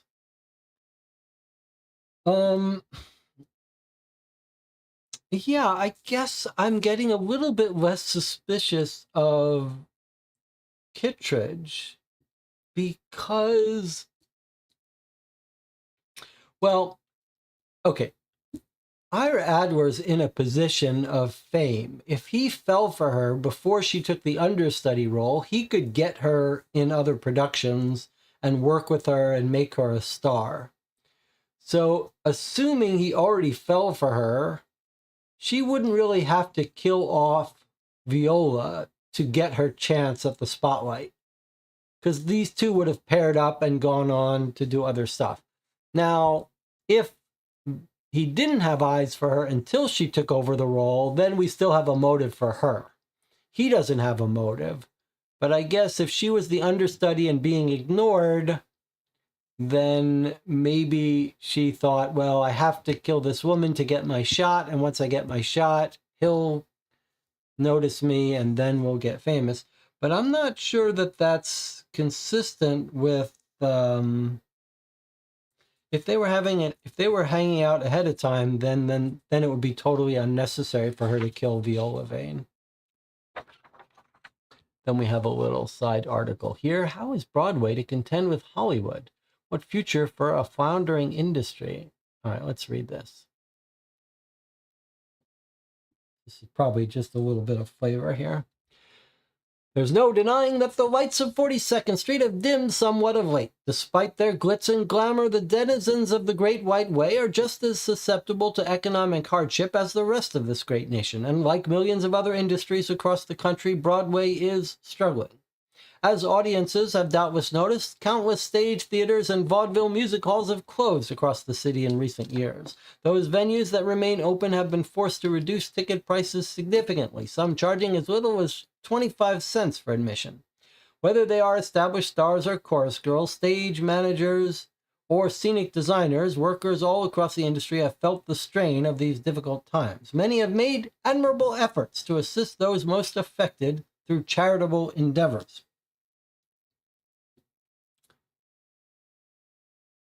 Noted playwright Rachel Crothers has done much to lift up destitute performers through her Stage Relief Fund and other initiatives. The actress Serena Royal began her Actors Dinners Club to offer free meals and employment for out-of-work actors. Even so, these generous efforts alone will not be sufficient to stem the flow of talent from the theater industry.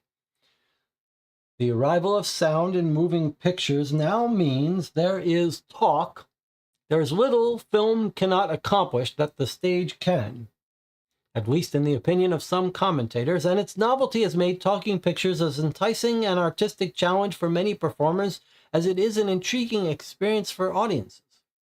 Furthermore, with the promise of steady movie studio contract work on the West Coast, it's no wonder that so many stalwart stage performers have set off for California's promised land. How can Broadway compete with Hollywood when such luminaries as Fred Astaire flee the stage for the silver screen? Some, like producer and theater owner George Erickson, say the only way forward is for productions to go bigger than ever. The solution isn't handouts from rich actresses or dreary dramas about domestic issues, he insisted. The public wants fantasy, something that will take their minds off their troubles for a little while. If Broadway wants to survive, we've got to compete with the pictures, and that means rallying all the glamour and spectacle we can muster. Others, like avant-garde playwright Conrad Wegner, argue Broadway must distinguish itself from pictures by facing head-on the problems of the nation.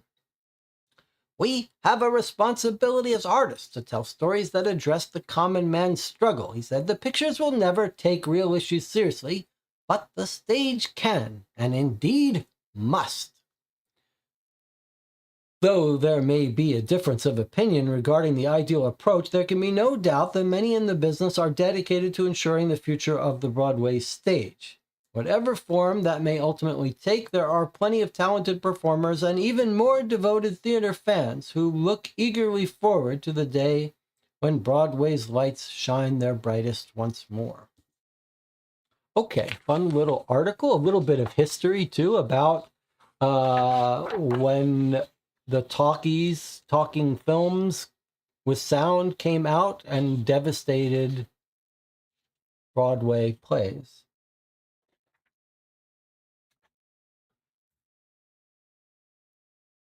We have this note here that we haven't heard much about.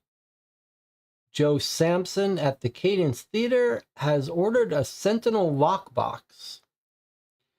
Costs $3.50 with a 50-cent delivery fee and no installation fee because this person will install it. Customer will install. So Joe Sampson, on February 20, 1934, so a few months before the murder, has ordered a Sentinel lockbox that he will install. Are we going to be able to find this lockbox buried in the attic, like under the floorboards with secret stuff? That would be cool. Or he's installing it for, oh, maybe this is what's going to tell us.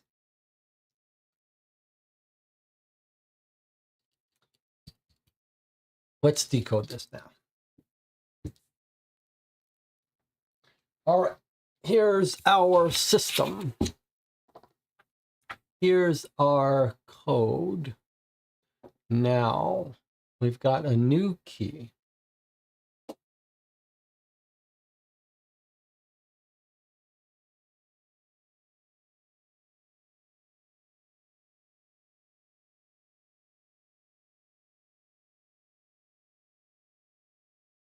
I always look for excuses to use this little whiteboard tablet.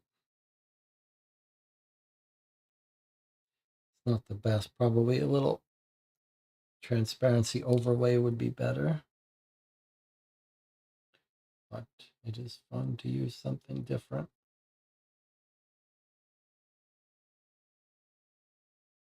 All right, so this got erased here, you see. All right, so what do we know about our key? We know that M, N, and O are here. Now, I've erased the system where ABC was here. And I believe, correct me if I'm wrong, we found that it was ABC, C, D, E, F, G. Was that not right? A,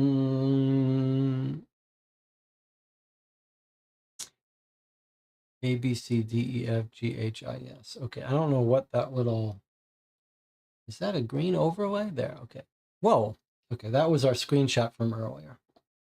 All right, just to remind me. So, M, N, O, P, Q, R, S, T, U, V, W, X. Now, this is weird. I suppose that we still think this is Y and Z. And this is A, B, C, D, E, F, G, H, I, J, K, L, M, N, O. Okay, there we go. So I think we're going to find that this is the proper key. And we can now decode this message here. It'd be nice if you could see it as I was decoding it, but it's a little small here. I don't have a good technology for zooming in one part and not the other, but I suppose that you don't really need to see. If I had the green screen, I could put it on screen. All right, let's try to do it this way. And yeah. Okay, so UC3 is L. I wish I could see this better. Maybe you don't need to see this. Maybe you could just see this, and we could look at this together. Does that work? Maybe only I need to see that. Okay, DL2 is E. SC2 is B. This is what I'm using to decode, but you're not seeing that now. Okay. SC2. Okay. UL1 is M. DL2 is E.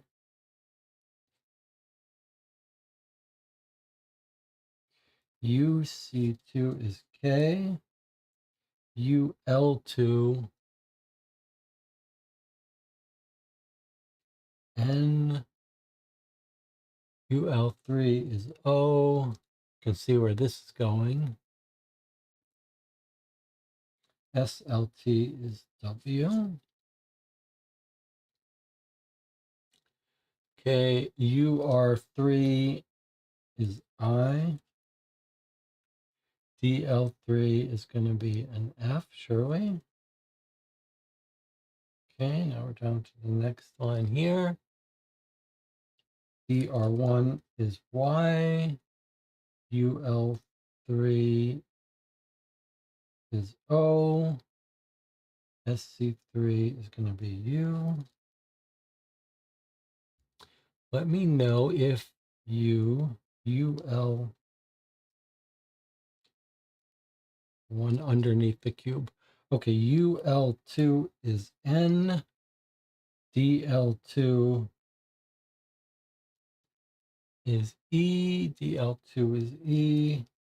Let me know if you need. Then we're at UR2, which is H. DL2 E. This is sure going to be help. UC3 LP. Let me know if you need help, which is SR1. Now we're at our third row. UR2 is H. UR3 is I.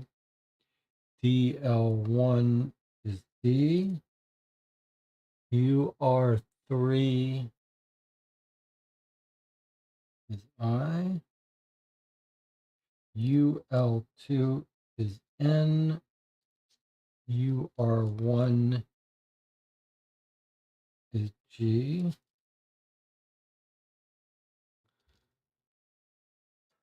SC2 is T. UR2 is H. Let me know if you need help hiding the body. Is what it going to say? Surely not. UR3 is UR2 is H. UR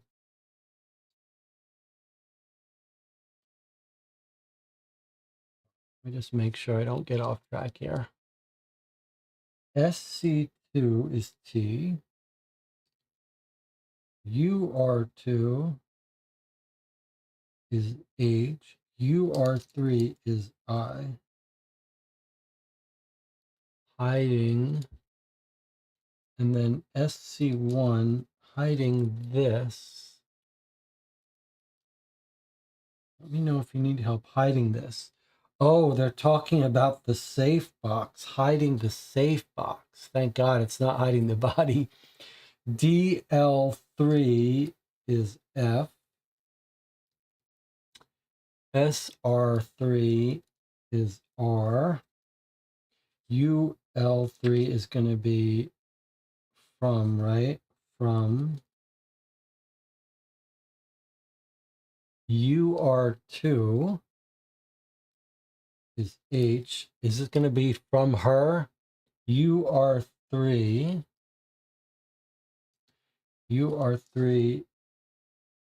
is I. And UL1 is him. Let me know if you need help hiding this from him.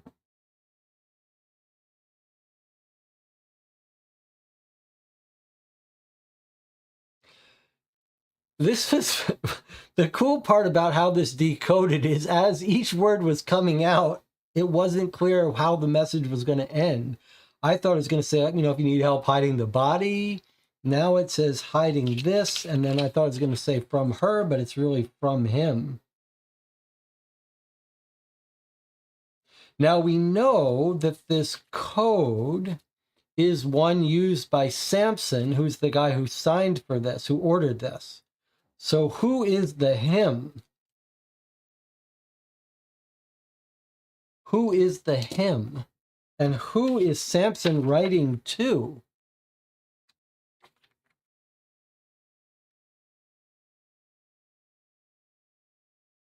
Unless this is someone else's handwriting, not Samson's. Is someone else writing this code? No, this is Samson's handwriting.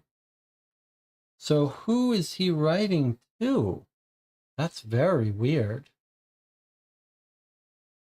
but very intriguing. All right. So they're hiding the lockbox, probably from George, the owner of the studio, of the theater. Very interesting. Very interesting. Okay, so we have 2 more documents, physical, and then we've got online documents. Who is Samson, the fiance? I'm confusing. No. Samson is the stage manager. He's the guy who was running the rehearsal. He's the stage manager in the crew, Joseph Samson. He's the guy who went out to buy flowers for Viola to calm her down, etc. And he has now ordered a lockbox.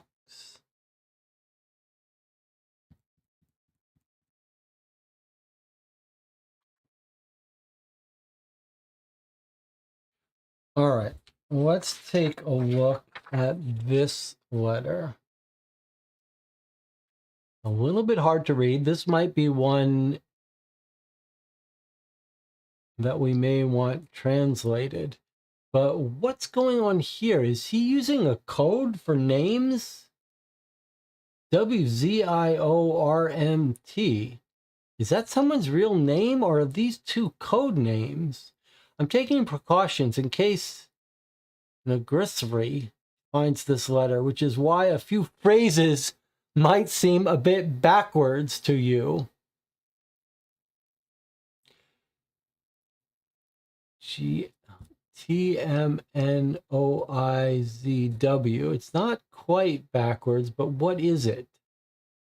Backwards. Is it a @bash code? Where it's the letter -26? Okay, so that's what's happened here. He's encrypted some names. All right, let's read it and then we'll do it. Then we'll figure out. Who would he be writing to? Has he signed his name? Okay. So was so 5-letter name. It's going to be one of these people.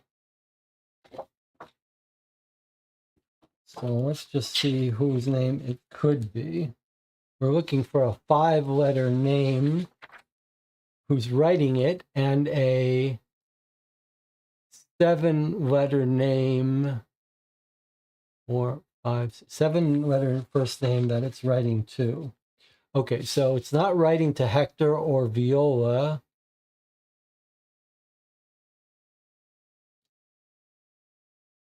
But Evelyn is 6. Okay. Joseph is 6.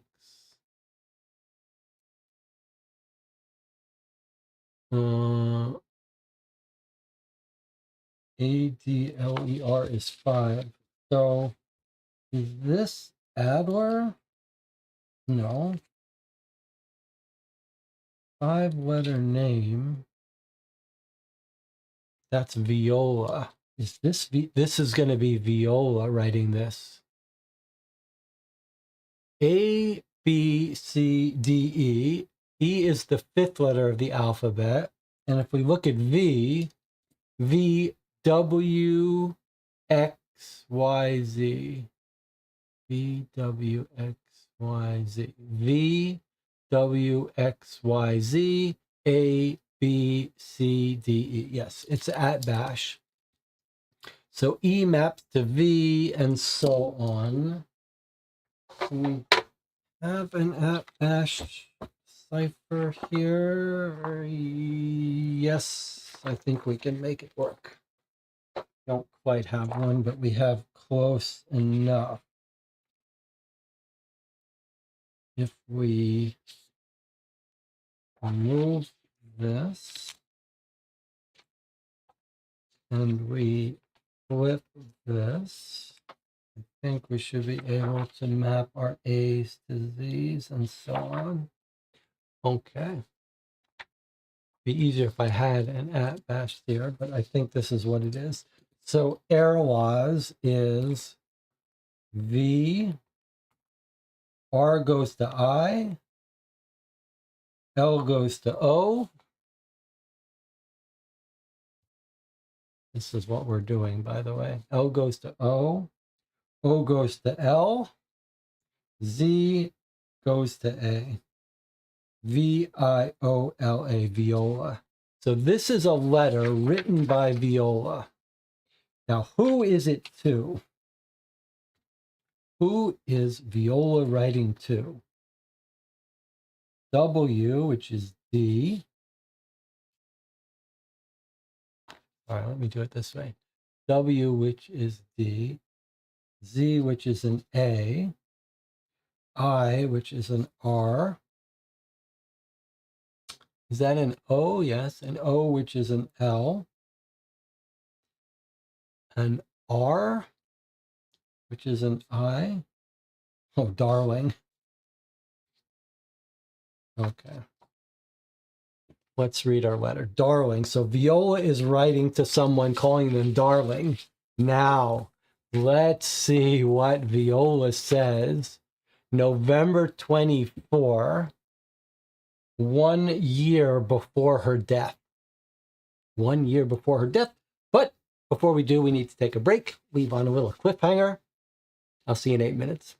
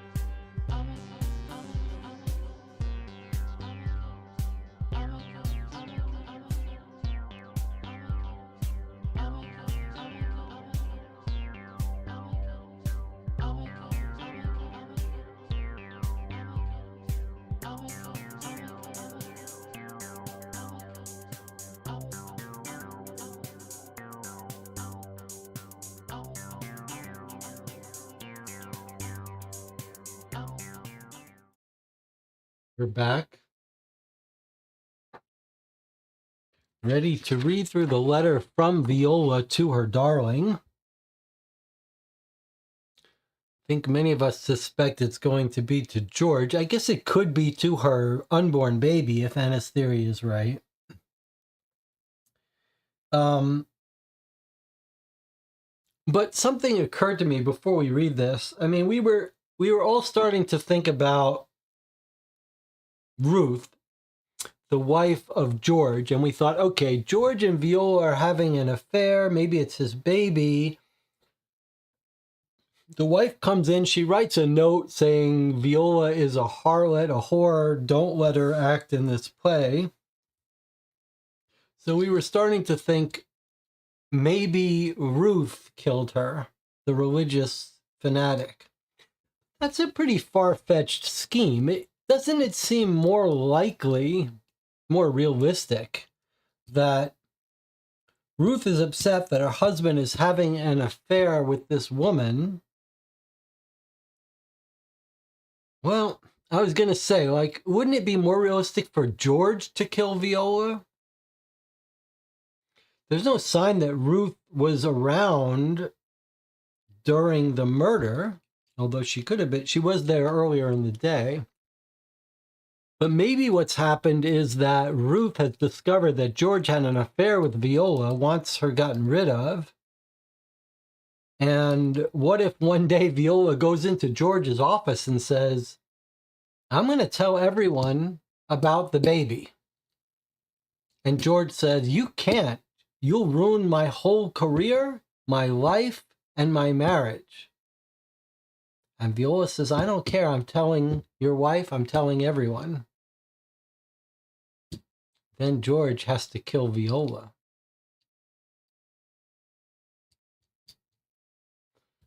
It would make sense that George would have the cufflink of the, as what Anna's saying here now, it would make sense that George, the owner of the studio, of the theater, would have the cufflink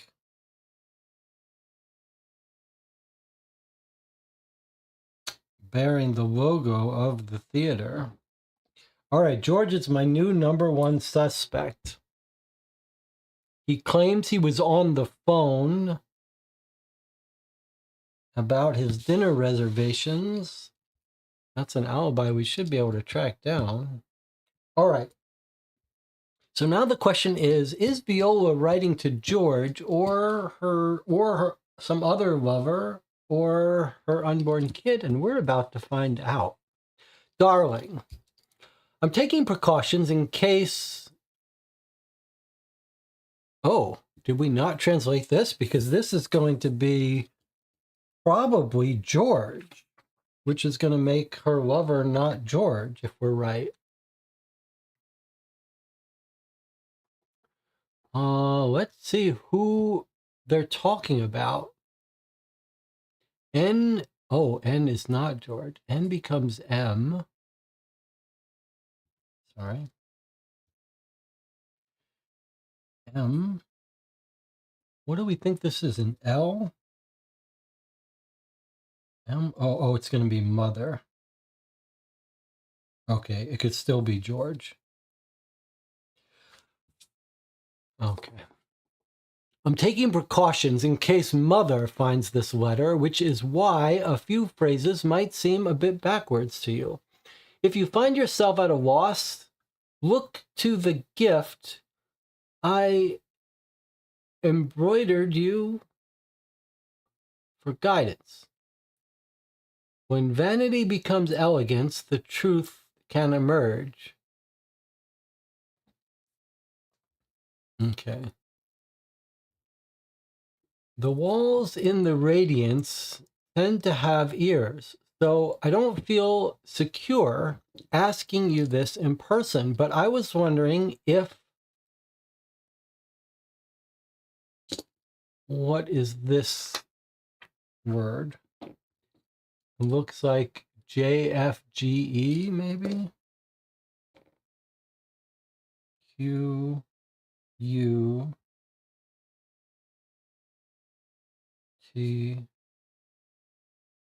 And an S.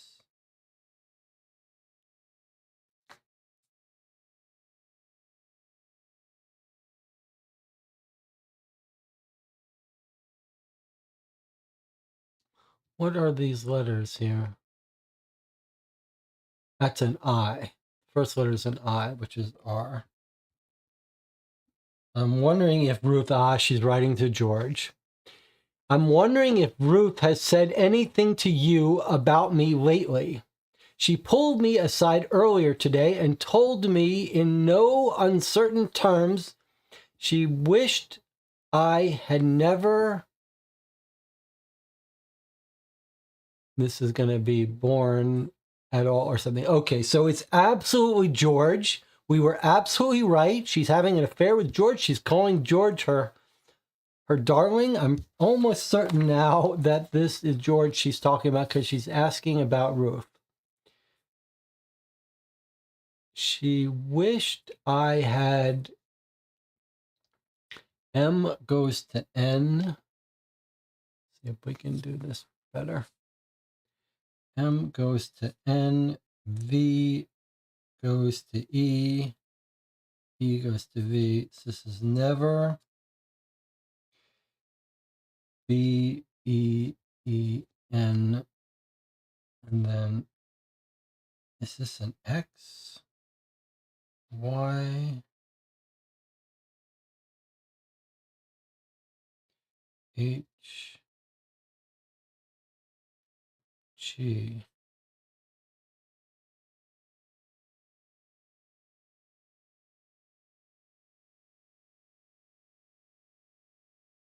Cast. Never been cast.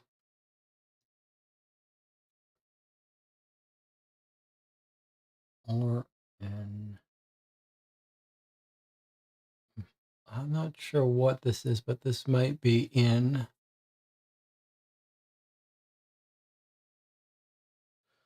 We do have a transcript, so we could more easily transcribe it. T. What do you think those letters are? But never been cast in. Oh, I think it's going to be duo. Strange duo. Okay, so she says, kind of fun when it's just a little bit, couple letters you're trying to get. Okay, so Ruth comes and says she wished you never got cast in duo. I asked her what she meant, but she just said that I should be ashamed of myself and stormed away.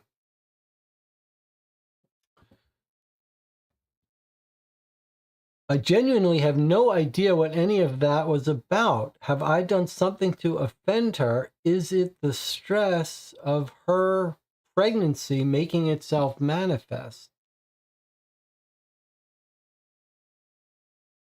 This is the worst possible time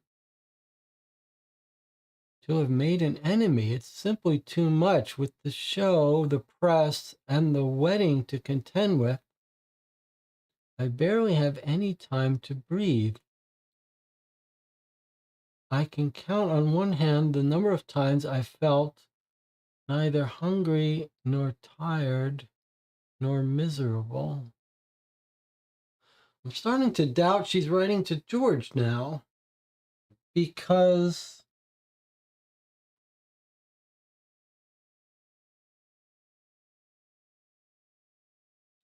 she's saying, "Dear darling, has Ruth said anything to you about me? She pulled me aside. She called me a whore and all this stuff, and said she wished I'd never been cast. And then she says to her darling, I genuinely have no idea what any of that was about. Have I done something to offend her?" You wouldn't write that to the guy you're having an affair with about his wife, right? Because you'd know why she's upset. You'd say, does she suspect we're having an affair? The wife obviously does suspect they're having an affair, but you wouldn't write that to your lover about his wife. You wouldn't say, how have I offended her? I have no idea what she's upset about. You'd say, your wife knows. Your wife knows. You wouldn't say, what could she be upset about? So she's either writing to Hector, or I wonder if she's not writing to Jacob Thompson, who she's having an affair with, who we saw a picture of her with. Like, she could be in love with Hector and think he really loves her, but she could also be writing to the person that she really does love. So she could be writing to Jacob Thompson, but I don't think she's writing to George anymore. Anna has an alternate theory. Anna says, which is a reasonable point, maybe they haven't started the affair yet. Yeah, but she calls him darling, Anna. She calls him darling.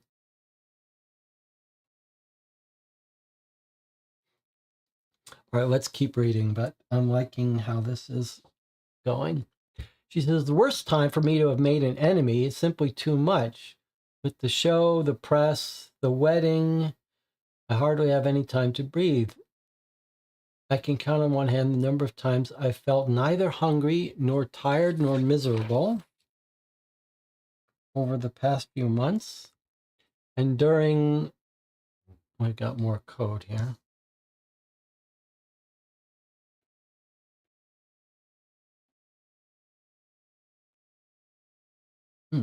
This doesn't want to erase, does it?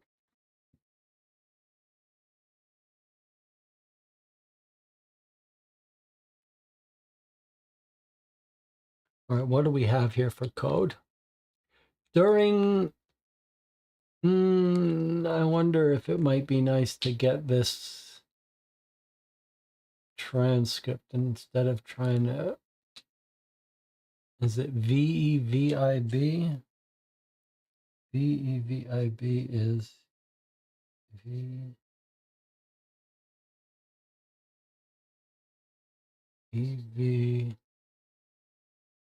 VEVER, every HRM SIN.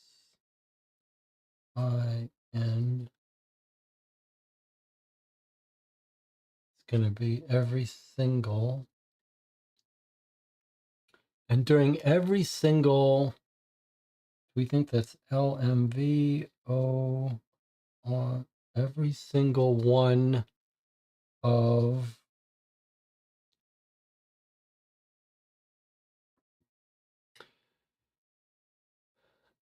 every single one of, and then we're down to here, GSVN becomes THI.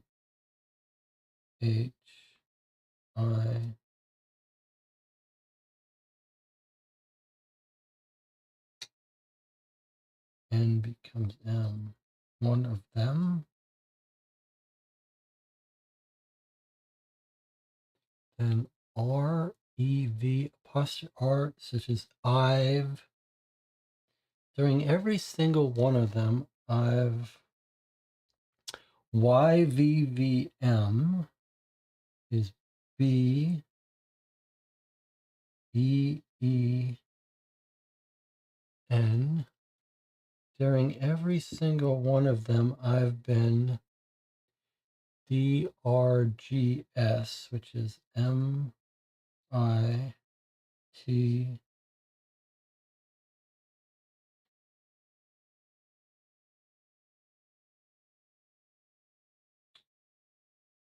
I've been with. Every single one of them I've been with. That's BLF. It would be YO.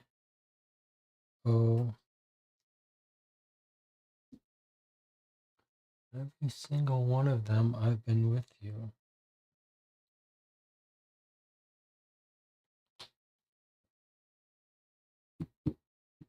Never been. She's just saying, I've been so happy with you. I've never been sad, depressed.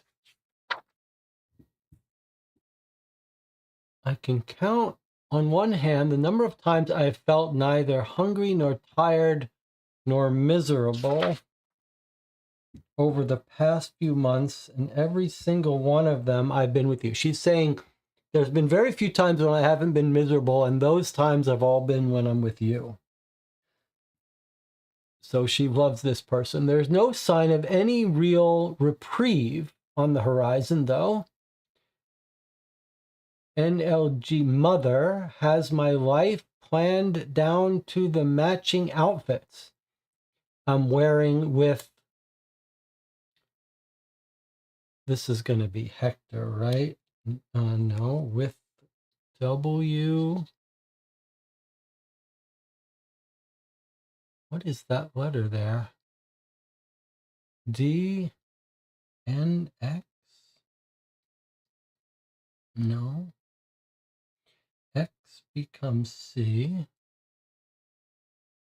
G is T. And I is R. G becomes T. L becomes O.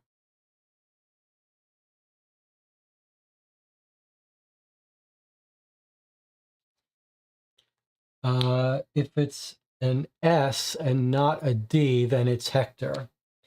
Okay, so I'm wearing with Hector. So she's not writing to Hector because she's talking about Hector.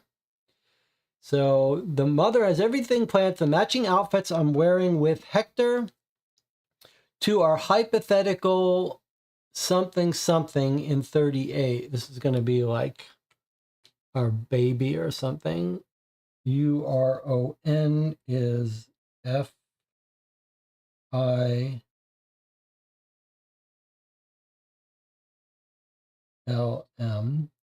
Our film, is that a K? P I becomes R. Premiere. Our film premiere in 38.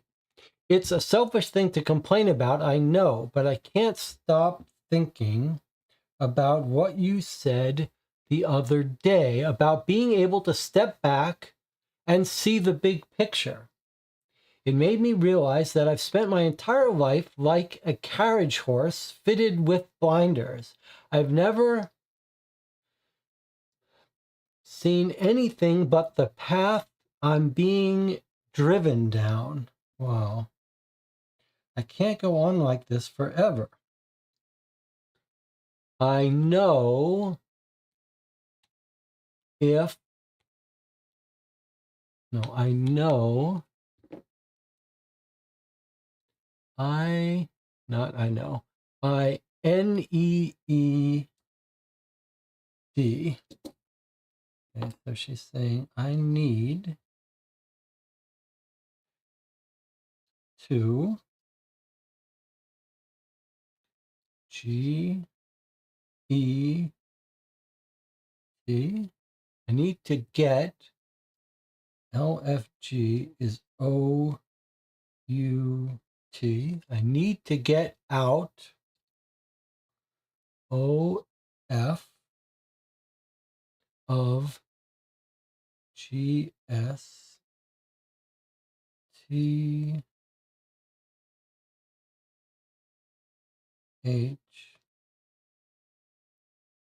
I need to get out of this C.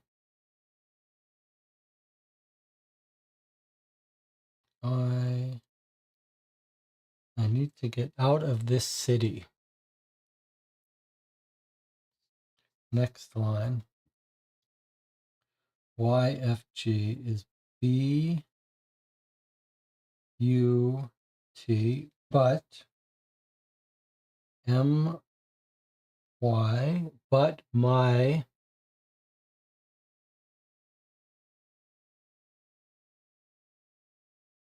CON is going to be conniving. Is that a Y? B No, what is that? BND. Conniving and. But my conniving and M-I. Conniving and my. Conniving? No. G goes to T. It's not conniving. But my COMT,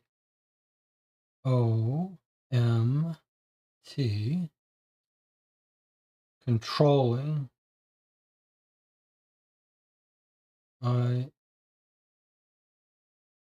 no, it's not controlling.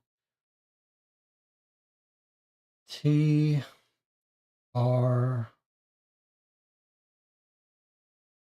that's a Y, comes, but my B, C, contract? Is that what she's saying? Yes, that's a Z. But my contract and my, looks like,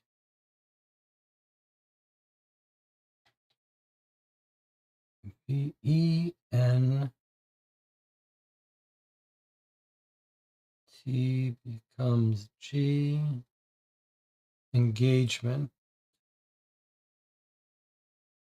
ENGA,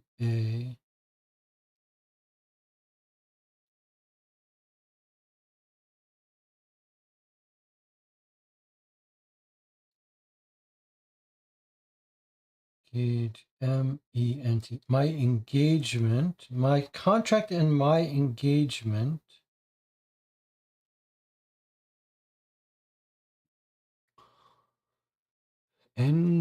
NZP, oh, that's tricky. MAP is probably going to be K. Yes, make my contract and my engagement makes GSZG. G. Make that IMPOSSIBLE. Make that impossible. She says, I need to get out of the city, but my contract and my engagement make that impossible. Thank you for being such a good confidant over the past few months. You've made me realize how good it can feel to WZPV is EA.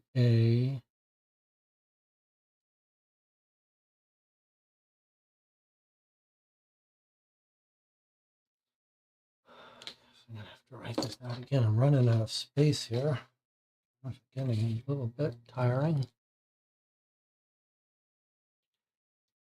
How good it can feel to, a little hard to read this, but I guess they give transcripts, so I shouldn't complain too much. MAKE, to make a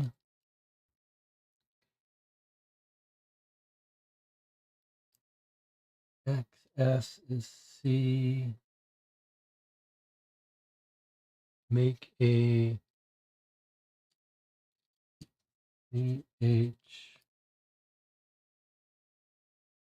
CHOICE, to make a choice. LU becomes OF, choice of my own every now and again. I've asked Hector to go over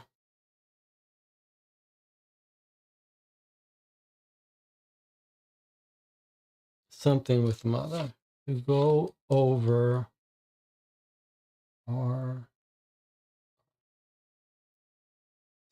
got to over R E X is C E K is P T I O N. Go over reception. This is going to be plans. No, reception C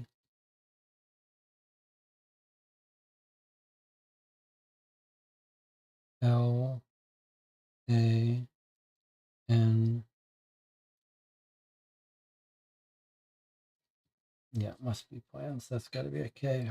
I've asked Hector to go over reception plans with Mother at 6 o'clock tomorrow. We can meet, MEET,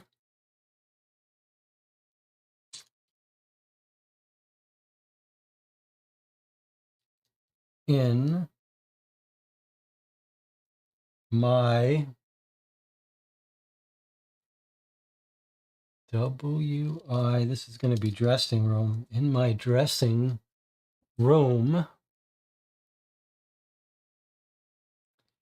DSR becomes WH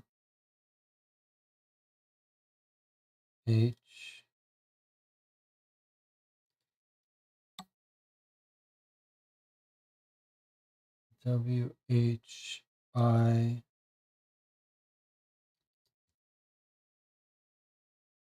while GSVB becomes TH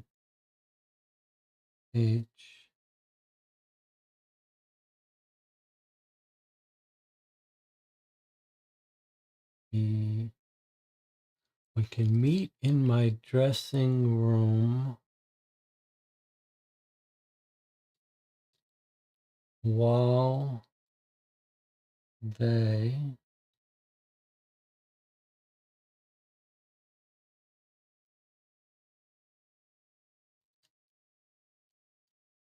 or while there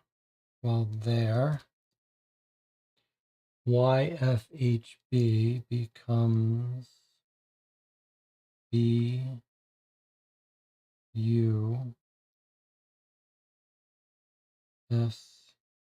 while they're busy.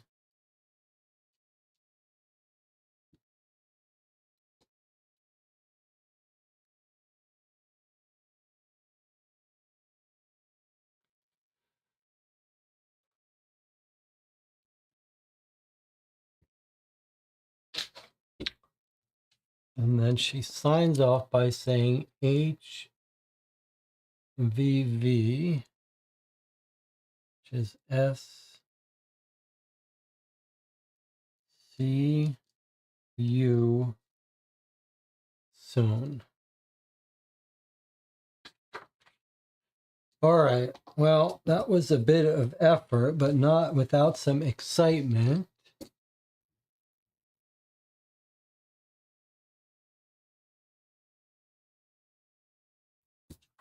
So she's writing to someone she's calling darling. She's saying, I'm hiding this so my mother doesn't see it. She's stressed out with the mother making her plans for her whole life. She said, I've just been on a path. I don't get to do what I want. Then she says, I need to get out of the city, but my contract and engagement with Hector. I've asked Hector to go meet with my mother.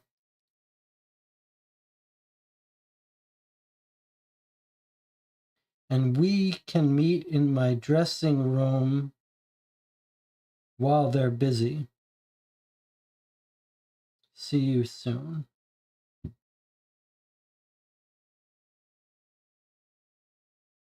Thank you for being such a good confidant over the past few months. You've made me realize how good it can be to make my own choices every now and again. So I don't think she could be writing to George because George would know why his wife is upset. So is she writing to Samson, or Surely it's not Kittredge. I mean, Kittredge was in her dressing room, but I don't think she's talking about that night, because this is November 24th. This is a year ago. So this isn't that night. This is the night of this. Right? No. This is November. This is August. Okay, so it's some separate night we don't know about.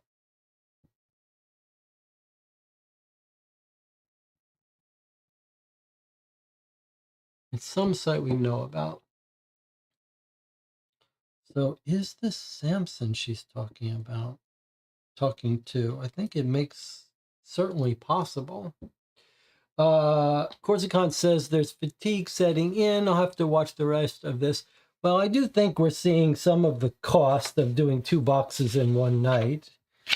But we are almost done here.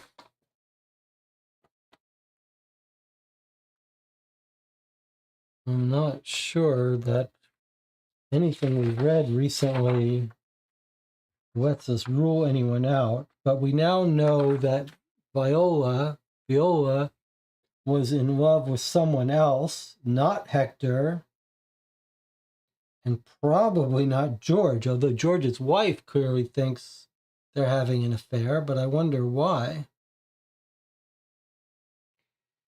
We have more documents. We do have more online documents, and we have one more written document. So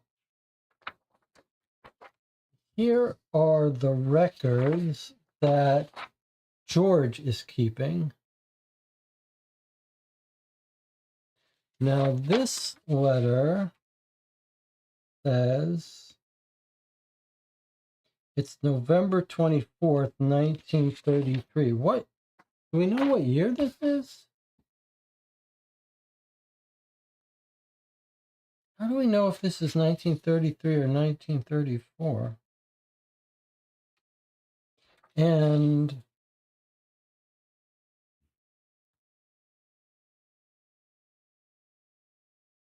$6:00 tomorrow. Okay, let's write this down. This is, with all the translation, it seems easy to get this wrong, but she's meeting, Viola is meeting her darling at 6 p.m. Come on. At 6 p.m. on November 25th, 1933. A year before she's killed. A year before she's killed, she's meeting her darling on November 25th at 6 p.m. in her dressing room.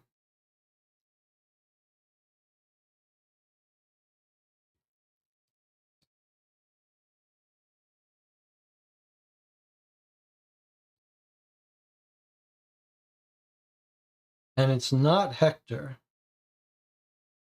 And we know on this same night,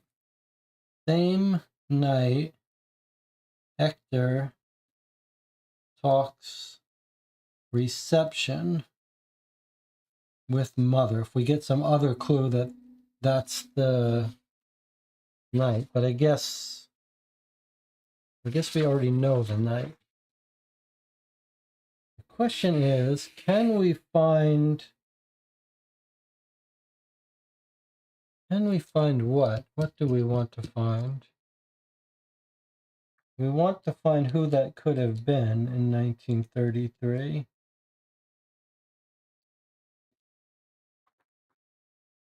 We don't know. And we don't know the significance of these records. Anna says, Hector needed her as a beard, so maybe we can rule him out as the killer. I mean, we have other good reasons to rule him out, so that's pretty good. He doesn't have a motive, and he dealt with the breakup pretty well, the breakup. So yeah, he doesn't really have a motive, and he seems to have an alibi. So yes, I think we would rule out Hector if we had to make a choice. But we don't yet. We still got some more evidence. So let's take a look at what this is. So these, we believe, are George's receipts. We know he's been cooking the books a little bit. I think he's using a code here for some of these. I think this is his musical code. So musical notes, but he's using it as a code when he does illegal stuff.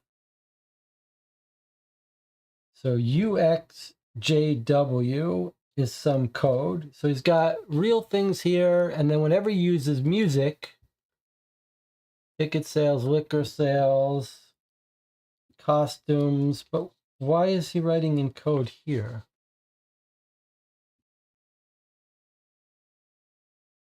Is that code UCLIRH? Even without any music note? Costumes, this is not code. It's you can't something like what, this is one of the play's names. Okay. And then here is code. Gas and electric. Ticket sales. Donations, replacement instruments, food, telephone, duo royalties, and here he is using his code again. This could be a shift. 1816, I'm not sure. Let's just keep going again. Donations, ticket sales, Cadence Thanksgiving dinner, cast and crew payments for this show, whatever this acronym is. We've got amounts. What has he got in his notes here? Send Cole another thank you, even though it wasn't that good. Christmas season bookkeeping, everyone away. PCL fees, something an hour, cover for Olga. Don't know what that's about. And here he is writing again in his code, 25.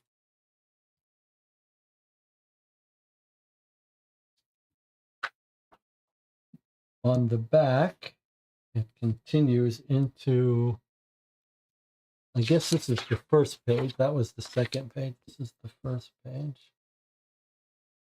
Marketing for this performance. Okay, liquor sales, ticket sales, script printing for display. I forget what it is. You can't something. Legal fee, viola contract. How much did he pay for that? $15. New spotlight. Liquor. Here's his code. More duo royalties. Payment for finalized posters. Liquor sales, donations. 30% something. This is his illegal cooking the books.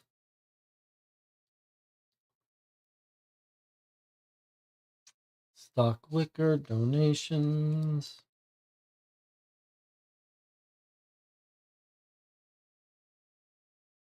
Duo party, wrap party. Food. And then here, maybe a clue to how to decode. Here he says, everything's going to be something. Okay, you can see what's happening, can't you? Look what's happening. This is every third letter is replaced. Every fourth letter is replaced. Every third letter is replaced. Because this is going to say everything. And every third letter, E, F, G, H, I. It's +4 to every third letter. So the E turned into an I, and then R, Y, and the T turned into an X, T, U, V, W, X, +4. Everything, the K is going to be another fourth letter, which got turned into from a G to a K, and then 3 letters are the same. O-I, and then N turned into an R, G, T is fine. The O got turned into an S, and this is going to say okay. So you can see every third letter is changed, and then the K and the A. So that's the system. The first number says every nth letter gets increased by this amount. So now we know his code. Every fourth letter gets increased by 8. So get in touch with, and this is H got plus, or something got plus 8. All right, so we know how to decode his message now. Music from plays, seldom at the door. All right, we now know his code, and we can decrypt it. We have to decrypt it. Well, I can't be blamed for having to spend time decrypting it. We said we were going to do 2 of these in one night, so let's do it. Everything's going to be okay. And then what have we got here? There's our changed letter. I guess we need to use item here.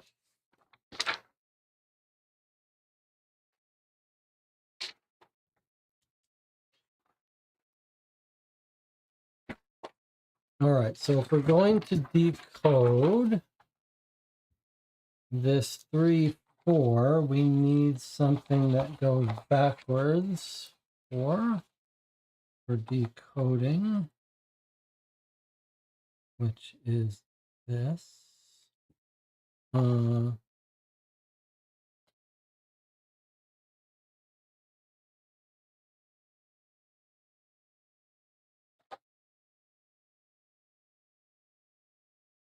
that didn't work.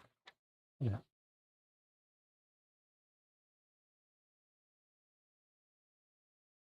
Nice to go the other way, wouldn't it? Okay. Backwards.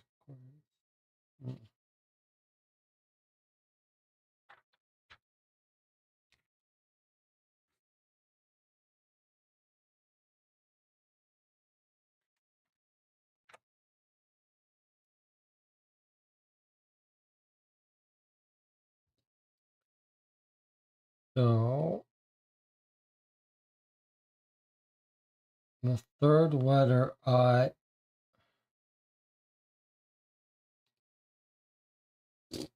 Going in the right direction.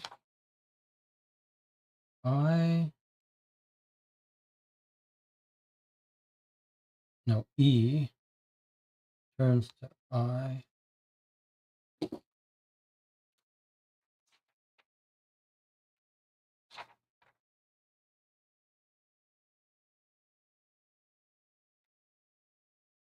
Okay. So here's our I turns into an E, our X turns into a T, H, I, our R turns into an N. Okay, everything's going to be okay. And then he says, OKA, that gets changed. Then NO, now, TH,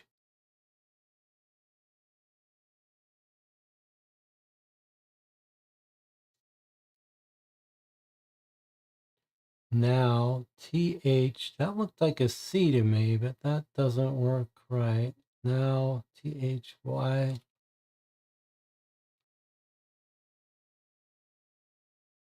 Could this be now that?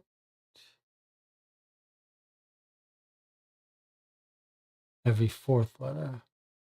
Now,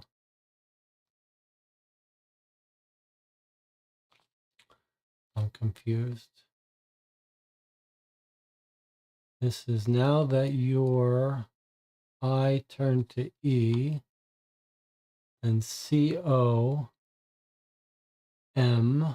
I-N. Now that you're coming back, everything's going to be okay now that you're coming back. Okay, and now the next set is by 8. 2, 3, 4. 1, 2, 3, 4, 5, 6, 7, 8.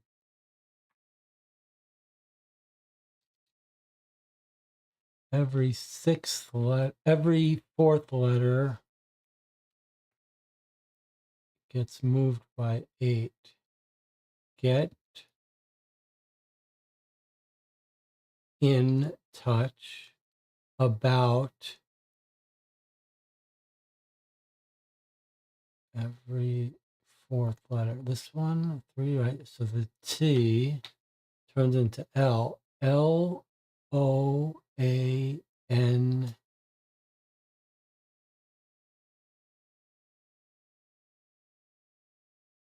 S. Loans. Get in touch about loans. I guess we're meant to do these. Maybe we can do these without even needing this. Oh. So we're doing a 6 now. 1, 2, 3, 4, 5, 6.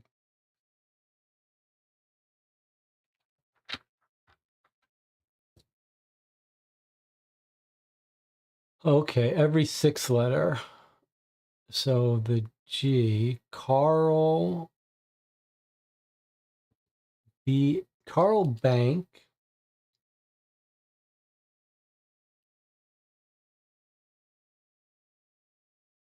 Every 3rd letter. Call bank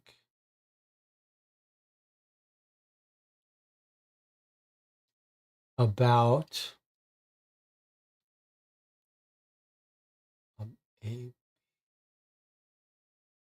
about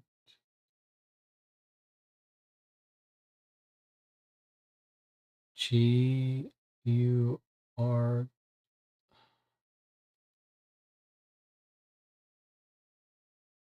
Every 3rd letter. That's probably mortgage, right? Yes. M-O-R-T-M-A-G-K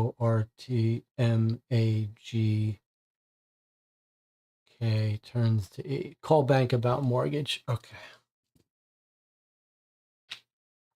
I'm sorry, there's just no other way to do this. Okay, so part of the problem here though is that we've translated these, but I haven't bothered to write down the translation. So when we come back, we're gonna, to refresh our memory, we're not gonna remember what any of this said.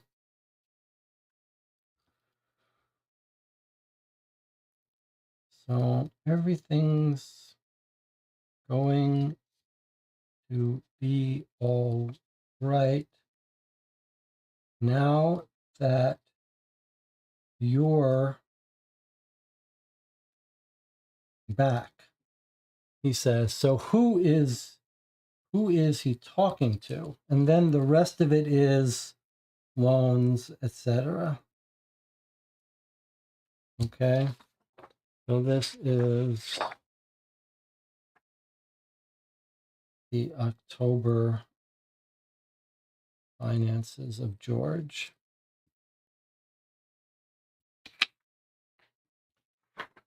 All right. Now we have to decode the rest of these messages, but they're fairly short. Here's a 2, 5. So every other letter is off by 5. 1, 2, 3, 4, 5. We're already on the 5. So let's see what this says. So B is right, but this letter is wrong, which I guess is a Z.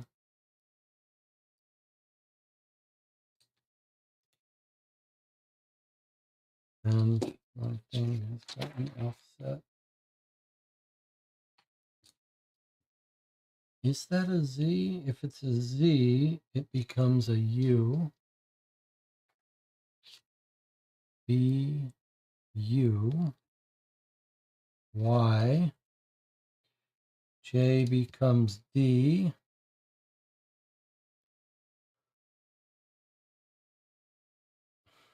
R.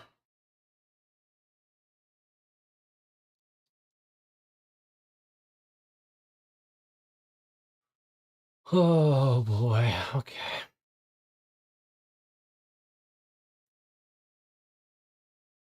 J becomes E. Buyers, he says. Buyers, question mark. And then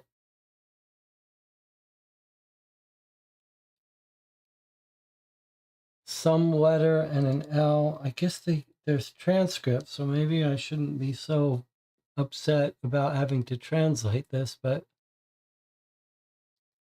I guess it's a little bit of fatigue coming in here too. C, I don't know what this is, and the L turns into a G, and then the U is by itself, and if that's an R, that becomes an M. Oh, it's Seagum. Okay, it's okay. He's just talking about his buyers. Maybe it's not important. Now we have to go and decode these occasional messages here. Here's a 1 and a 6. 2, 3, 4, 5. 6.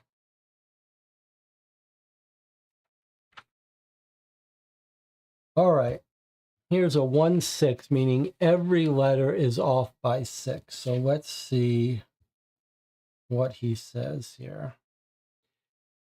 Molzy. GIRS.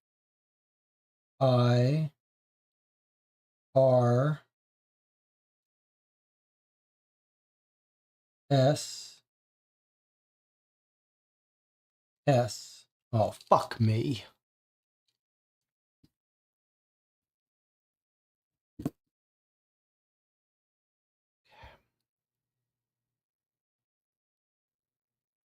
M goes to G. O goes to I.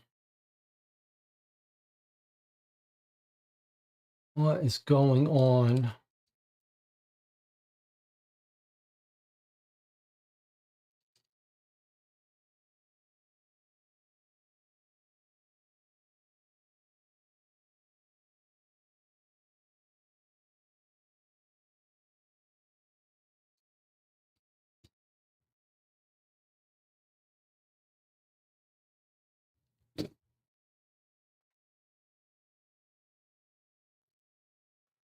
Two, three, four, five, six.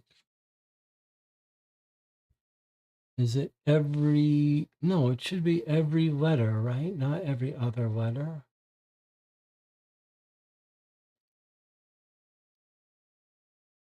M goes to S. Is that not an O?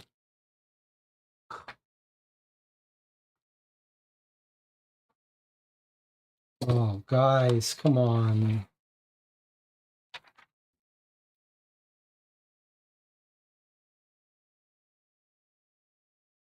S-I.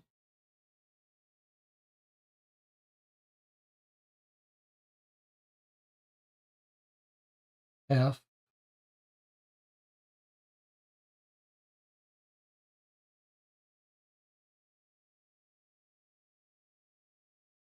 S-I-F-T.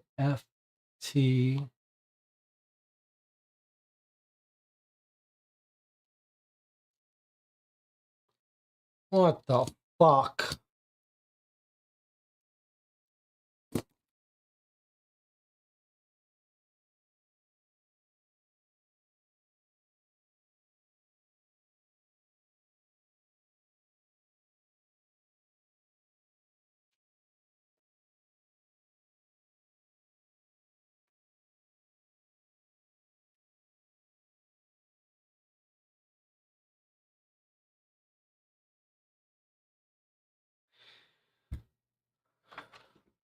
Well, it's been an hour. Let's just take a break. I'll see you in 8 minutes.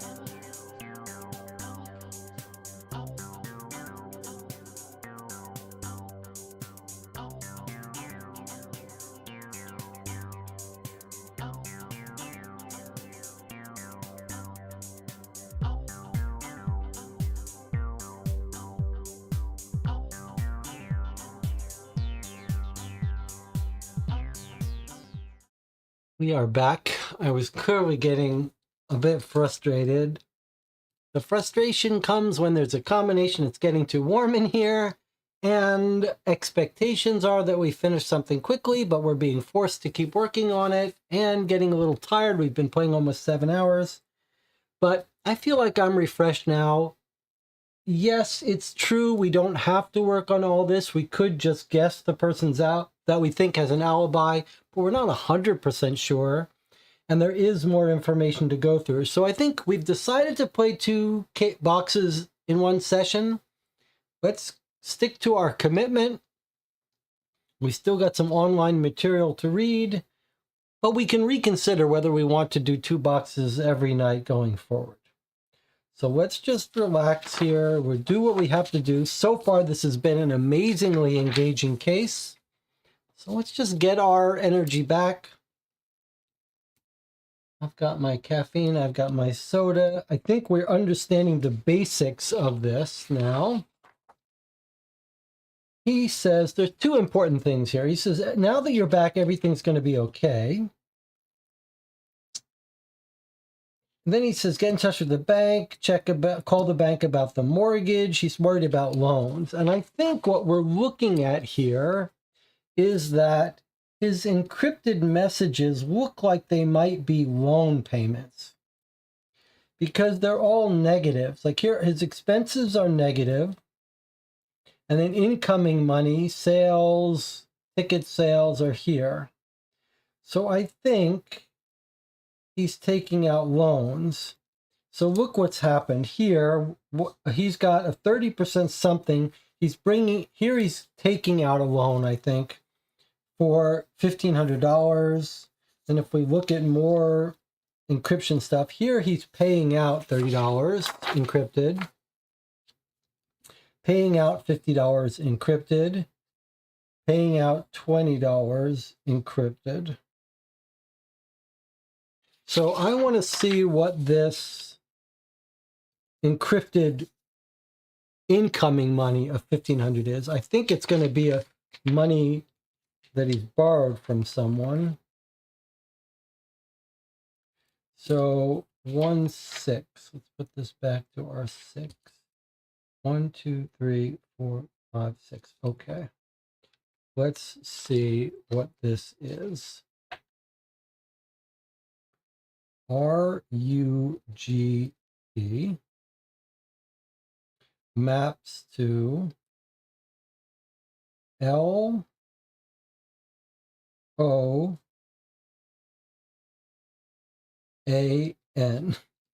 So he's gotten a loan for 30% interest or something. I think he's paying.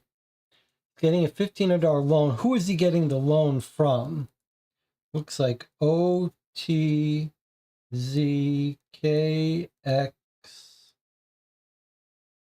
KYZ. Let's see who that is. The O turns into an I.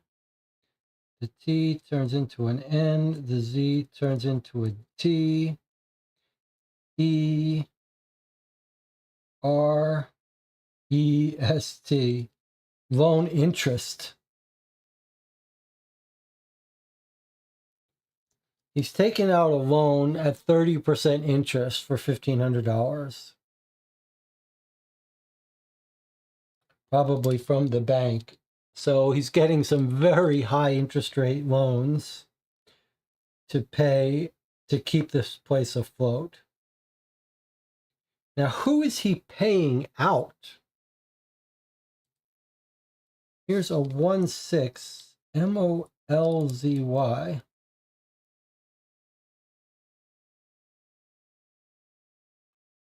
What does that? Who is he paying out? Assuming that's MOLZY. It's GIFTS.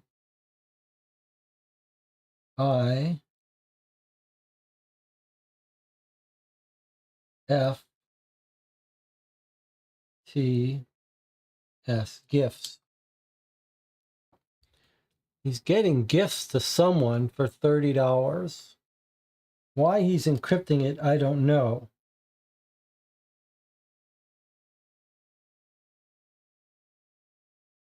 taking out a loan for $1,500. On October 12th, he spent $30 on gifts. Okay, this is our October 12th, and this one is October 19th. Okay, we're having a little bit better luck here. Let's see if we can't catch something here. Is there anything more interesting here? Okay, so more gifts. $50 gift now on November 4th.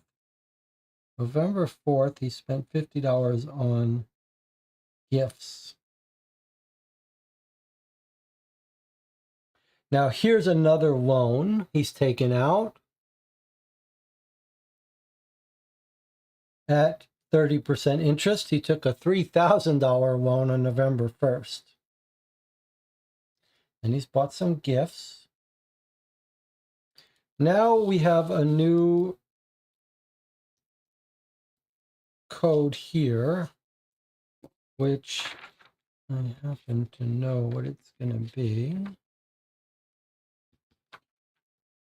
So it's a +8. So on November 16th, November 1st, he had a $3,000 loan he took out. Okay, and then on November 16th, WTOI, which is OLGA, Olga. So he paid Olga $20. Why has he paid Olga $20? I'm not sure.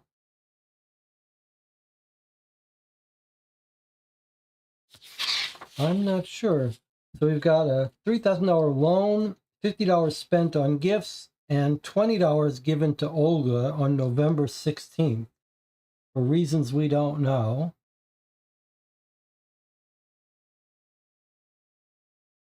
We also don't know. Oh, cover for Olga. PCL fees, $4.15 an hour. Cover for Olga.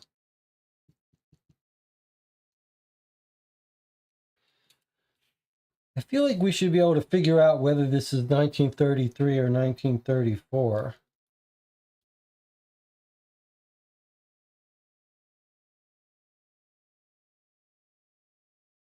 If he's paying royalties, I'm not sure what that means.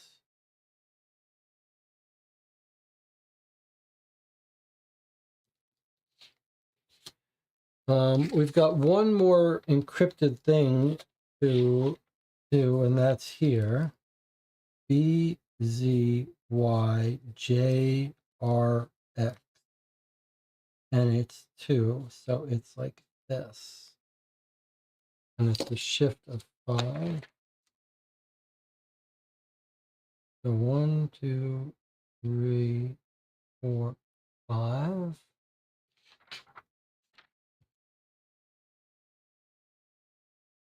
Z becomes a U. J becomes an E. Oh, this was our buyers. Buyers, and then what did we say this was? I don't think we didn't decrypt it because it was too hard to read. He's trying to find buyers. He's trying to sell this place because he's going broke. Olga is the real name of Viola, right? No. No. It's the mother's name. The mother's name. Olga is the mother's name. Is the mother's first name. So I guess bottom line here is that this doesn't really give us anything other than he had a financial reason to sell the place. He was taking out loans at huge interest. He couldn't pay them. He was giving gifts to someone, but it's not clear how, and it's not clear what this means. cover for Olga.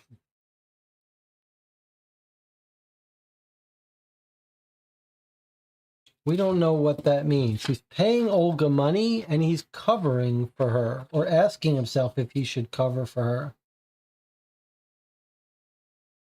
And maybe he's talking about the PCL fees. So, and we don't know who he's talking about is back. Now that you're back. Everything's going to be okay now that you're back.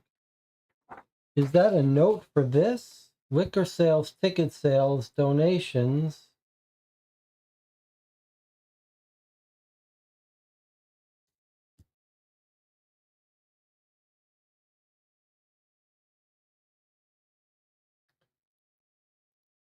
Everything's going to be okay now that you're back. I mean, he's got 7,000 in ticket sales on October 7th.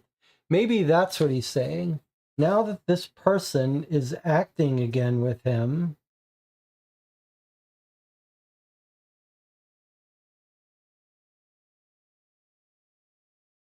everything's going to be okay, he says.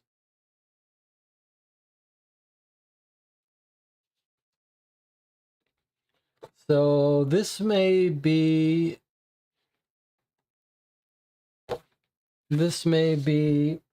that he thinks he's going to be okay. And then maybe by here, things have gone bad. By November, she's missing. People aren't showing up. And he's worried about his loans, maybe. All right. Well, okay, reasonable enough. We have now gone through all of our printed documents with some real work decoding, but reasonable enough. Okay, maybe Viola came back after 4 months. When did Viola go away? Wasn't that a long time ago? I got the feeling that we were being told about something that happened a long time ago.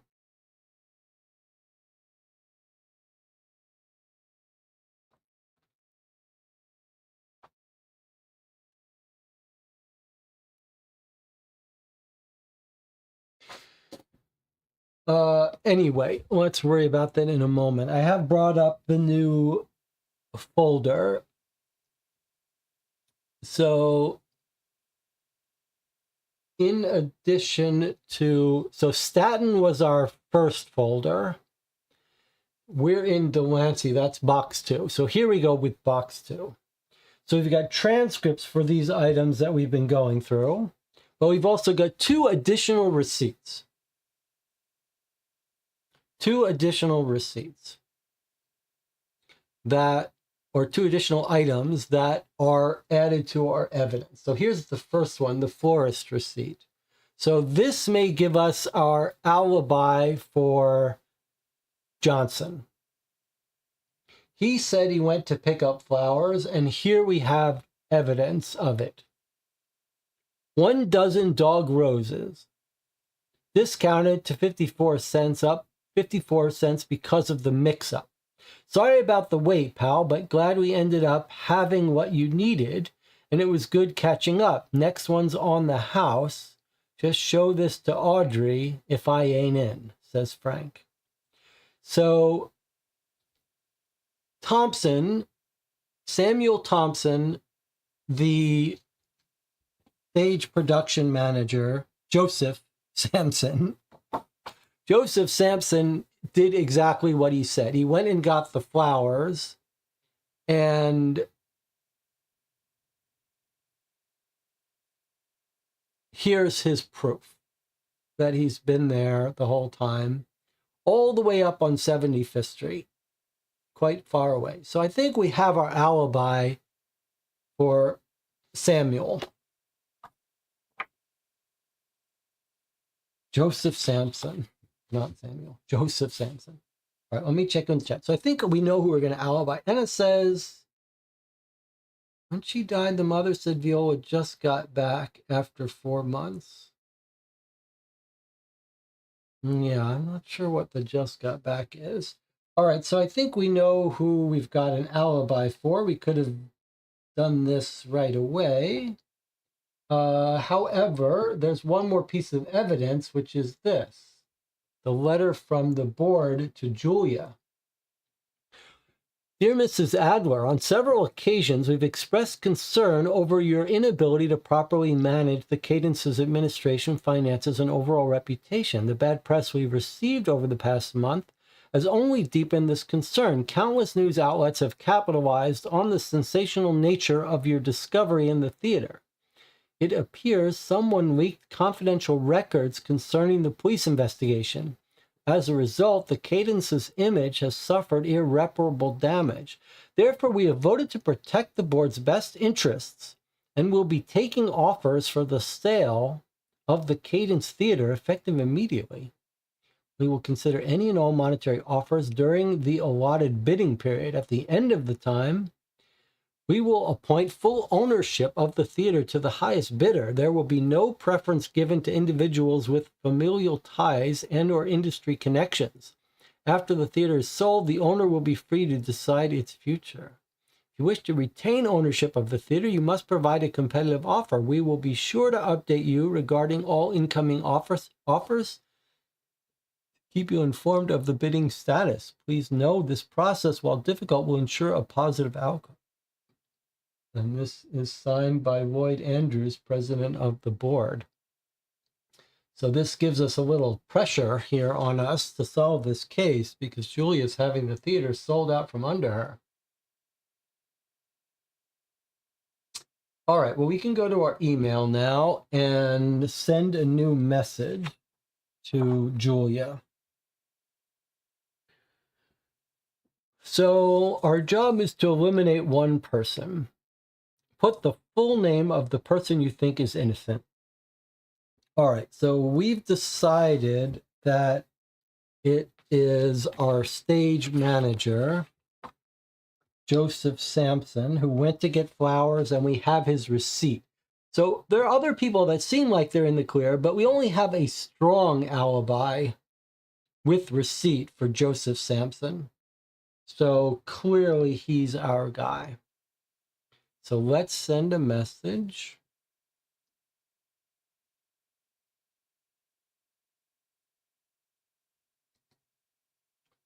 All right, and she says, put subject line clue, which it's already got filled out because it knows we're on box 2. And Joseph Sampson, and we're in caps lock. Joseph. Okay, Joseph Sampson, there we have it. And I'm not going to add any fluff to this email because she gets confused. Let's just send this off and see what she says. She is waiting for us, waiting patiently by her keyboard, ready to respond. Oh, I see what you mean, she says. Taking the time and the note on that receipt into account, we can safely conclude Joe could not have been at the theater during the time of the murder. I have to admit, I'm glad this wasn't Joe's doing. I never got to meet him, but my dad always spoke fondly of him, so thank you on their behalf for clearing his name. Hopefully you're able to clear my grandparents themselves sometime soon. I can't imagine they could have been involved in a murder, but you know, some concrete proof would be pretty reassuring at this point. I'm forwarding the conclusions you've made to my friend on the force and to the board, though the police will be much happier to know progress is being made.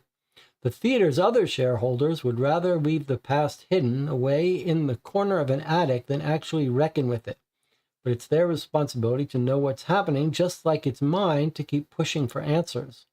You've done great work. 1 suspect down, 6 to go. Break a leg, Julia.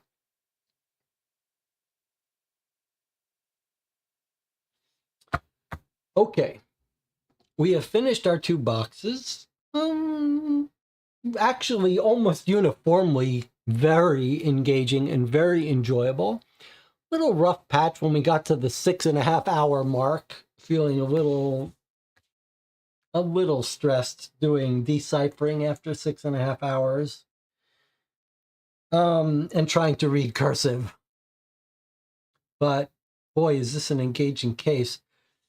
And we're left with a really intriguing key puzzle, which is, who is Viola calling darling? Who is Viola in love with? Is it Kittredge?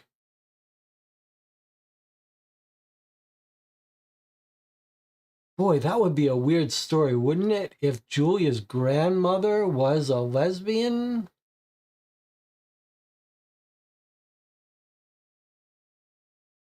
In love with Viola and ended up killing Viola?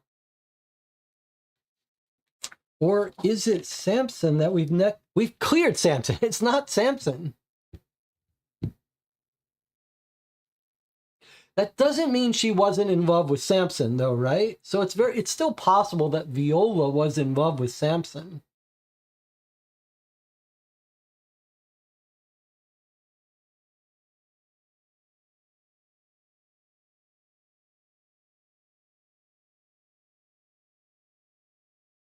Anna, who do you think Viola was calling darling? I don't think it can be George. That would be a reason for her to have to go away. Like if she's pregnant with a black man's baby, she would have to go away out of town to have that baby.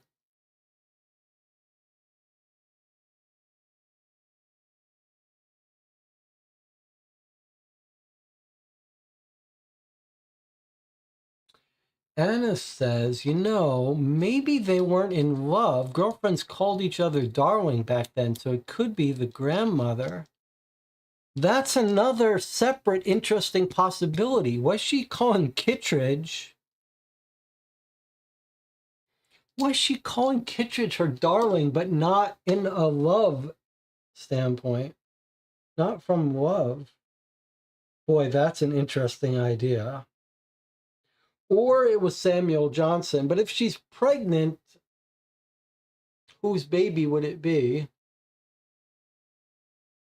There's another problem, Anna, I think, with suspecting Kittredge.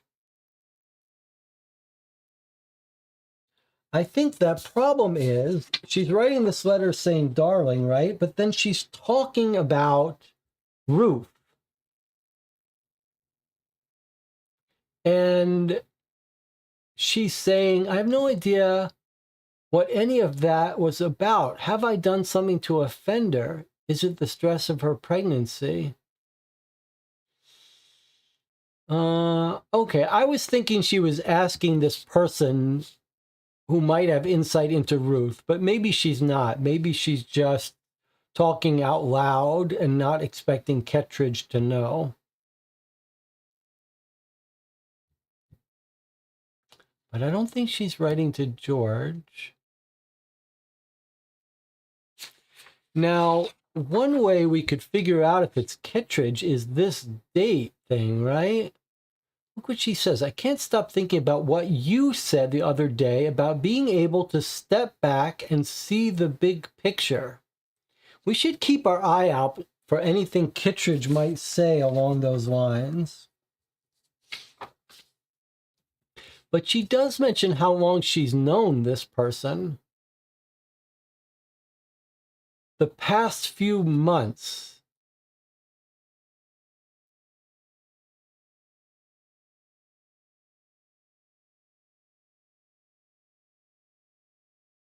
Past few months. And this is 1933. I don't think she knows Kittredge in 1933. November. Does she? When did they start? Like, she's killed in November 94. Does she know Kittredge in 1933?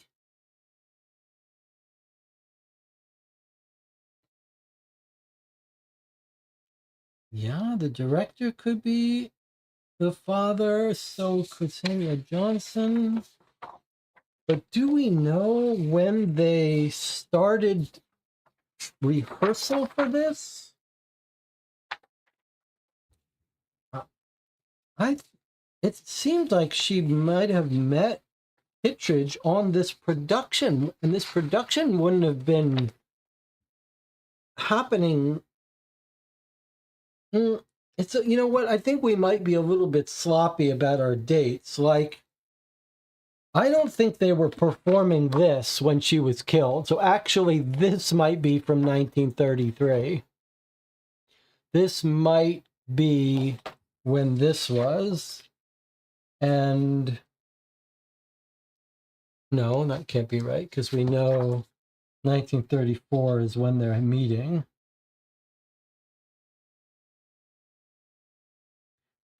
So, did she know Kittredge back 4 months before 1933?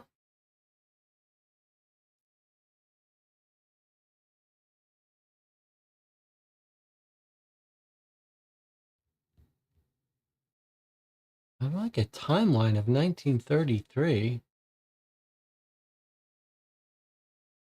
Maybe we'll get a little recap of that when we start. Maybe we'll try to make a timeline when we come back tomorrow to try to figure out where these people were from mid 1993 to November 934, 33, 34. Because I'm a little shaky on what was going on in 33 compared to 34. All right, I guess we'll stop here. 7 hours.